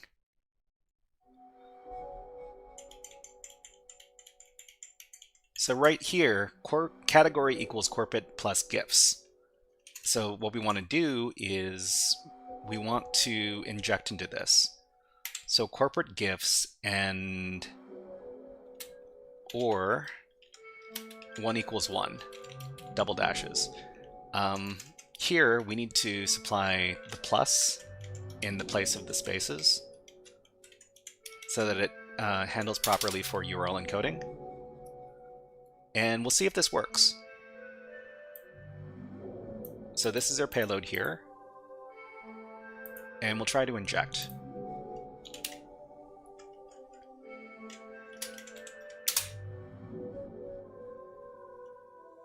Okay, it says, congratulations, you solved the lab. So we solved the lab because we gave our SQL injection payload to retrieve everything, not just corporate GIFs, and ignoring the filter. So what is the forbidden thing that we accessed? We don't even know. Anyways, we solved the lab because it says we solved the lab. Let's go ahead and continue. Okay, so we solved this lab. We might as well do a write-up on this as well, because, well, we need to document everything that we do. Let's go ahead and make a folder for this.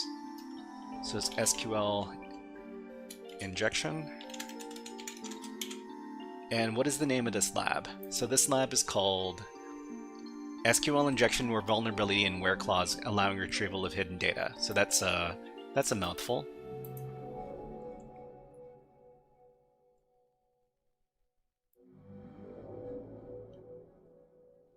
So where is it? Okay. I'm going to paste this in. We're going to add an MD to this, but every time we see a space in this name for GitHub, we're going to need to substitute it with a underscore. Because GitHub doesn't like file names with spaces in them.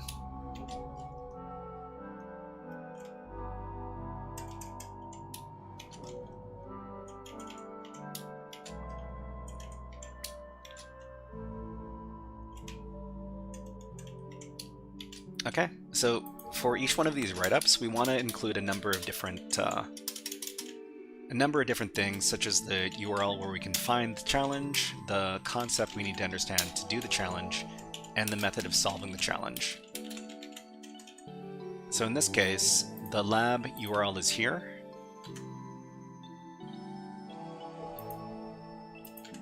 The concept we need to understand for this challenge is SQL injection for bypassing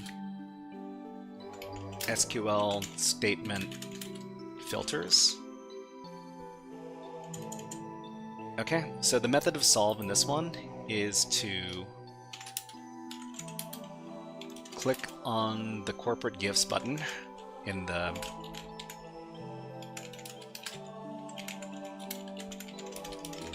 on the search page. Note that this is the URL parameter that is sent to the app. Okay, let me get that. So category, corporate gifts, like this.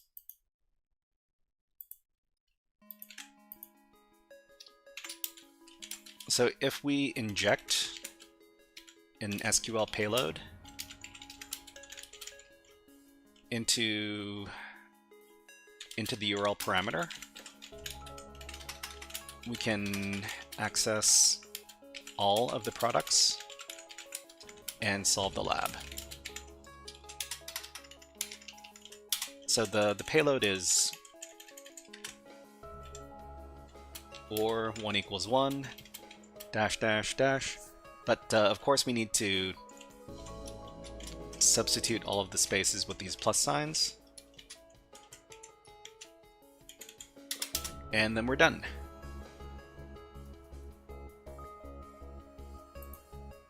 Okay, let's read about the next concept for SQL injection.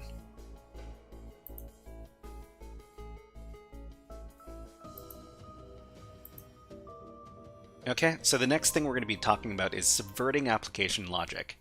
Imagine an application that lets users log in with a username and password.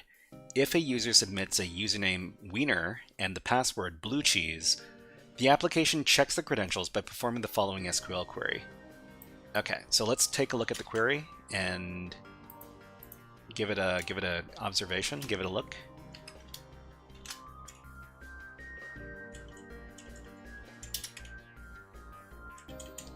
So select star from users where username equals wiener and password equals blue cheese. So the application is checking that this combination, username wiener and password blue cheese, exists in one of the rows in the users table. If this returns true, then it'll log the user in as the wiener user. Okay, Shy Hat, this is family friendly. Well, you know, listen. Wiener can have multiple meanings. And we're talking about hot dogs. Haku says, that's it for me. It's 3:15 a.m. Thank you for the puzzle and the 2 topics where I learned something new. Winner. Well, we can pronounce it winner instead. Fact Warrior, hello. Nice to see you here. And Haku, thank you very much for stopping by, and hope to see you again next time. Have a good night. Okay, so I mean, I guess what we're trying to do here is we're trying to inject into the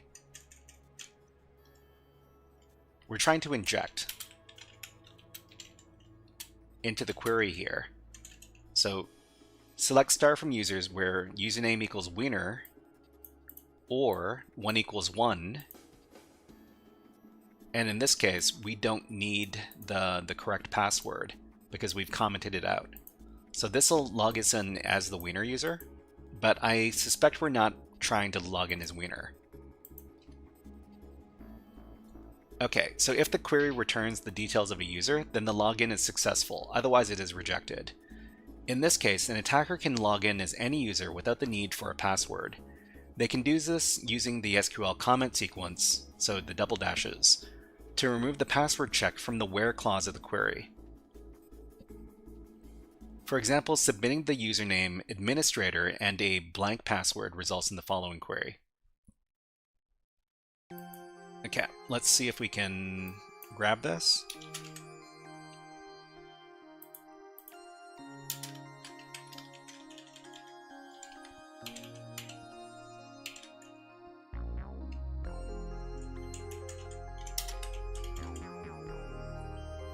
So select star from users where username equals administrator, and then comment out everything else. So it's just select star from users where username equals administrator. So this will log you into the application as the administrator user, and the password check, this is omitted. So we're just telling the application to ignore the password check. Okay. So the query returns the user where the username is administrator and successfully logs the attacker in as that user. So let's go ahead and check out the lab.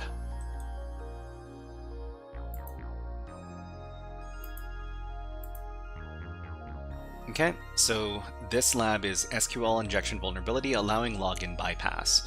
So this is your classic SQL injection vulnerability where you can log in as a user without their password.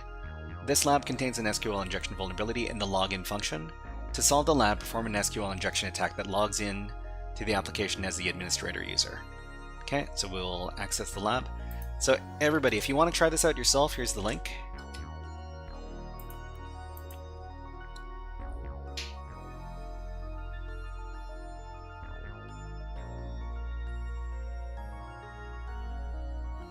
We'll have access to the lab in just a second. Okay, so from here, I think what we need to do is we need to access the My Account page. So on the My Account page, you can log in. So the reason why I know about this is because most of the PortSwigger labs have a very similar format. So in the login page, we will do administrator, or 1 = 1, like this. So this is exactly what it looks like, except we added something extra over here. So select star from users where username equals administrator, and then comment out everything else. So the portion that is the actual payload is this right here, which we inject into the statement. Okay, for the password, it doesn't really matter. And now we're the administrator user. Okay, it says congratulations, you solved the lab, so we successfully logged in as the administrator user. Okay, why do you need -- and then space dash and not just -- So sometimes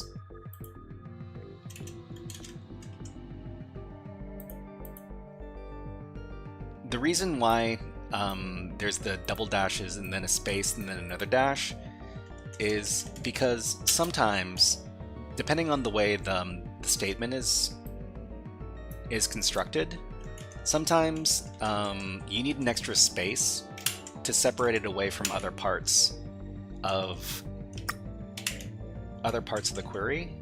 This is just a safety mechanism to make sure the payload works. So sometimes when you don't leave the space afterwards and you don't add the additional dash, sometimes the payload doesn't work. It's just something I've picked up on over the years. Sometimes you definitely need to put a space after the double dashes, and if you put another character after the space, that ensures that you don't forget to put in the space. Anyways, okay, so we could successfully solve this lab. We'll do our little write-up. This shouldn't take very long.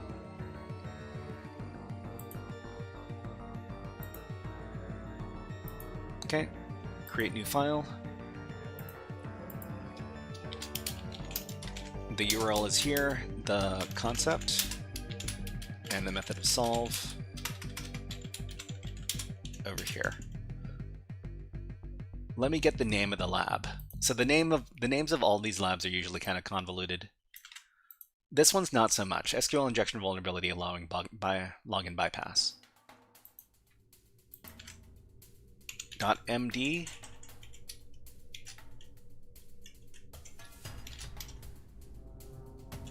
So if you do CTF exercises or CTF events, you'll very commonly find an application is vulnerable to login bypass like this as one of your easier challenges in the web app security category. So the concept we need to understand for this is SQL injection for login bypass and the infamous login bypass payload. So the method of solve, click on the My Account button, leading to the login page. Use the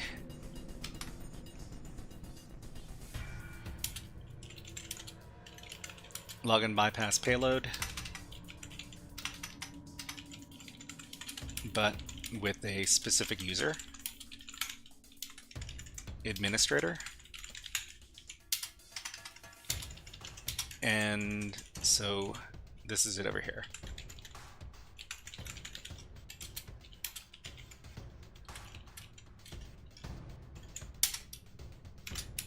For the password, type in anything. And we're done. Okay. We'll save that out. So the next lab is probably the Union Select lab. Let's take a look. Oh, we got ads. Thank you very, very much for letting me know, nullsec.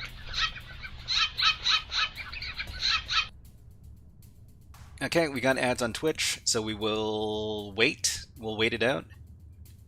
And in the meantime, we'll put on some birds. How about these birds? Okay, we'll be back in about 30 seconds. I just need to take a little water break.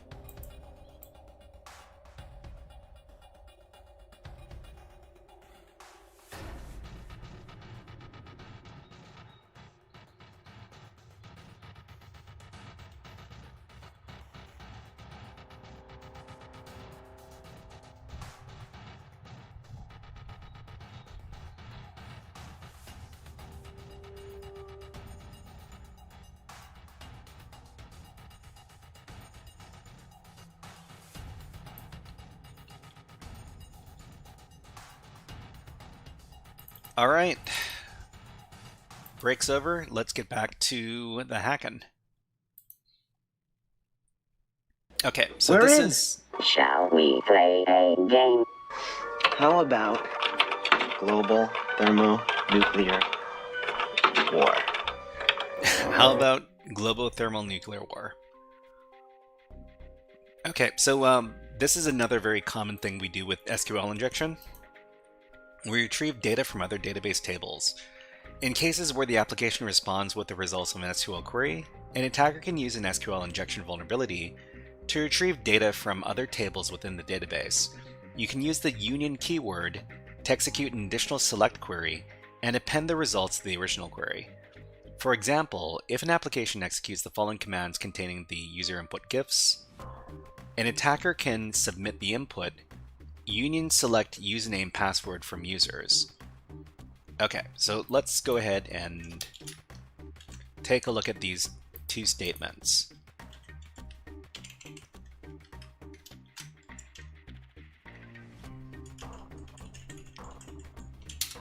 Okay, so select name description, so it gets these two columns from the products table where the category equals GIFs. Okay, but what they want us to do, or what they're telling us about, is a technique for nullsec says, you know, I never questioned it, but thermonuclear war, trying to cause global warming or something.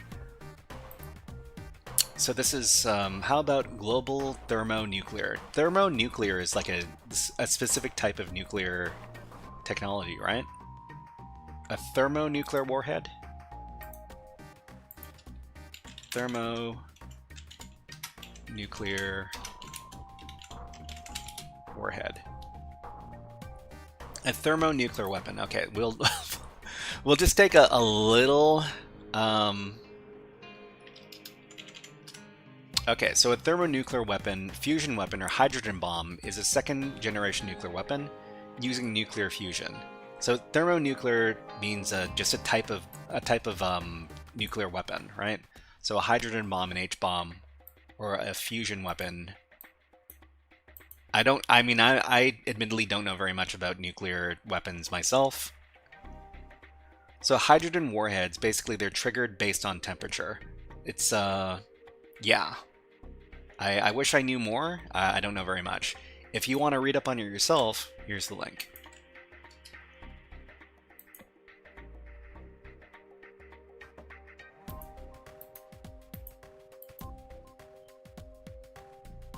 Okay, so an attacker can submit the input, union select username password from users. So let's talk about what happens here. So where category equals gifts, and then we tack onto this. Union select username password from users, and then comment everything out. So we're getting the original query information back, but we're also using the union select keyword to get additional information from the users table, and in this case, username and password. And union select attacks are, well, there's a couple of conditions that you need to meet to do these union select attacks.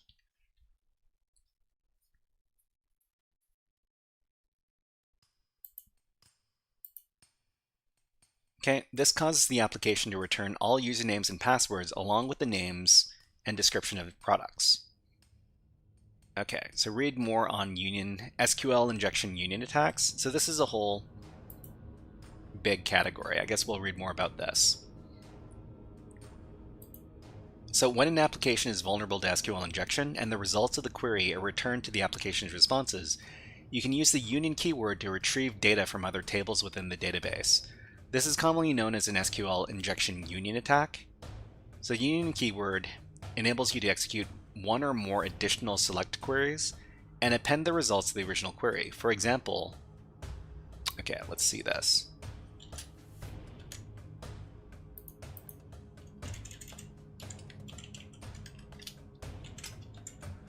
So select A, B, so these are the columns, from table 1, and then union select C, D from table 2. So get data from 2 tables,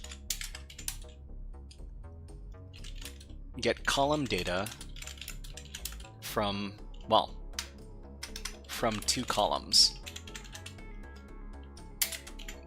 and the number of columns from each query must be the same. So we're not always getting 2 columns, but we are getting the same number of columns that are in both queries. So if the original query, which is this one, has 2 columns, then the union select query also has to have 2 columns that are returned.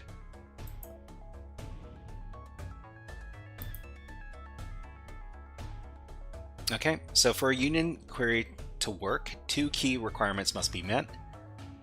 1, the individual queries must return the same number of columns, and the data types in each column must be compatible between the individual queries. To carry out SQL injection union attacks, make sure your attack meets these 2 requirements. This normally involves finding out how many columns are being returned from the original query, and which columns returned from the original query are of a suitable data type to hold the results from the injected query. Okay, so the first thing we need to do, so what does compatible mean? The same data type strictly? So if we're talking about data types, the same data types must be returned across column names. So that means, so the data types, they might be integer or string or boolean. So this means if we want to return username and password data, the column we use has to support string data. So for example, if the column that we're trying to use for the union select attack is returning integer data, then we can't get usernames and passwords. Or the same thing is if it's returning boolean data. So true and false, we can't get string data from that. So we need to find a column that is returning string data in order to get information like usernames and passwords.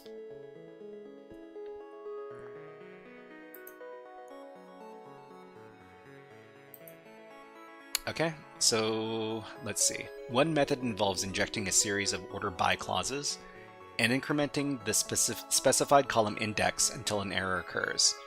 For example, if the injection point is a quoted string within the where clause of the original query, you could submit order by 1, order by 2, order by 3, etc., etc. So this series of payloads modifies the original query to order the results by different columns in the results set. The column in an order by clause can be specified by its index, so you don't need to know the names of any columns. When the specified column index exceeds the number of actual columns in the results set, the database returns an error such as the order by position number 3 is out of range of the number of items in the select list. Agent 57, hello, nice to see you here. What is up? We don't have a nerd redeem, unfortunately. Hello, nice to see you here. But let's redeem you something. How about some Jurassic Park? Just for you, Agent 57. It's a Unix system. I know this. It's all the files of the whole park. It tells you everything.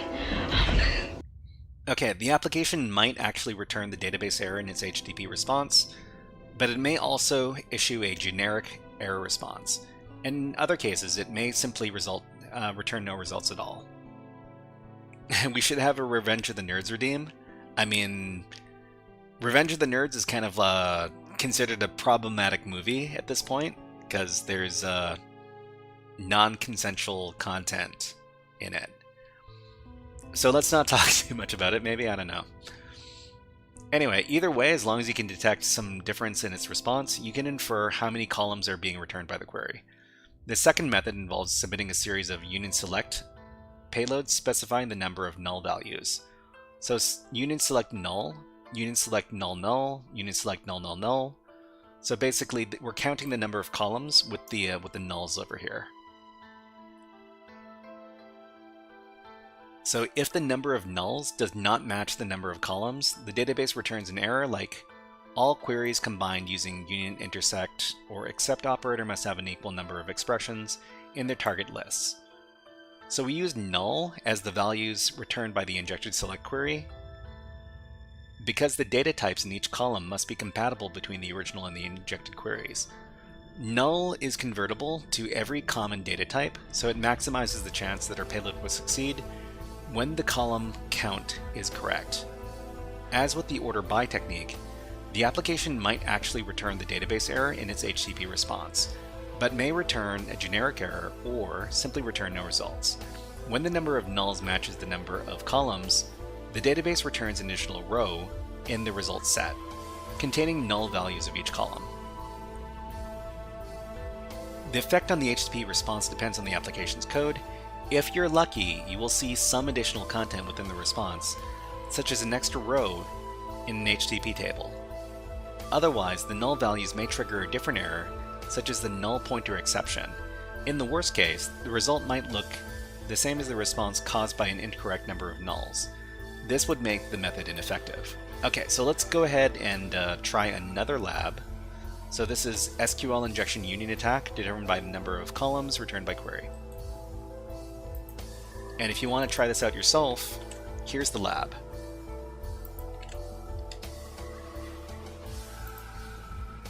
Okay, let's read up about this. So this is a slightly more complicated SQL injection lab. This lab contains an SQL injection vulnerability in the product category filter. The results from the query are returned in the application's response, so you can use a union attack to retrieve data from other tables. The first step of such an attack is to determine the number of columns that are being returned by the query. You will then use this technique in subsequent labs to construct the full attack. Okay, to solve the lab, determine the number of columns returned by the query by performing an SQL injection union attack that returns additional row containing null values. Okay, so let's access the lab.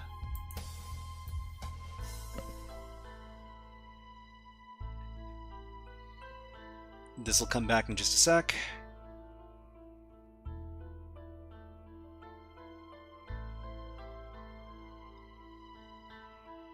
Okay, so it says here that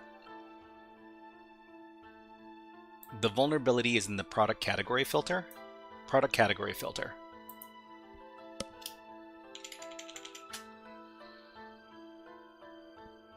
So the category filter is probably going to be somewhere here. How about how about pets?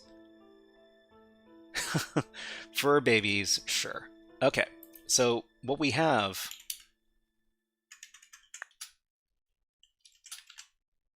is this URL parameter here.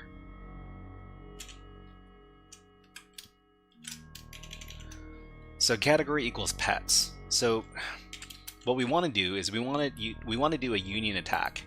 So we want to do union select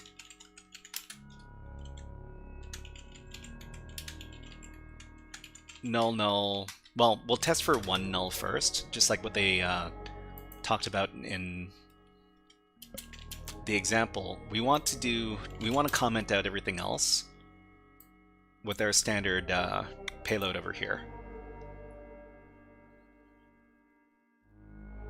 Okay, redeem keyboard cat. Oh yeah, keyboard cat doesn't work anymore because keyboard cat demonetizes my stream. So we don't do keyboard cat anymore. We do nyan cat though. Okay, so the first thing we need to do is we need to send union select null, and we'll see what kind of error message appears. I mean, I guess the first thing you would do is you would just inject a single quote here to see if it screws up the application. Okay, we get an internal server error when we just send the single quote. Okay, instead we're going to do union select null and then comment everything else out and see what that results in. Okay. How come that...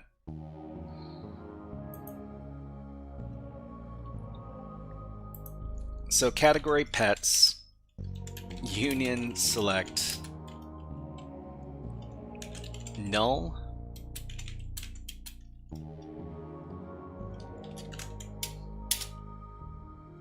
Earn internal server error. Okay, so we get a server error if it's not the correct number of columns. So we tried one null, and the next thing we're going to do is we're going to try 2 nulls or 3 nulls. Doesn't need URL encoding for the spaces. Usually URL encoding is done automatically, but I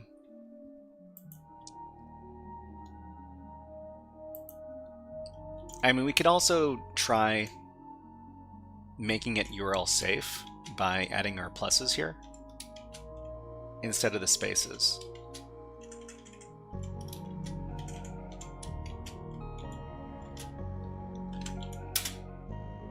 Okay, we still get an internal server error. So we're going to try adding another null. Null, null. So that's two nulls. Okay, and the next thing we do after that is we try 3 nulls. Okay, and because we actually get something and not an error message when we send 3 nulls, we've determined that there are 3 columns, and we solved the lab. Couldn't handle 3 of me, 3 null sacks, of course not.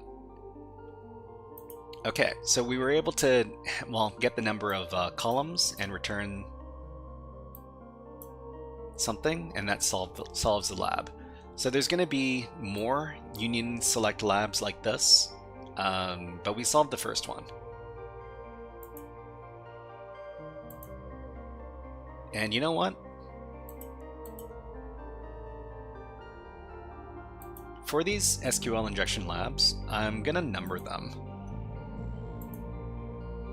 So this will be lab 1.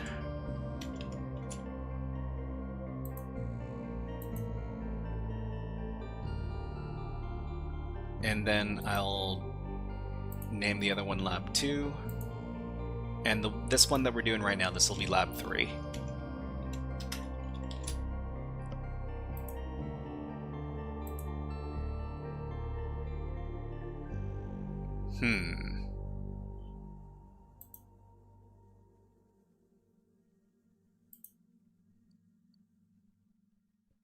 Okay, so this next one is going to be lab number 3.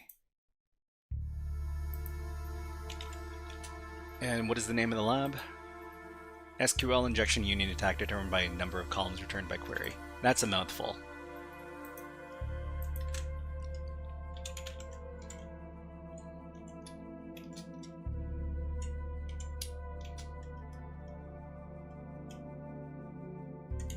And there's also like a comma in the name of the lab, which is also not a good character for file names in GitHub. So I'm just going to omit that.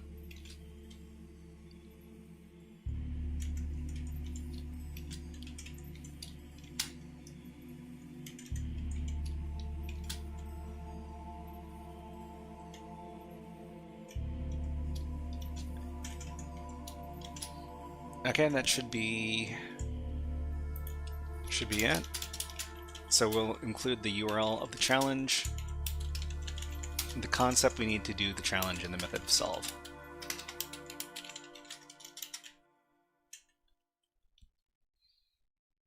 Okay, so for this lab, here is the link.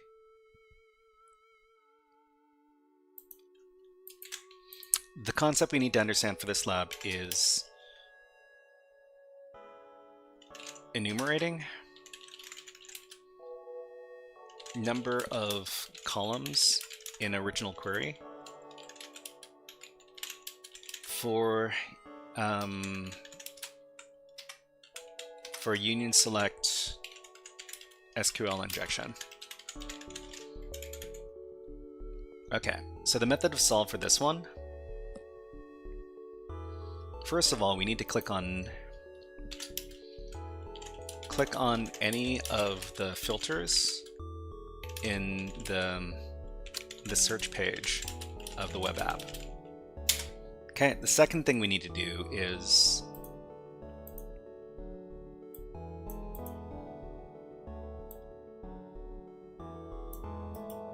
tag this onto the end of the onto the end of the URL. Put this payload at the end of the URL. Okay, union select null. We observe that this results in an error.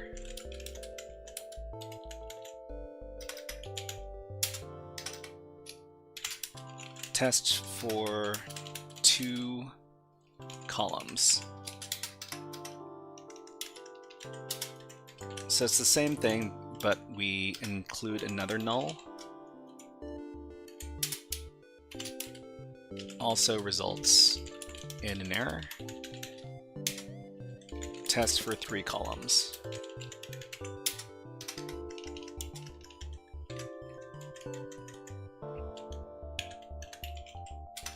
Oops. Okay, so if you send 3 columns, then we actually... This returns data from the app, solving the challenge.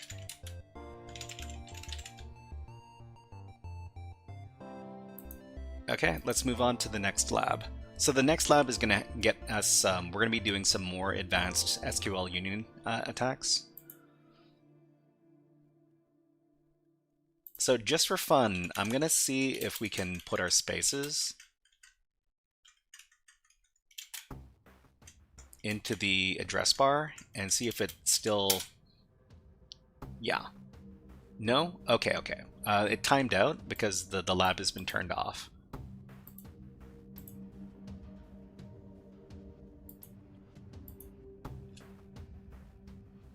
Okay, and then we've got database-specific syntax. On Oracle, every select query must use the from keyword and specify a valid table. There's a built-in table on Oracle called Dual, which can be used for this purpose. So the injected queries on Oracle would need to look like union select null from dual. So the payloads described use the double dash comment sequence to comment out the remainder of the original query following the injection point. On MySQL, the double dash sequence must be followed by a space. So this is why we put in the space. Alternatively, the hash character can be used to identify a comment. So for more details of specific database-specific syntax, see the SQL injection cheat sheet. Can you link the database type for Oracle? I mean, that's something that that we talk about. I've got a little guide. I don't know if the guide is super accurate or not, but I wrote up a little guide.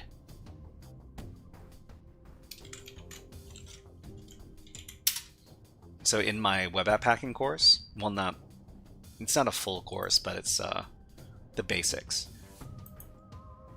So I've got a guide for beginner's SQL injection. So this talks about union select injection. Number 1, identify the injection point. Number 2, determine the number of columns for union select. And number 3, identify the database management system used by the web app. I mean, the information we just got really makes me think that maybe we should identify the database management system first and then move on to the next steps. So if you want to ID Oracle, you need to return this function over here, SQLite version. No, sorry, sysdate from dual. So this is for Oracle. For SQLite, you need to use this function, SQLite version. And MySQL or MSSQL, you do add version.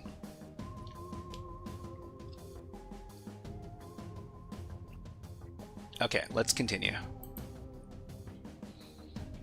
So finding columns with a useful data type. An SQL injection union attack enables you to retrieve the results from injected query. The interesting data that you want to retrieve is normally in string form. This means you need to find one or more columns in the original query whose data type is, or compatible with, string data. After you determine the number of required columns, you probe each column to test whether it can hold string data. You can submit a series of union select payloads that place a string value into each column in turn. For example, if the query returns 4 columns, you would submit A, null, null, null, and then basically you put in the A into different columns. So if the column data is not compatible with string data, the injected query will cause a database error. So conversion failed when converting the var character value. So something like this. If the error does not occur, then the application's response contains some additional content, including the injected string value. Then the relevant column is suitable for retrieving string data. Okay, so let's go ahead and solve the next lab.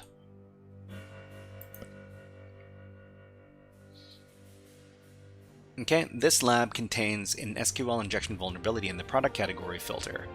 So the results from the query are returned in the application response, so you can use a union attack to retrieve data from other tables. To construct such an attack, you need to determine the number of columns returned by the query. You can do this by using a technique that you learned in the previous lab. The next step is to identify a column that is compatible with string data. This lab will provide a random value that you need to make appear within the query results. A random value? To solve the lab, perform an SQL injection union attack that returns an additional row containing the value provided. This technique helps you determine which columns are compatible with string data. Okay, so let's access the lab.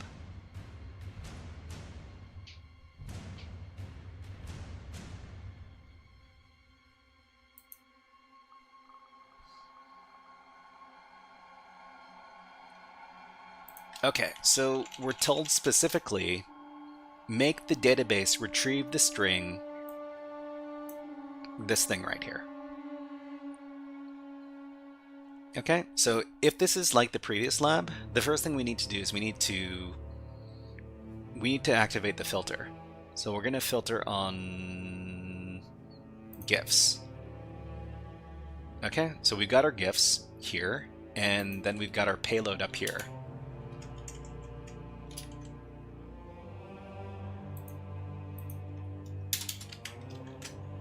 So we would do GIFs, and then I think the number of columns is identical to the previous lab. So union select null null null should be the correct number of columns. So we'll grab the payload here, and then we'll inject into the application. Okay, so this works. So what we need to do now is we need to figure out which one of these columns will accept string data. So we'll replace the first null with A. Okay, internal server error. Okay, so that means that the first column is not the correct one. So we'll put our A into the second column instead. Okay, we got A in here. So that means the second column is the one that we're looking for. And to solve the lab, we just need to put in this string instead of the letter A. So we'll just copy that up here. We'll replace A with the specified string. And now we've solved the lab. Awesome. So the reason we were able to solve the lab is because we figured out which one of these columns was able to return additional string data. Is this a hacking? Oh, did I miss the break? I'm sorry if I was working through the break. It was a single ad. Oh, yeah, I mean, they're usually single ads, aren't they?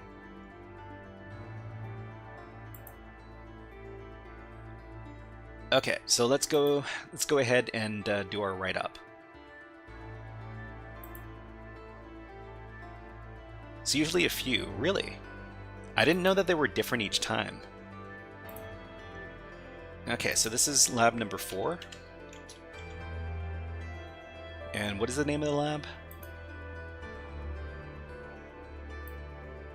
Finding a column containing text.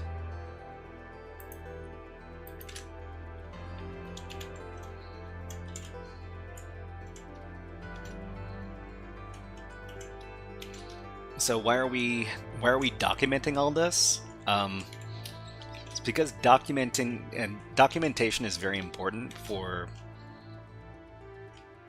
learning tech topics in general and for cybersecurity in particular. Because if you don't document something, how do you prove you did it?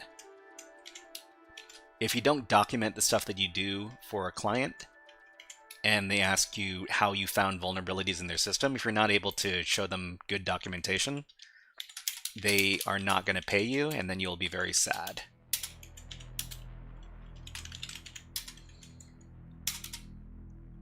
Man, I really need to learn how to read. I mean, me too. Okay, so what's the URL for the challenge? It's over here. The concept in this case is figuring out which columns in a union select attack can return string data,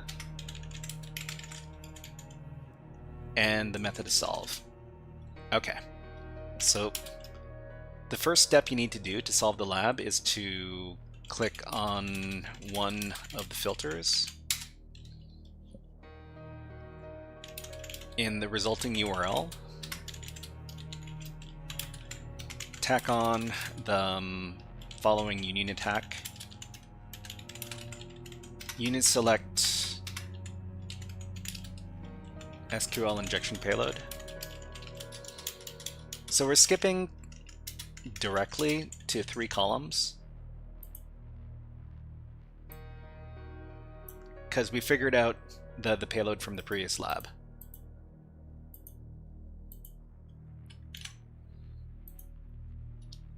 Okay, so the next step is this returns data, so we know we have the right number of columns.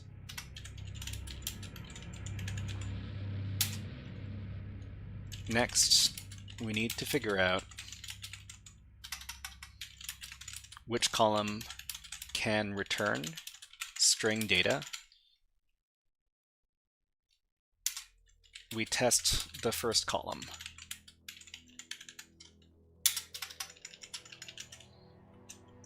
So it's basically using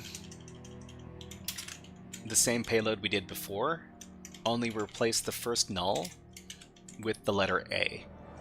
So if this returns, this means that we know that the first column can hold string data, but it doesn't. This results in an error,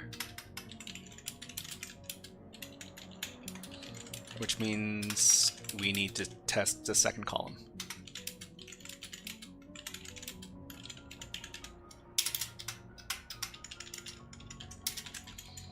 Okay.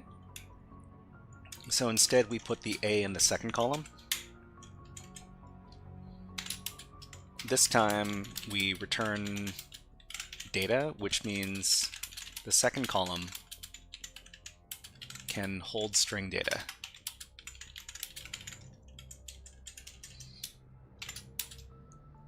So we substitute the A in the second column with the arbitrary string specified at the top of the lab webpage. And that's it. Randolph says the government pays me by the letter. Pays you by the letter? What kind of, I mean, I don't know if I want to ask what kind of work you do for the government, Randolph. All right, let's commit these changes and then we can move on to the next lab. Okay, so that's 4 labs down. Let's see if we can solve a couple more before we finish out today.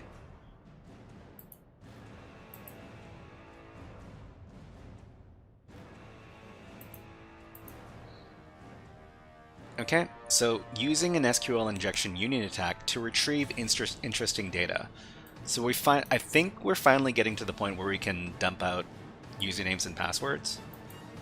Or maybe not.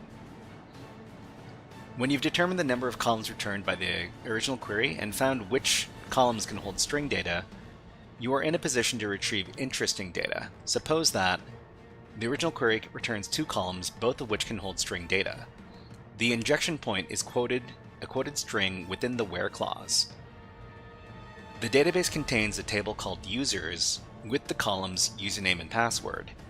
In this example, you can retrieve the contents of the users table by submitting this input.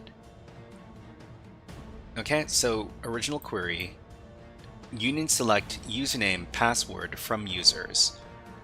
In order to perform this attack, you need to know that there is a table called users with 2 columns called username and password. Without this information, you would have to guess the names of the tables and columns. All modern databases provide ways to examine the database structure and determine what tables and columns they contain. Wet work? I don't know about that. Always big reports in triplicate? Okay, SQL injection union attack, retrieving data from other tables. Okay, so let's go ahead and figure this out. This lab contains an SQL injection vulnerability in the product category filter. The results from the query are returned in the application's response, so you can use a union attack to retrieve data from other tables. To construct such an attack, you will need to combine some of the techniques you learned in the previous labs. The database contains a different table called users with columns called username and password. To solve the lab, perform an SQL injection union attack that retrieves all usernames and passwords and use the information to log in as the administrator user. Okay.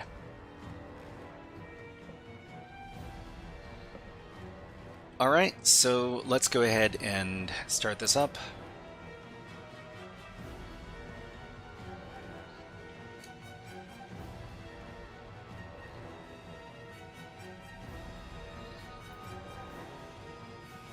Okay. So what we want to do is we want to do the same thing we did last time. So let's do pets. And let's try to test for union select attack. So I'm going to guess that there are 2 columns that we need to retrieve here instead of 3. So I'm just going to adjust my payload so that it's 2 columns instead of 3. Let's see if it works.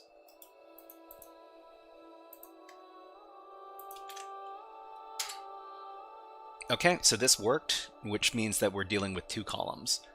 So the next thing we need to do is we need to figure out if any of these columns can support string data. So we're just going to replace one of these nulls up here with an A. Okay, and then we're going to see if the second column can also support the A.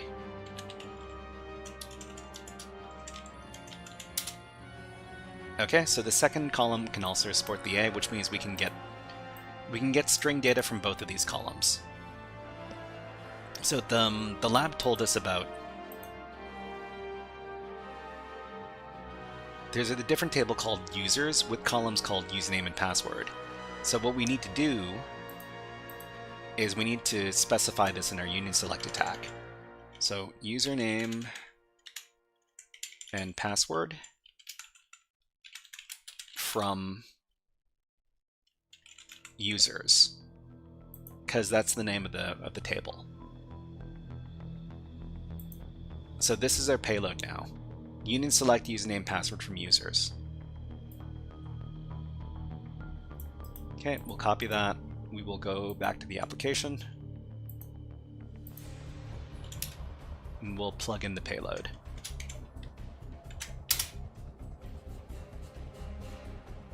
And we'll okay, so we've got a few different usernames and passwords that are interspersed with different categories.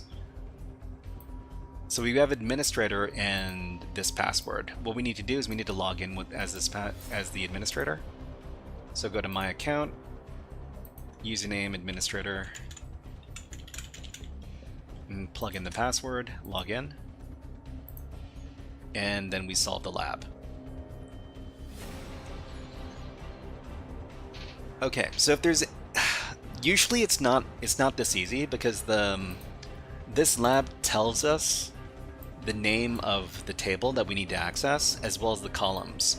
So normally this is something you need to figure out on your own, but a lot of applications do have a table called users with the username and password.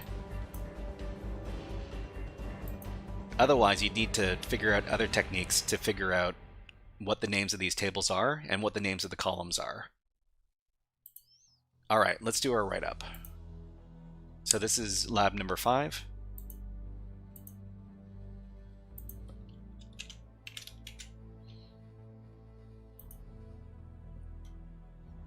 SQL injection union attack, retrieving data from other tables.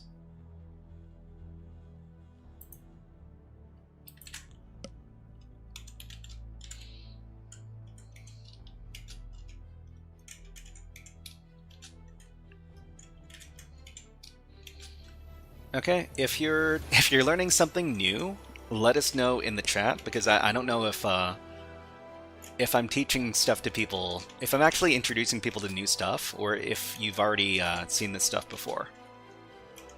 If you've seen these kind of techniques before, let us know in the chat. If you haven't, also let us know in chat.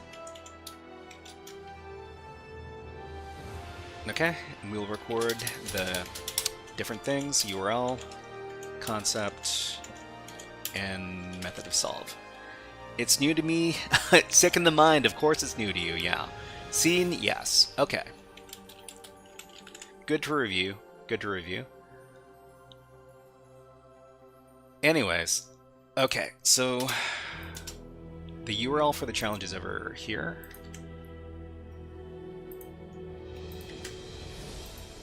And the concept we need to do in this challenge is using union select attack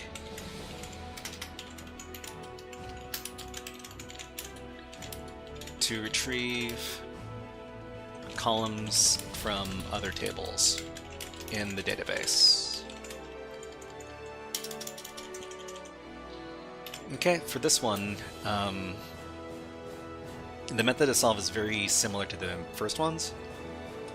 So select the filter in the search page. And then afterwards, tack the union select payload onto the end of the URL. So, I mean, we're fortunate that we're able to inject into the... It's fortunate that we're able to inject into the address bar. Otherwise, we'd need to use Burp Suite to do the injection, which would be a bit, well, an extra step, which is a bit of a pain in the butt. Okay, where were we? So our union select payload is this one.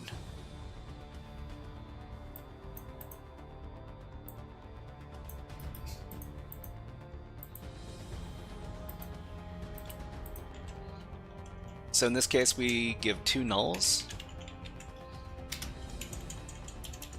and this returns data, which means we have 2 columns to work with for union select attack.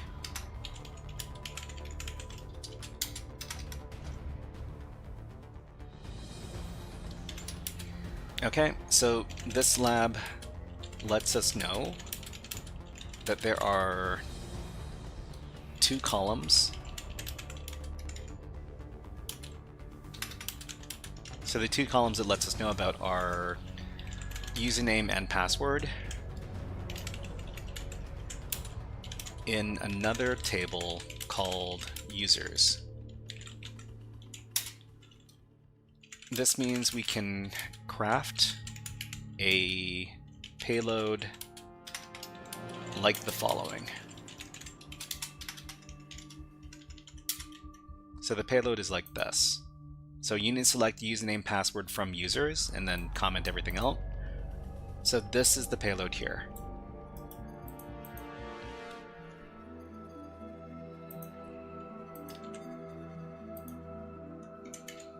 Okay, and in the data returned, there are usernames and passwords.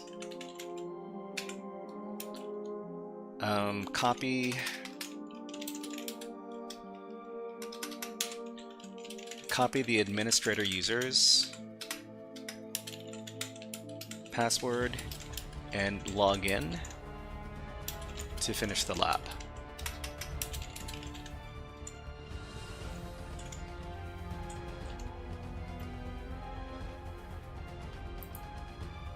And that's another write-up done. Okay, let's do the next lab.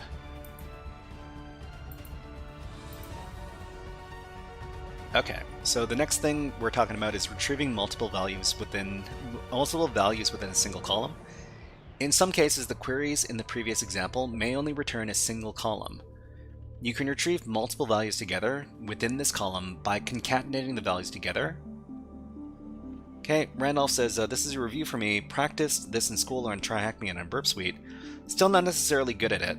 Yeah, I mean, if you don't do a lot of this stuff, it can be a bit difficult because it's a pretty complicated subject. You can retrieve multiple values together within this single column by concatenating the values together. You can include a separator to let you distinguish the combined values. For example, in Oracle, you can submit the input this thing. Okay, so what is it? Let's take a look.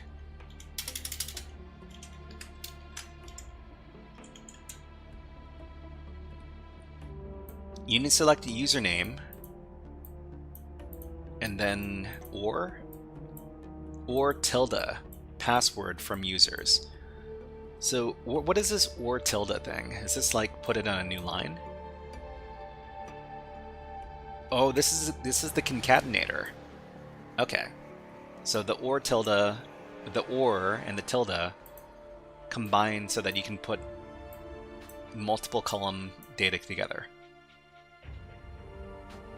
You know it's a tilde. You know it's a tilde. Kudos. Thank you. Thank you.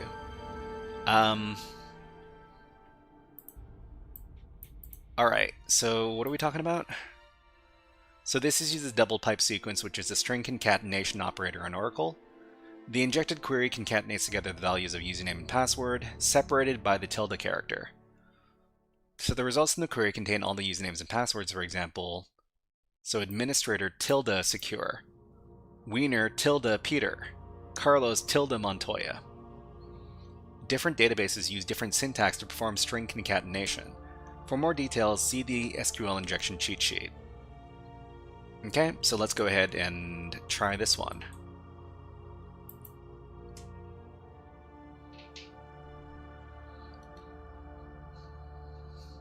This lab contains an SQL injection vulnerability in the product category filter. The results from the query are returned to the application's response.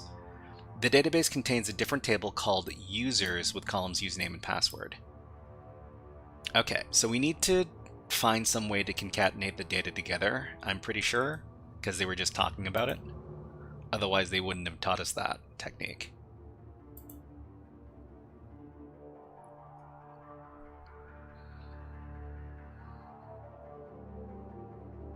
Okay, so the first thing we do is we figure out, so we can activate the filter over here. So category equals GIFs, and then on the end of this, we can put in our union select payload. So for this one, I'm going to try 2 columns first.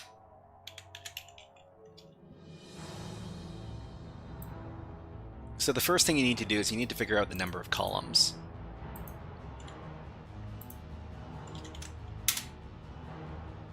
Okay, so there is 2 columns because we included 2 columns in your union select and it came back.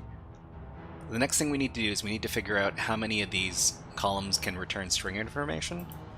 I'm guessing that not both of them. So this gives us an error, which means the first column doesn't return string data. And I'm guessing the second column does.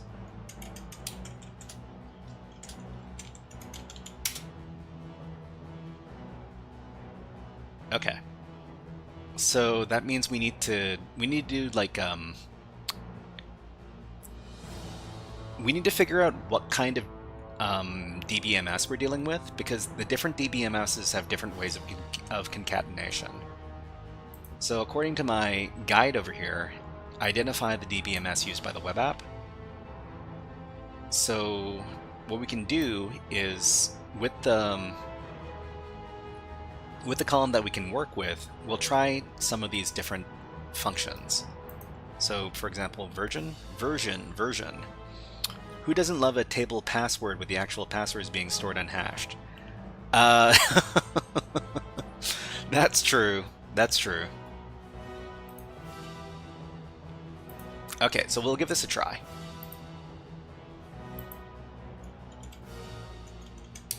So in the place of the second column, we'll put in our version. So version is PostgreSQL. So we know what the database management system is. So PostgreSQL concatenation, we need to look this up.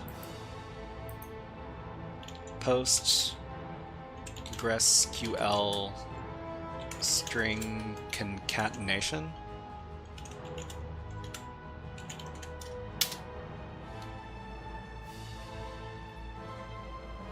Okay, in PostgreSQL, you can concatenate strings using 3 primary methods.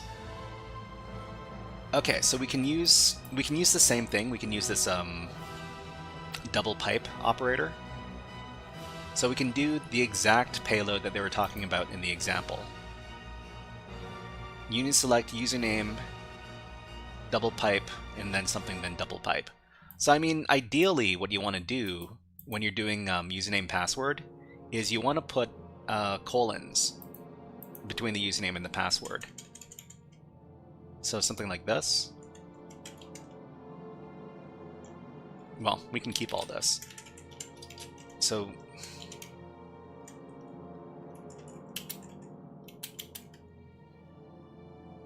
okay, and then we also need to put in an extra column in our union select statement here. So null username concatenate password from users. Huh. Will this work? Okay, I'll give this a try. It might not work. We might have to come up with something else, but we'll try this payload.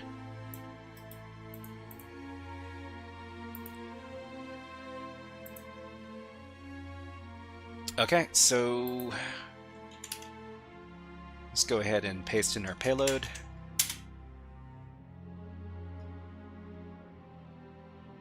And we got it. Okay, so union select null username concatenate colon with password from users. So we need to log in as the administrator user with this password. We'll copy that. We will go over to the My Account page. We'll log in as administrator. This password. And we've solved the lab. Awesome. All right, everybody. I think this might be this might be the last. Do I want to keep on going with the SQL labs? How about everybody here? Do you want me to keep on doing SQL labs, or do you want me to switch over to something else? Let me know, because we've already solved like 6 labs so far.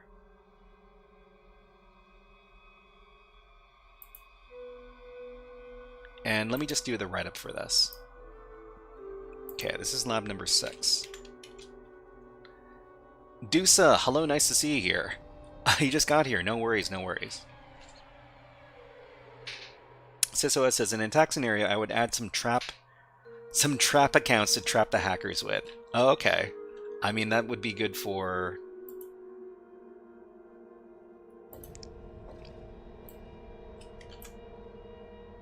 That would be good for like an attack defense kind of a CTF scenario.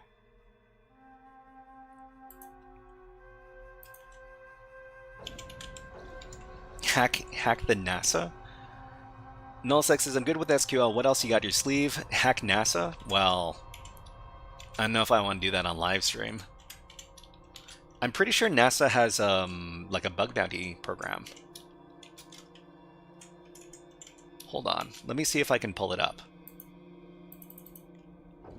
NASA Cyber Bug Bounty Program.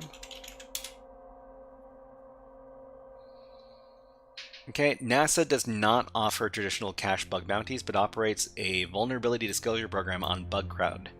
Okay, so so if you want to hack NASA, you can do it by signing up to BugCrowd over here. NASA is a bit more spicy. NSA is a bit more spicy, is it now? Hack the Box? I mean, I very rarely cover Hack the Box stuff on my channel because they don't offer very much for... They do offer up stuff for free, but the stuff they do offer for free, I can't stream it. That's kind of unfortunate. Otherwise, I would.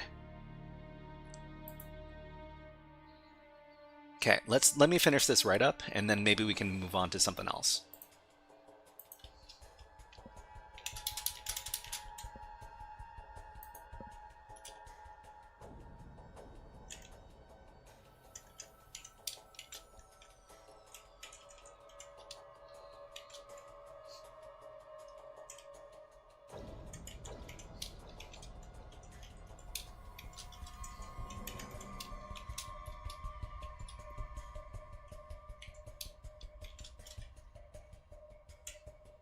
Okay, so this is... We got to record all of our typical things, the URL where we can find the challenge, the concept that we need to finish the challenge, and the method of solving the challenge.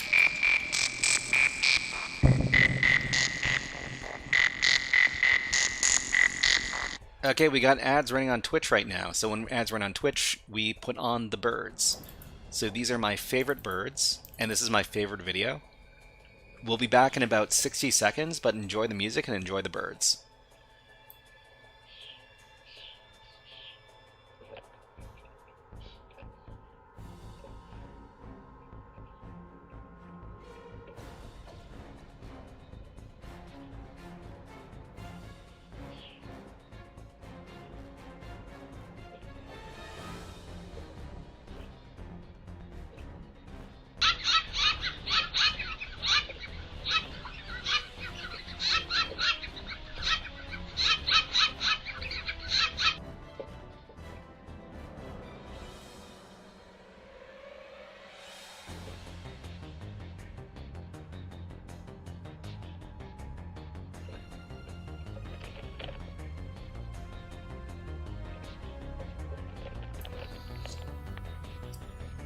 Okay, so let's put the birds away and we get back to the hacking. Okay, theoretical question, says Christian Rank. Why is it impossible to write a program that is not hackable? Dog says, thanks, see you later. Oh, no worries, Dog. Hope to see you again next time. Why is it impossible to write a program that is not hackable? I mean, let's talk about this.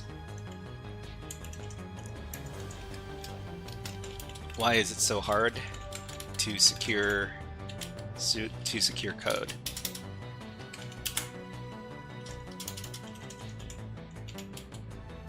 The apps we want to use have to be coded with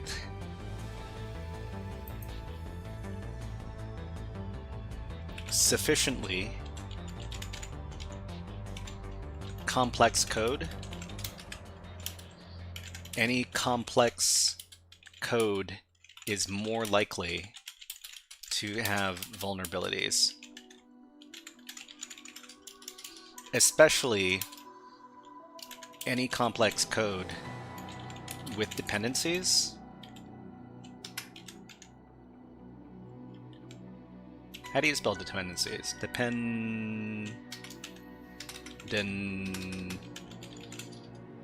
Dependencies like modules or libraries could be compromised through those dependencies.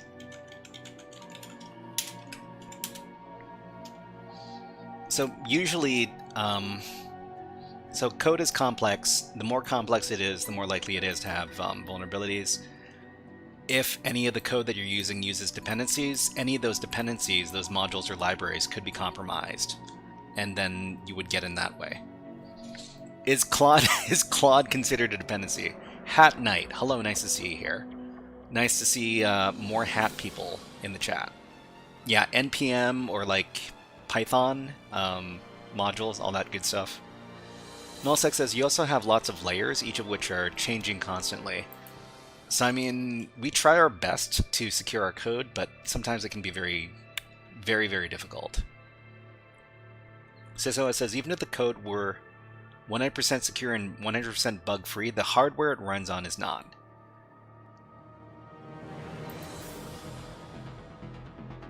Okay, VBA is the king. VBA is the king of dependencies. Visual Basic. Wait, what's VBA? What's VBA in this case? We're talking about Visual Basics and not something else, right? Programming. VBA. VBA language. So we're talking about Visual Basic for applications. Okay. So we're talking about Windows stuff. Okay, my first time. Oh, okay, okay. If you have any questions, Dog, let me know.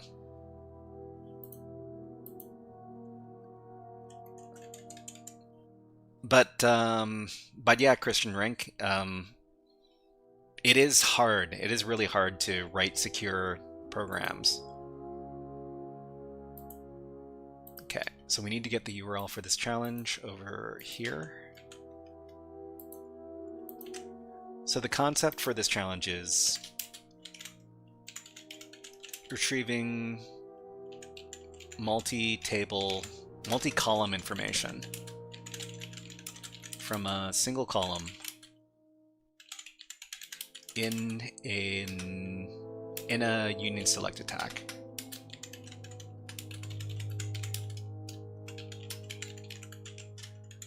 Okay. Nullsec, if you have the right equipment, you just need to get near the hardware. If you have the right equipment, you just need to get near the hardware. Are we referencing something in particular? Okay, so how do we solve the challenge?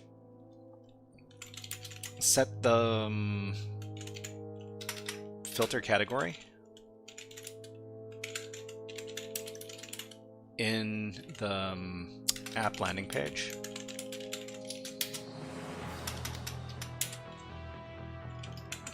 Paste the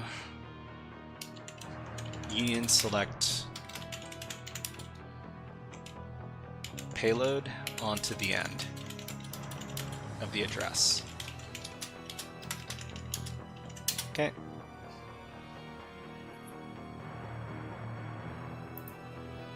So the union select payload we use is over here.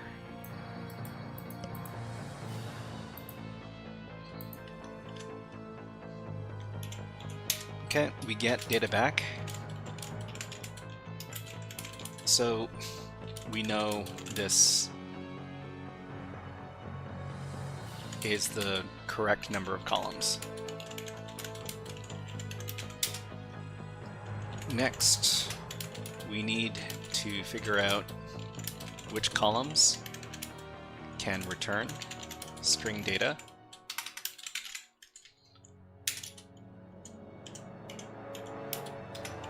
Use this payload to figure out if the first column can hold string data. What? Why are we talking about these numbers?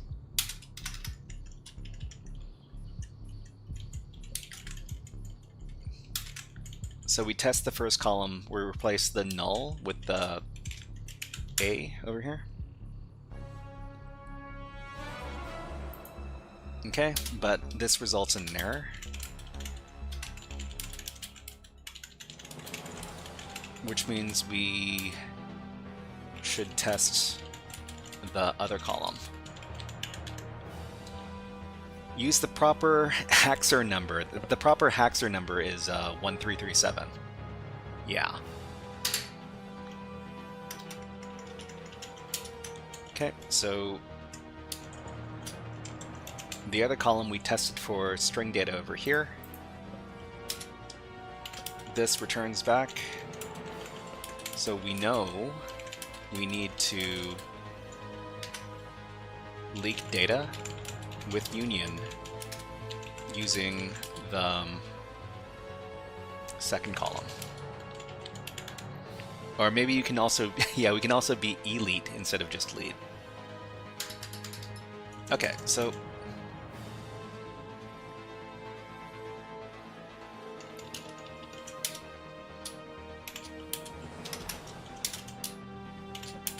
we, because we only have one column to work with,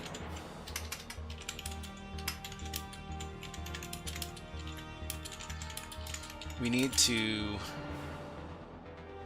concatenate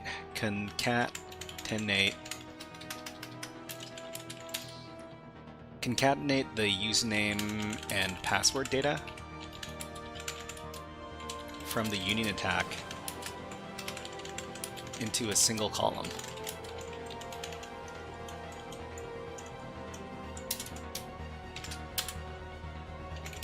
The way we concatenate is different depending on the DBMS being used.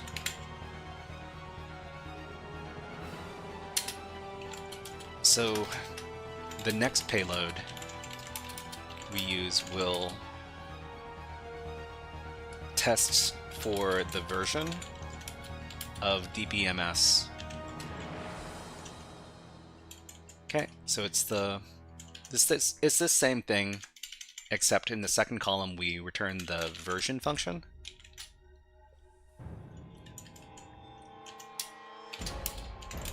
The resulting data lets us know that the DBMS. Okay, Christian Rink says, so it's not theoretically impossible to write secure code. It's not theoretically impossible.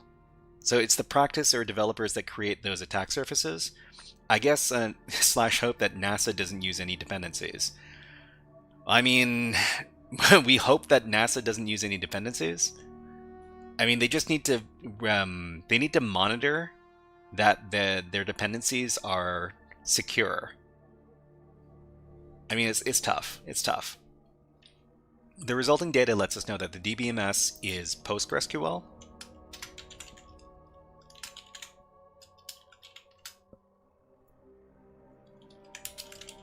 And we can supply an appropriate payload.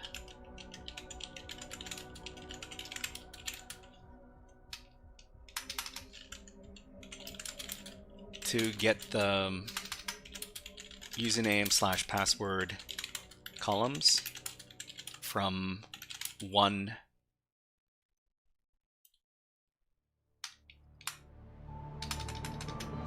into a single column. Okay.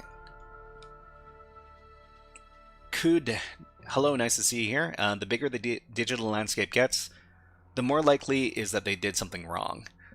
Yeah, I mean, the more complex something is, the more likely that there's going to be bugs or errors introduced into it.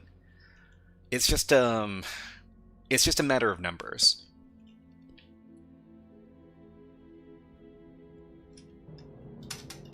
Okay, so where's the payload? So the payload is over here. So union select null username concatenate concatenate password from users. Okay, so we'll just copy all that and put it into our write-up.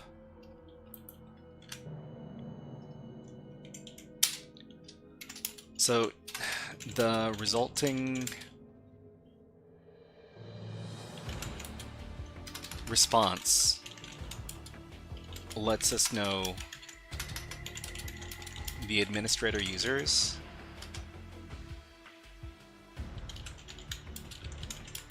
password.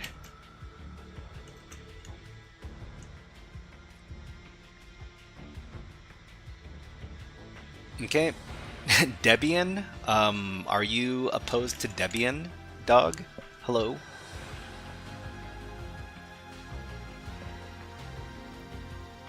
Okay, the resulting response lets us know the administrator user's password. Use it to log into the app.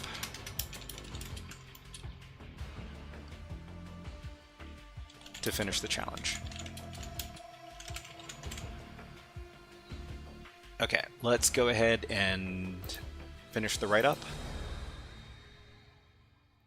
Okay, I think we made pretty good progress today. We managed to finish 6 different SQL injection labs.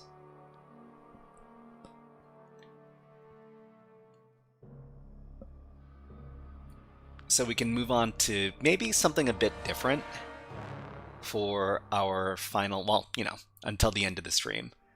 It's, How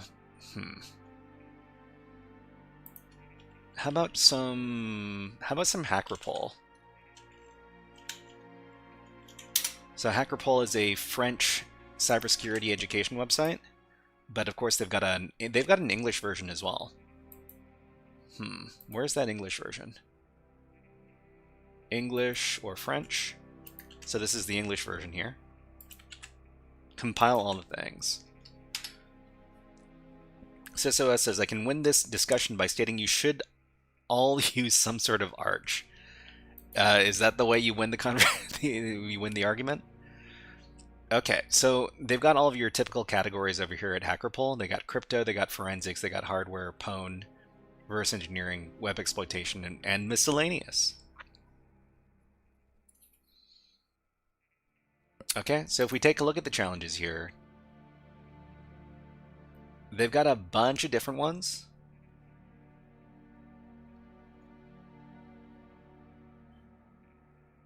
And I'm pretty sure, do you need to be signed into the website? Oh, I am signed into the website. Okay. Yeah, they've got the dates for any challenges you solve here. Crypto to the moon? Cryptography? I mean, I'm not super good at cryptography challenges. I mean, maybe we could do one for RSA. So adversarial RSA crypto infant. I mean, infant. Okay, I just took a course on RSA, but I think I forgot something. Sure. So you can give this a try. XMR all the way to the moon. Okay, adversarial crypto infant, and then we got output.txt. Let me try copying this. I think everybody can get access to this. Let me know if you can access these files.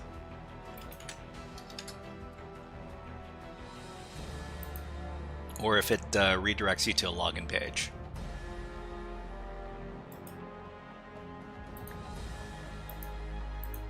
Okay, so let's copy that stuff over here. I'll make a directory for this. HackerPol. Move into that directory. Works. Okay, great. Okay, so we'll download the Python file, and we'll also download the output.txt file.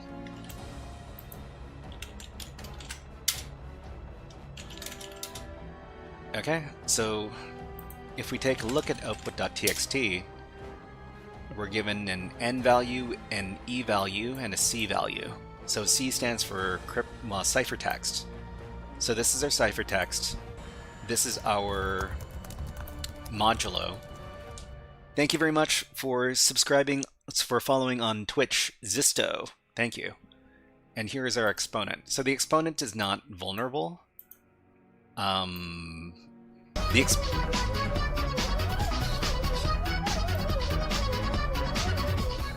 Okay, so are we running ads right now?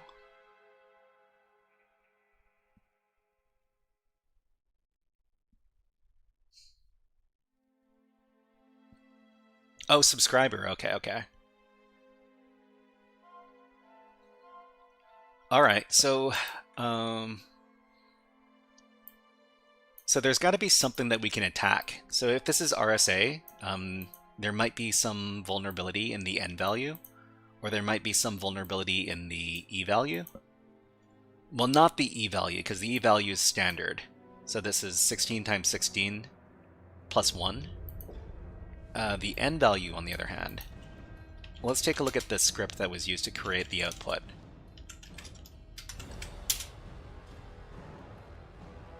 Oh.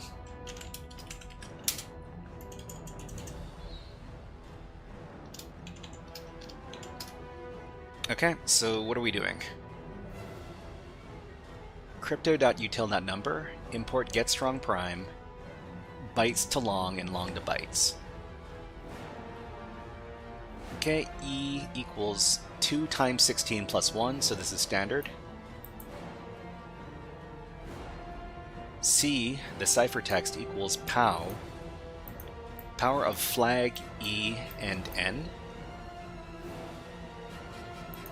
GetStrongPrime. GetStrongPrime, and this is the number of bytes. It seems like it looks like we're doing some sort of brute force attack, right? Let me look up this function.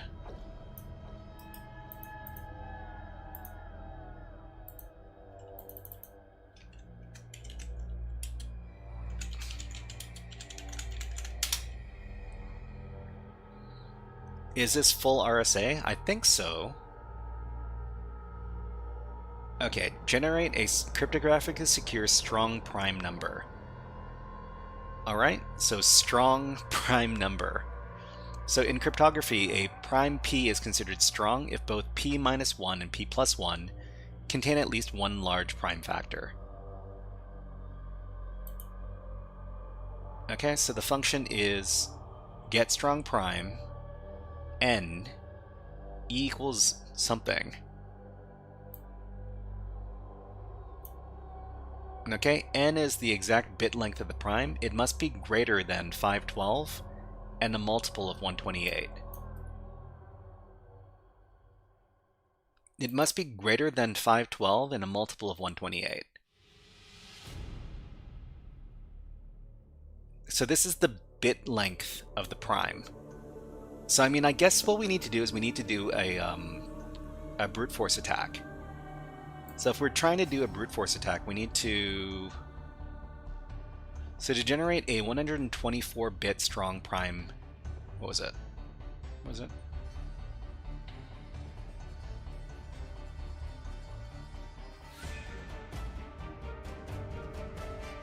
So P equals get strong prime 1024. So in our case, we ran get strong prime with 2048. I mean, it seems like I don't see anything obvious that's wrong here. E equals 0. Oh, wait.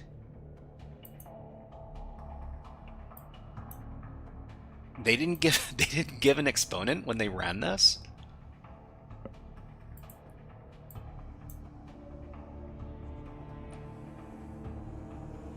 So they printed out E, but E wasn't incorporated into... No? They did run the exponentiation function. So with flag, and then E, and then N. So E was integrated into the cryptography. It's just that get strong prime didn't include the E value.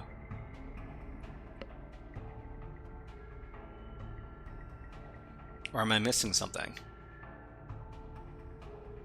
But not in the finding of the prime. Okay, so, I mean, if this is vulnerable to some sort of brute force attack, then that means that this prime number has to be easily factored, right? What was that website? Let's ask an AI. So E is not co-prime, it's a counter. Okay, what was the website? FactorDB.com. Okay, so we factorize this number.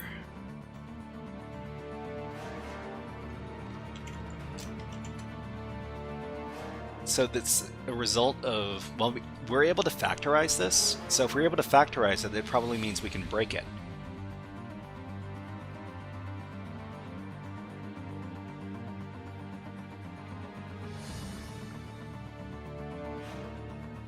So there's, I took a course on RSA, and we talked about some different attacks. Let's take a look.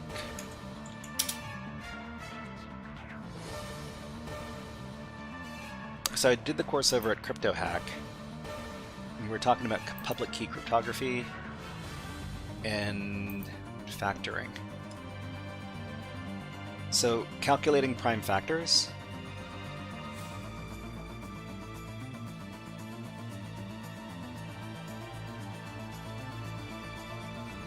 The RSA looked off. I think it's missing the E in finding the prime.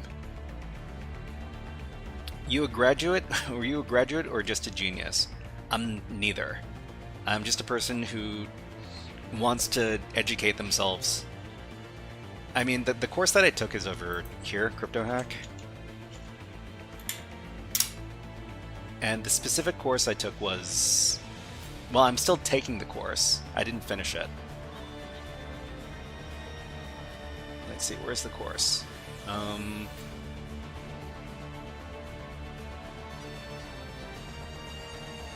RSA. So if you want to do the same thing, here you go.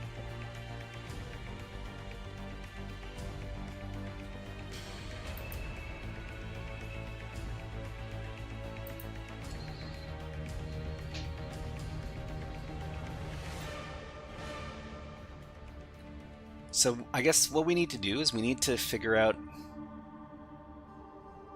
we need to factorize it, and if we can factorize it, then we can do some sort of attack, right?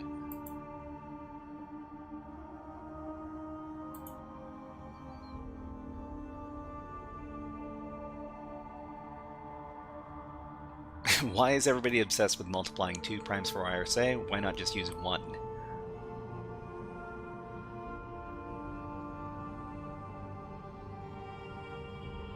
Okay, and in this case, we can run a script to brute force it.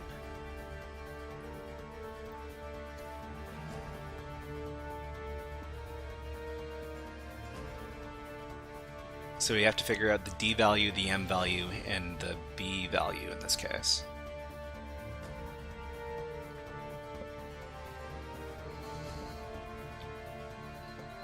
How much more time can I spend on this? Not too much more time. Let's see if we can solve this in the next 15 minutes. Otherwise, I'm going to have to save it for next time.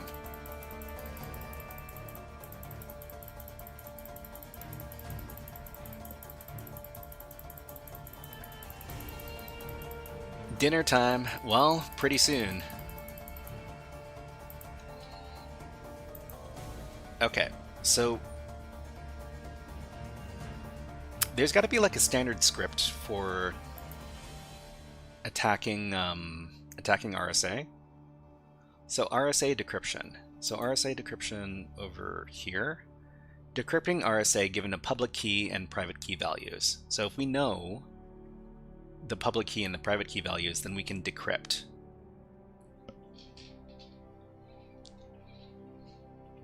What are you gonna eat?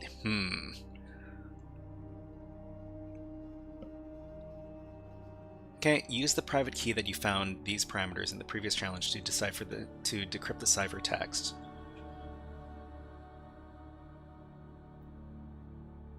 So the private key value. Let's think about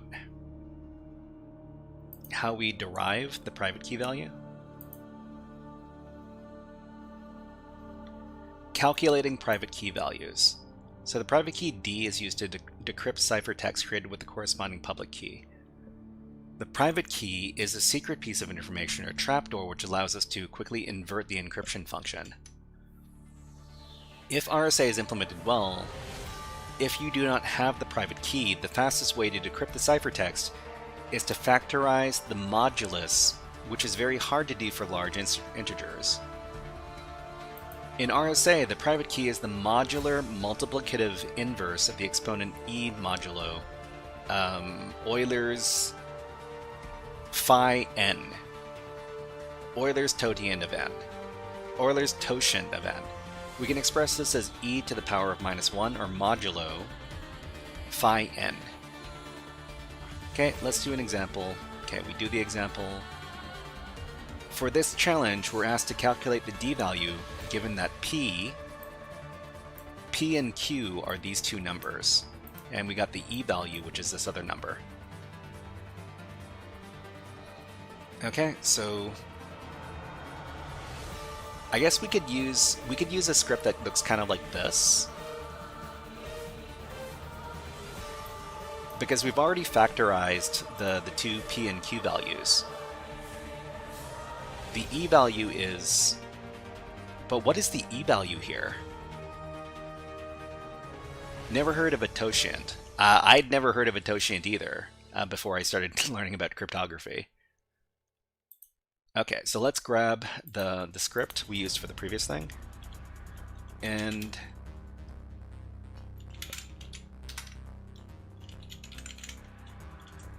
we'll create a script called RSA private. So RSA private exponent, we need to figure it out. So phi equals P minus 1, Q minus 1. So P minus 1, Q minus 1 we can plug these in because we've factorized this already. So we'll just delete what we have right now, and we'll just plug in the factorization that we got from over on the website. So we just need to copy these two numbers.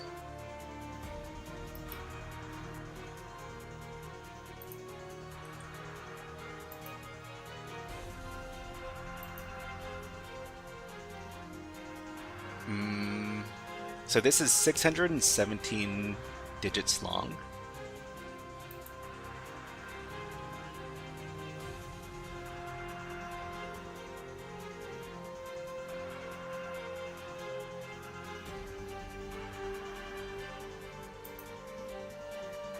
Wait, is this the same number?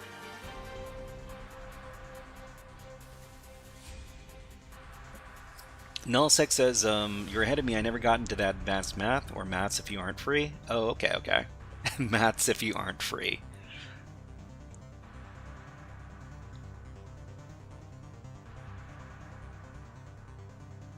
Okay, so we factorized this number, and we got this result.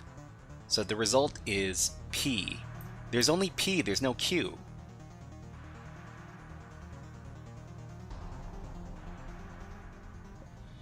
Wait, there's only one number?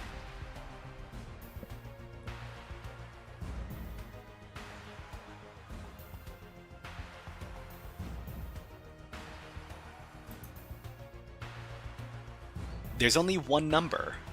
So this is a monoprime.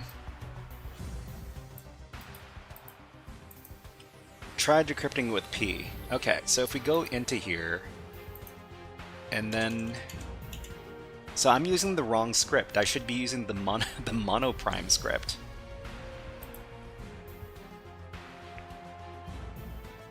Okay, let me go back to my scripts. So if there's only one value, then we should be using the script we used to solve this challenge. So a single prime for the n modulus.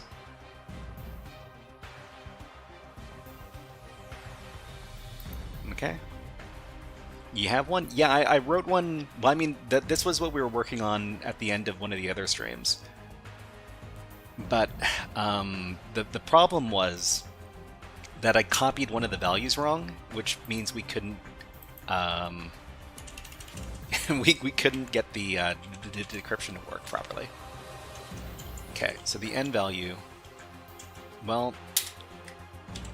the e value is the same as the other one, so the c value, we'll just plug it in over here. So the n value is...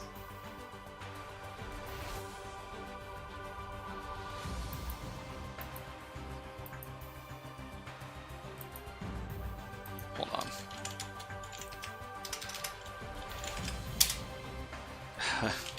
Wrong thing.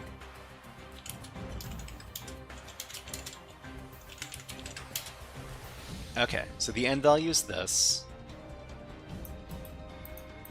and then the e value is this, and the c value is this. So I'll plug this into my script. So this is the n value, and the c value is this. I'm gonna be very careful to copy absolutely everything.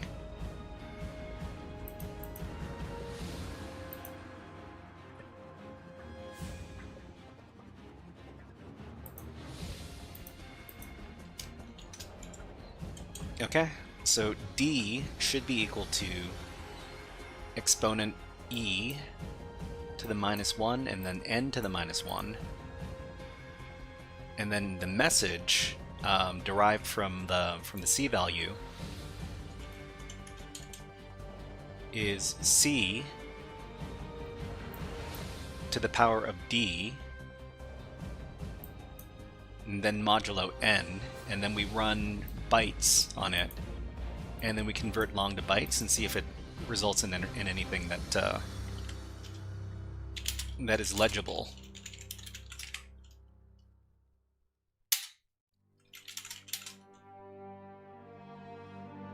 Oh, I forgot that we don't have the crypto module installed. Okay, I'm going to have to start up a virtual environment. Okay, so Python -m virtual environment. Okay, and then activate, and then pip install crypto. Okay, and then we should be able to run the script. Yeah, thank you, SysOS. So let's run the thing. No module named crypto. Didn't we just install it? Python import crypto. Import crypto. Okay, so I think we need to rename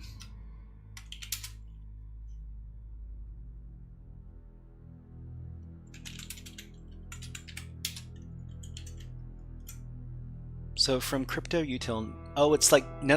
It's PyCryptodome. That's the name of the module. So pip install PyCryptodome. Okay, and then we can do it. Okay, and we got we did it. Okay, this is the flag. So we managed to identify a flaw in the cryptography, the RSA stuff. So adversarial, crypto infant, get strong prime, and they forgot to apply an exponent to this, which resulted in a monoprime. Should add that dependency to the file and the comment to the file. Yeah, I think I should. Okay, that was way faster than 15 minutes. Not way faster. We did take like 10 minutes. So, anyways, let's go ahead and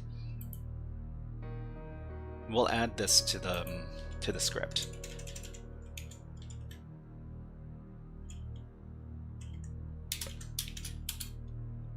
Pip install PyCryptodome.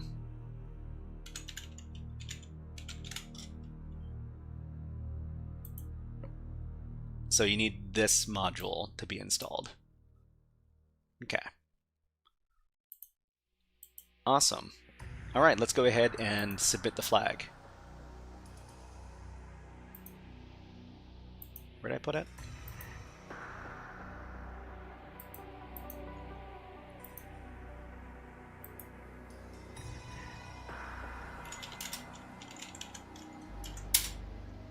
Okay, so we'll copy this and we'll submit this as our flag. And I guess we can do our write-up before we finish up. So HackerPol is over here. If you want to take a look at this, run the script again. Yeah. Okay, submit. Flag is correct, nice play. Awesome. Okay, so we'll do the write-up. Let's do that here.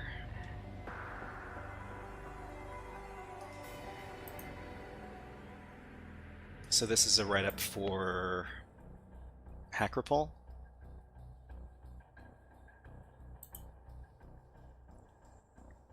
Spotted it correctly. E equals 0 in the find primes.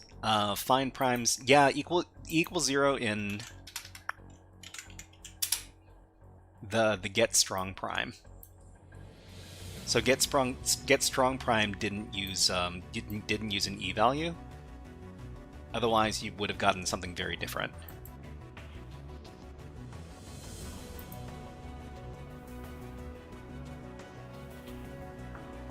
Okay, so this is in the cryptography category. And this challenge is called what? It's called Adversarial Crypto Infant.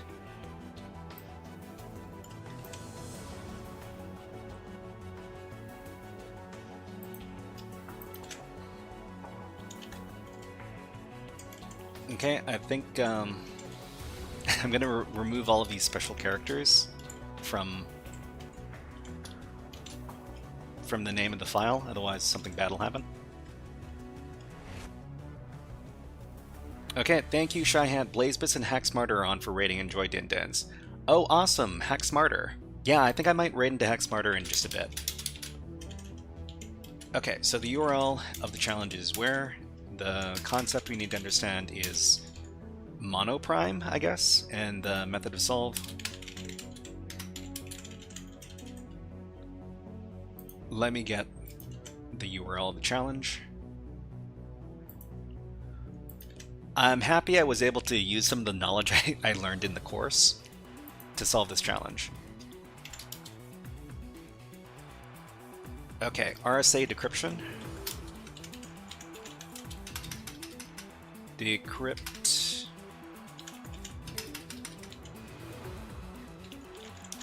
on monoprime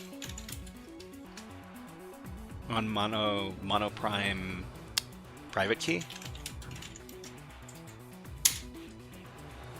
Okay, so method of solve. So we download both files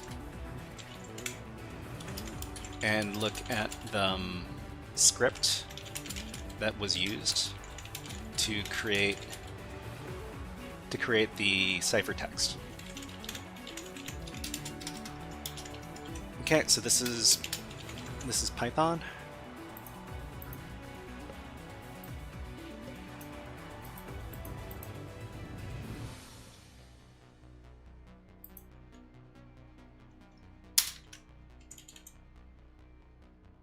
Okay, so we need to identify that the getStrongerPrime function was used without specifying an exponent.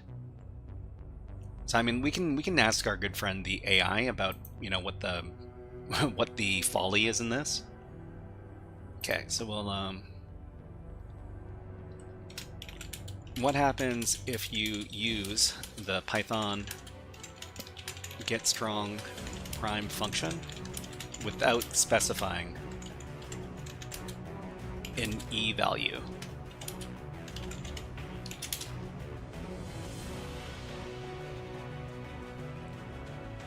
Okay, if you omit the E argument, getStrongPrime does not use a standard RSA public exponent like 65537, and it defaults to E equals 0, which means no coprimality constraint is applied to the return prime's P minus 1.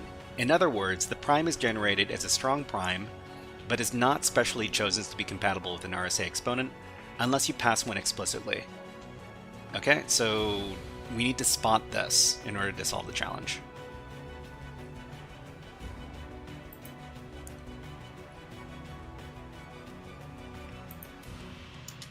So the flaw in this implementation of RSA is that the function used to create the n value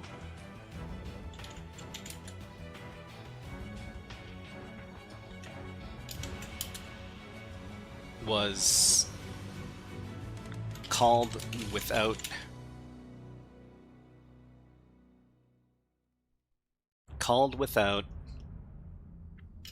a specific E value, which means the number was not RSA was the word certified, or it was not up to RSA standard.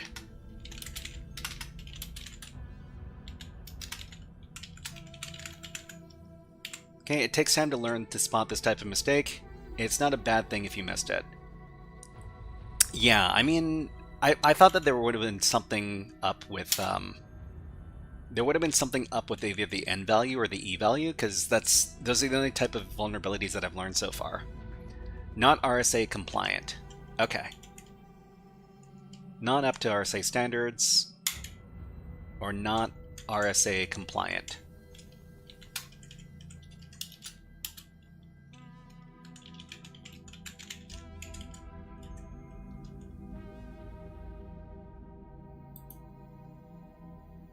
Okay, so that means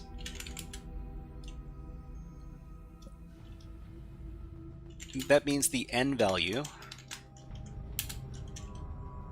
I guess we should probably point that out, n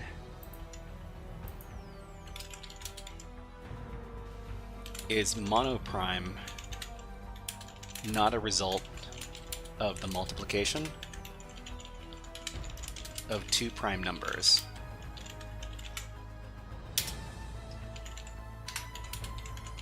This script takes advantage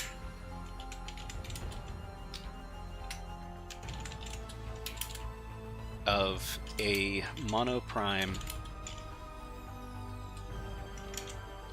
n in a RSA context. Okay, and the Python script we used was this one. Let's grab it.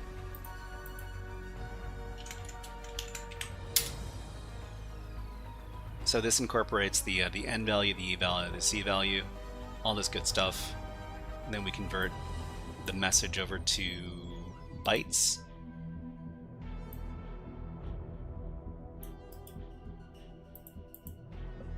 Okay. Paste that in, and then we're done. Great.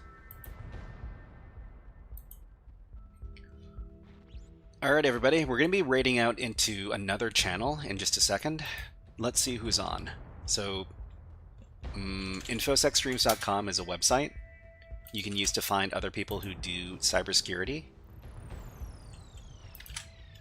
Cybersecurity content on Twitch and on YouTube. And in this case, HackSmarter is on. So HackSmarter is, well, he has a platform that talks about, has a bunch of cybersecurity education content. And I use the content pretty regularly. Censored Hacker. I mean, I'm kind of hesitant to raid into channels that aren't English, and I'm pretty sure Censored Hacker is not an English language channel. Let me double check.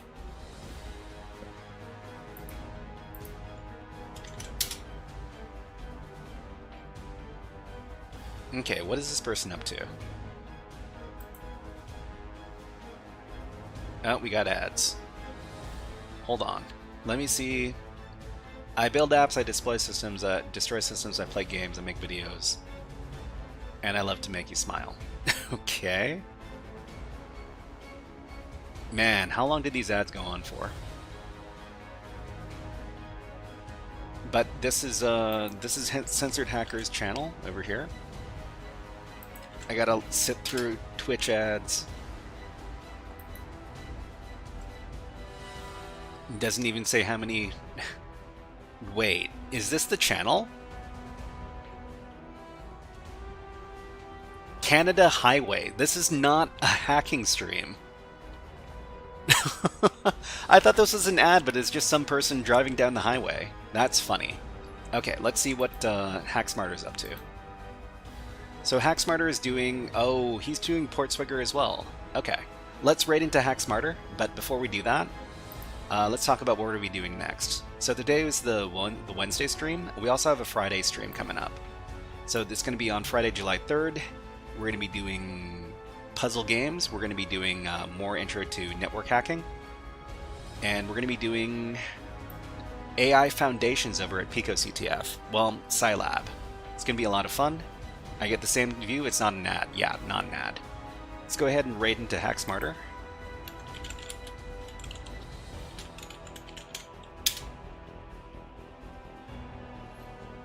Okay, so when you arrive at HackSmarter's channel, if you could give this raid message, it's OSFrog, Hip Hop Hack, OSFrog, I would really appreciate it. Alright, are you ready to raid? Have a great week, and we'll see you on Friday. HackerFrogs out in 5, 4, 3, 2, 1.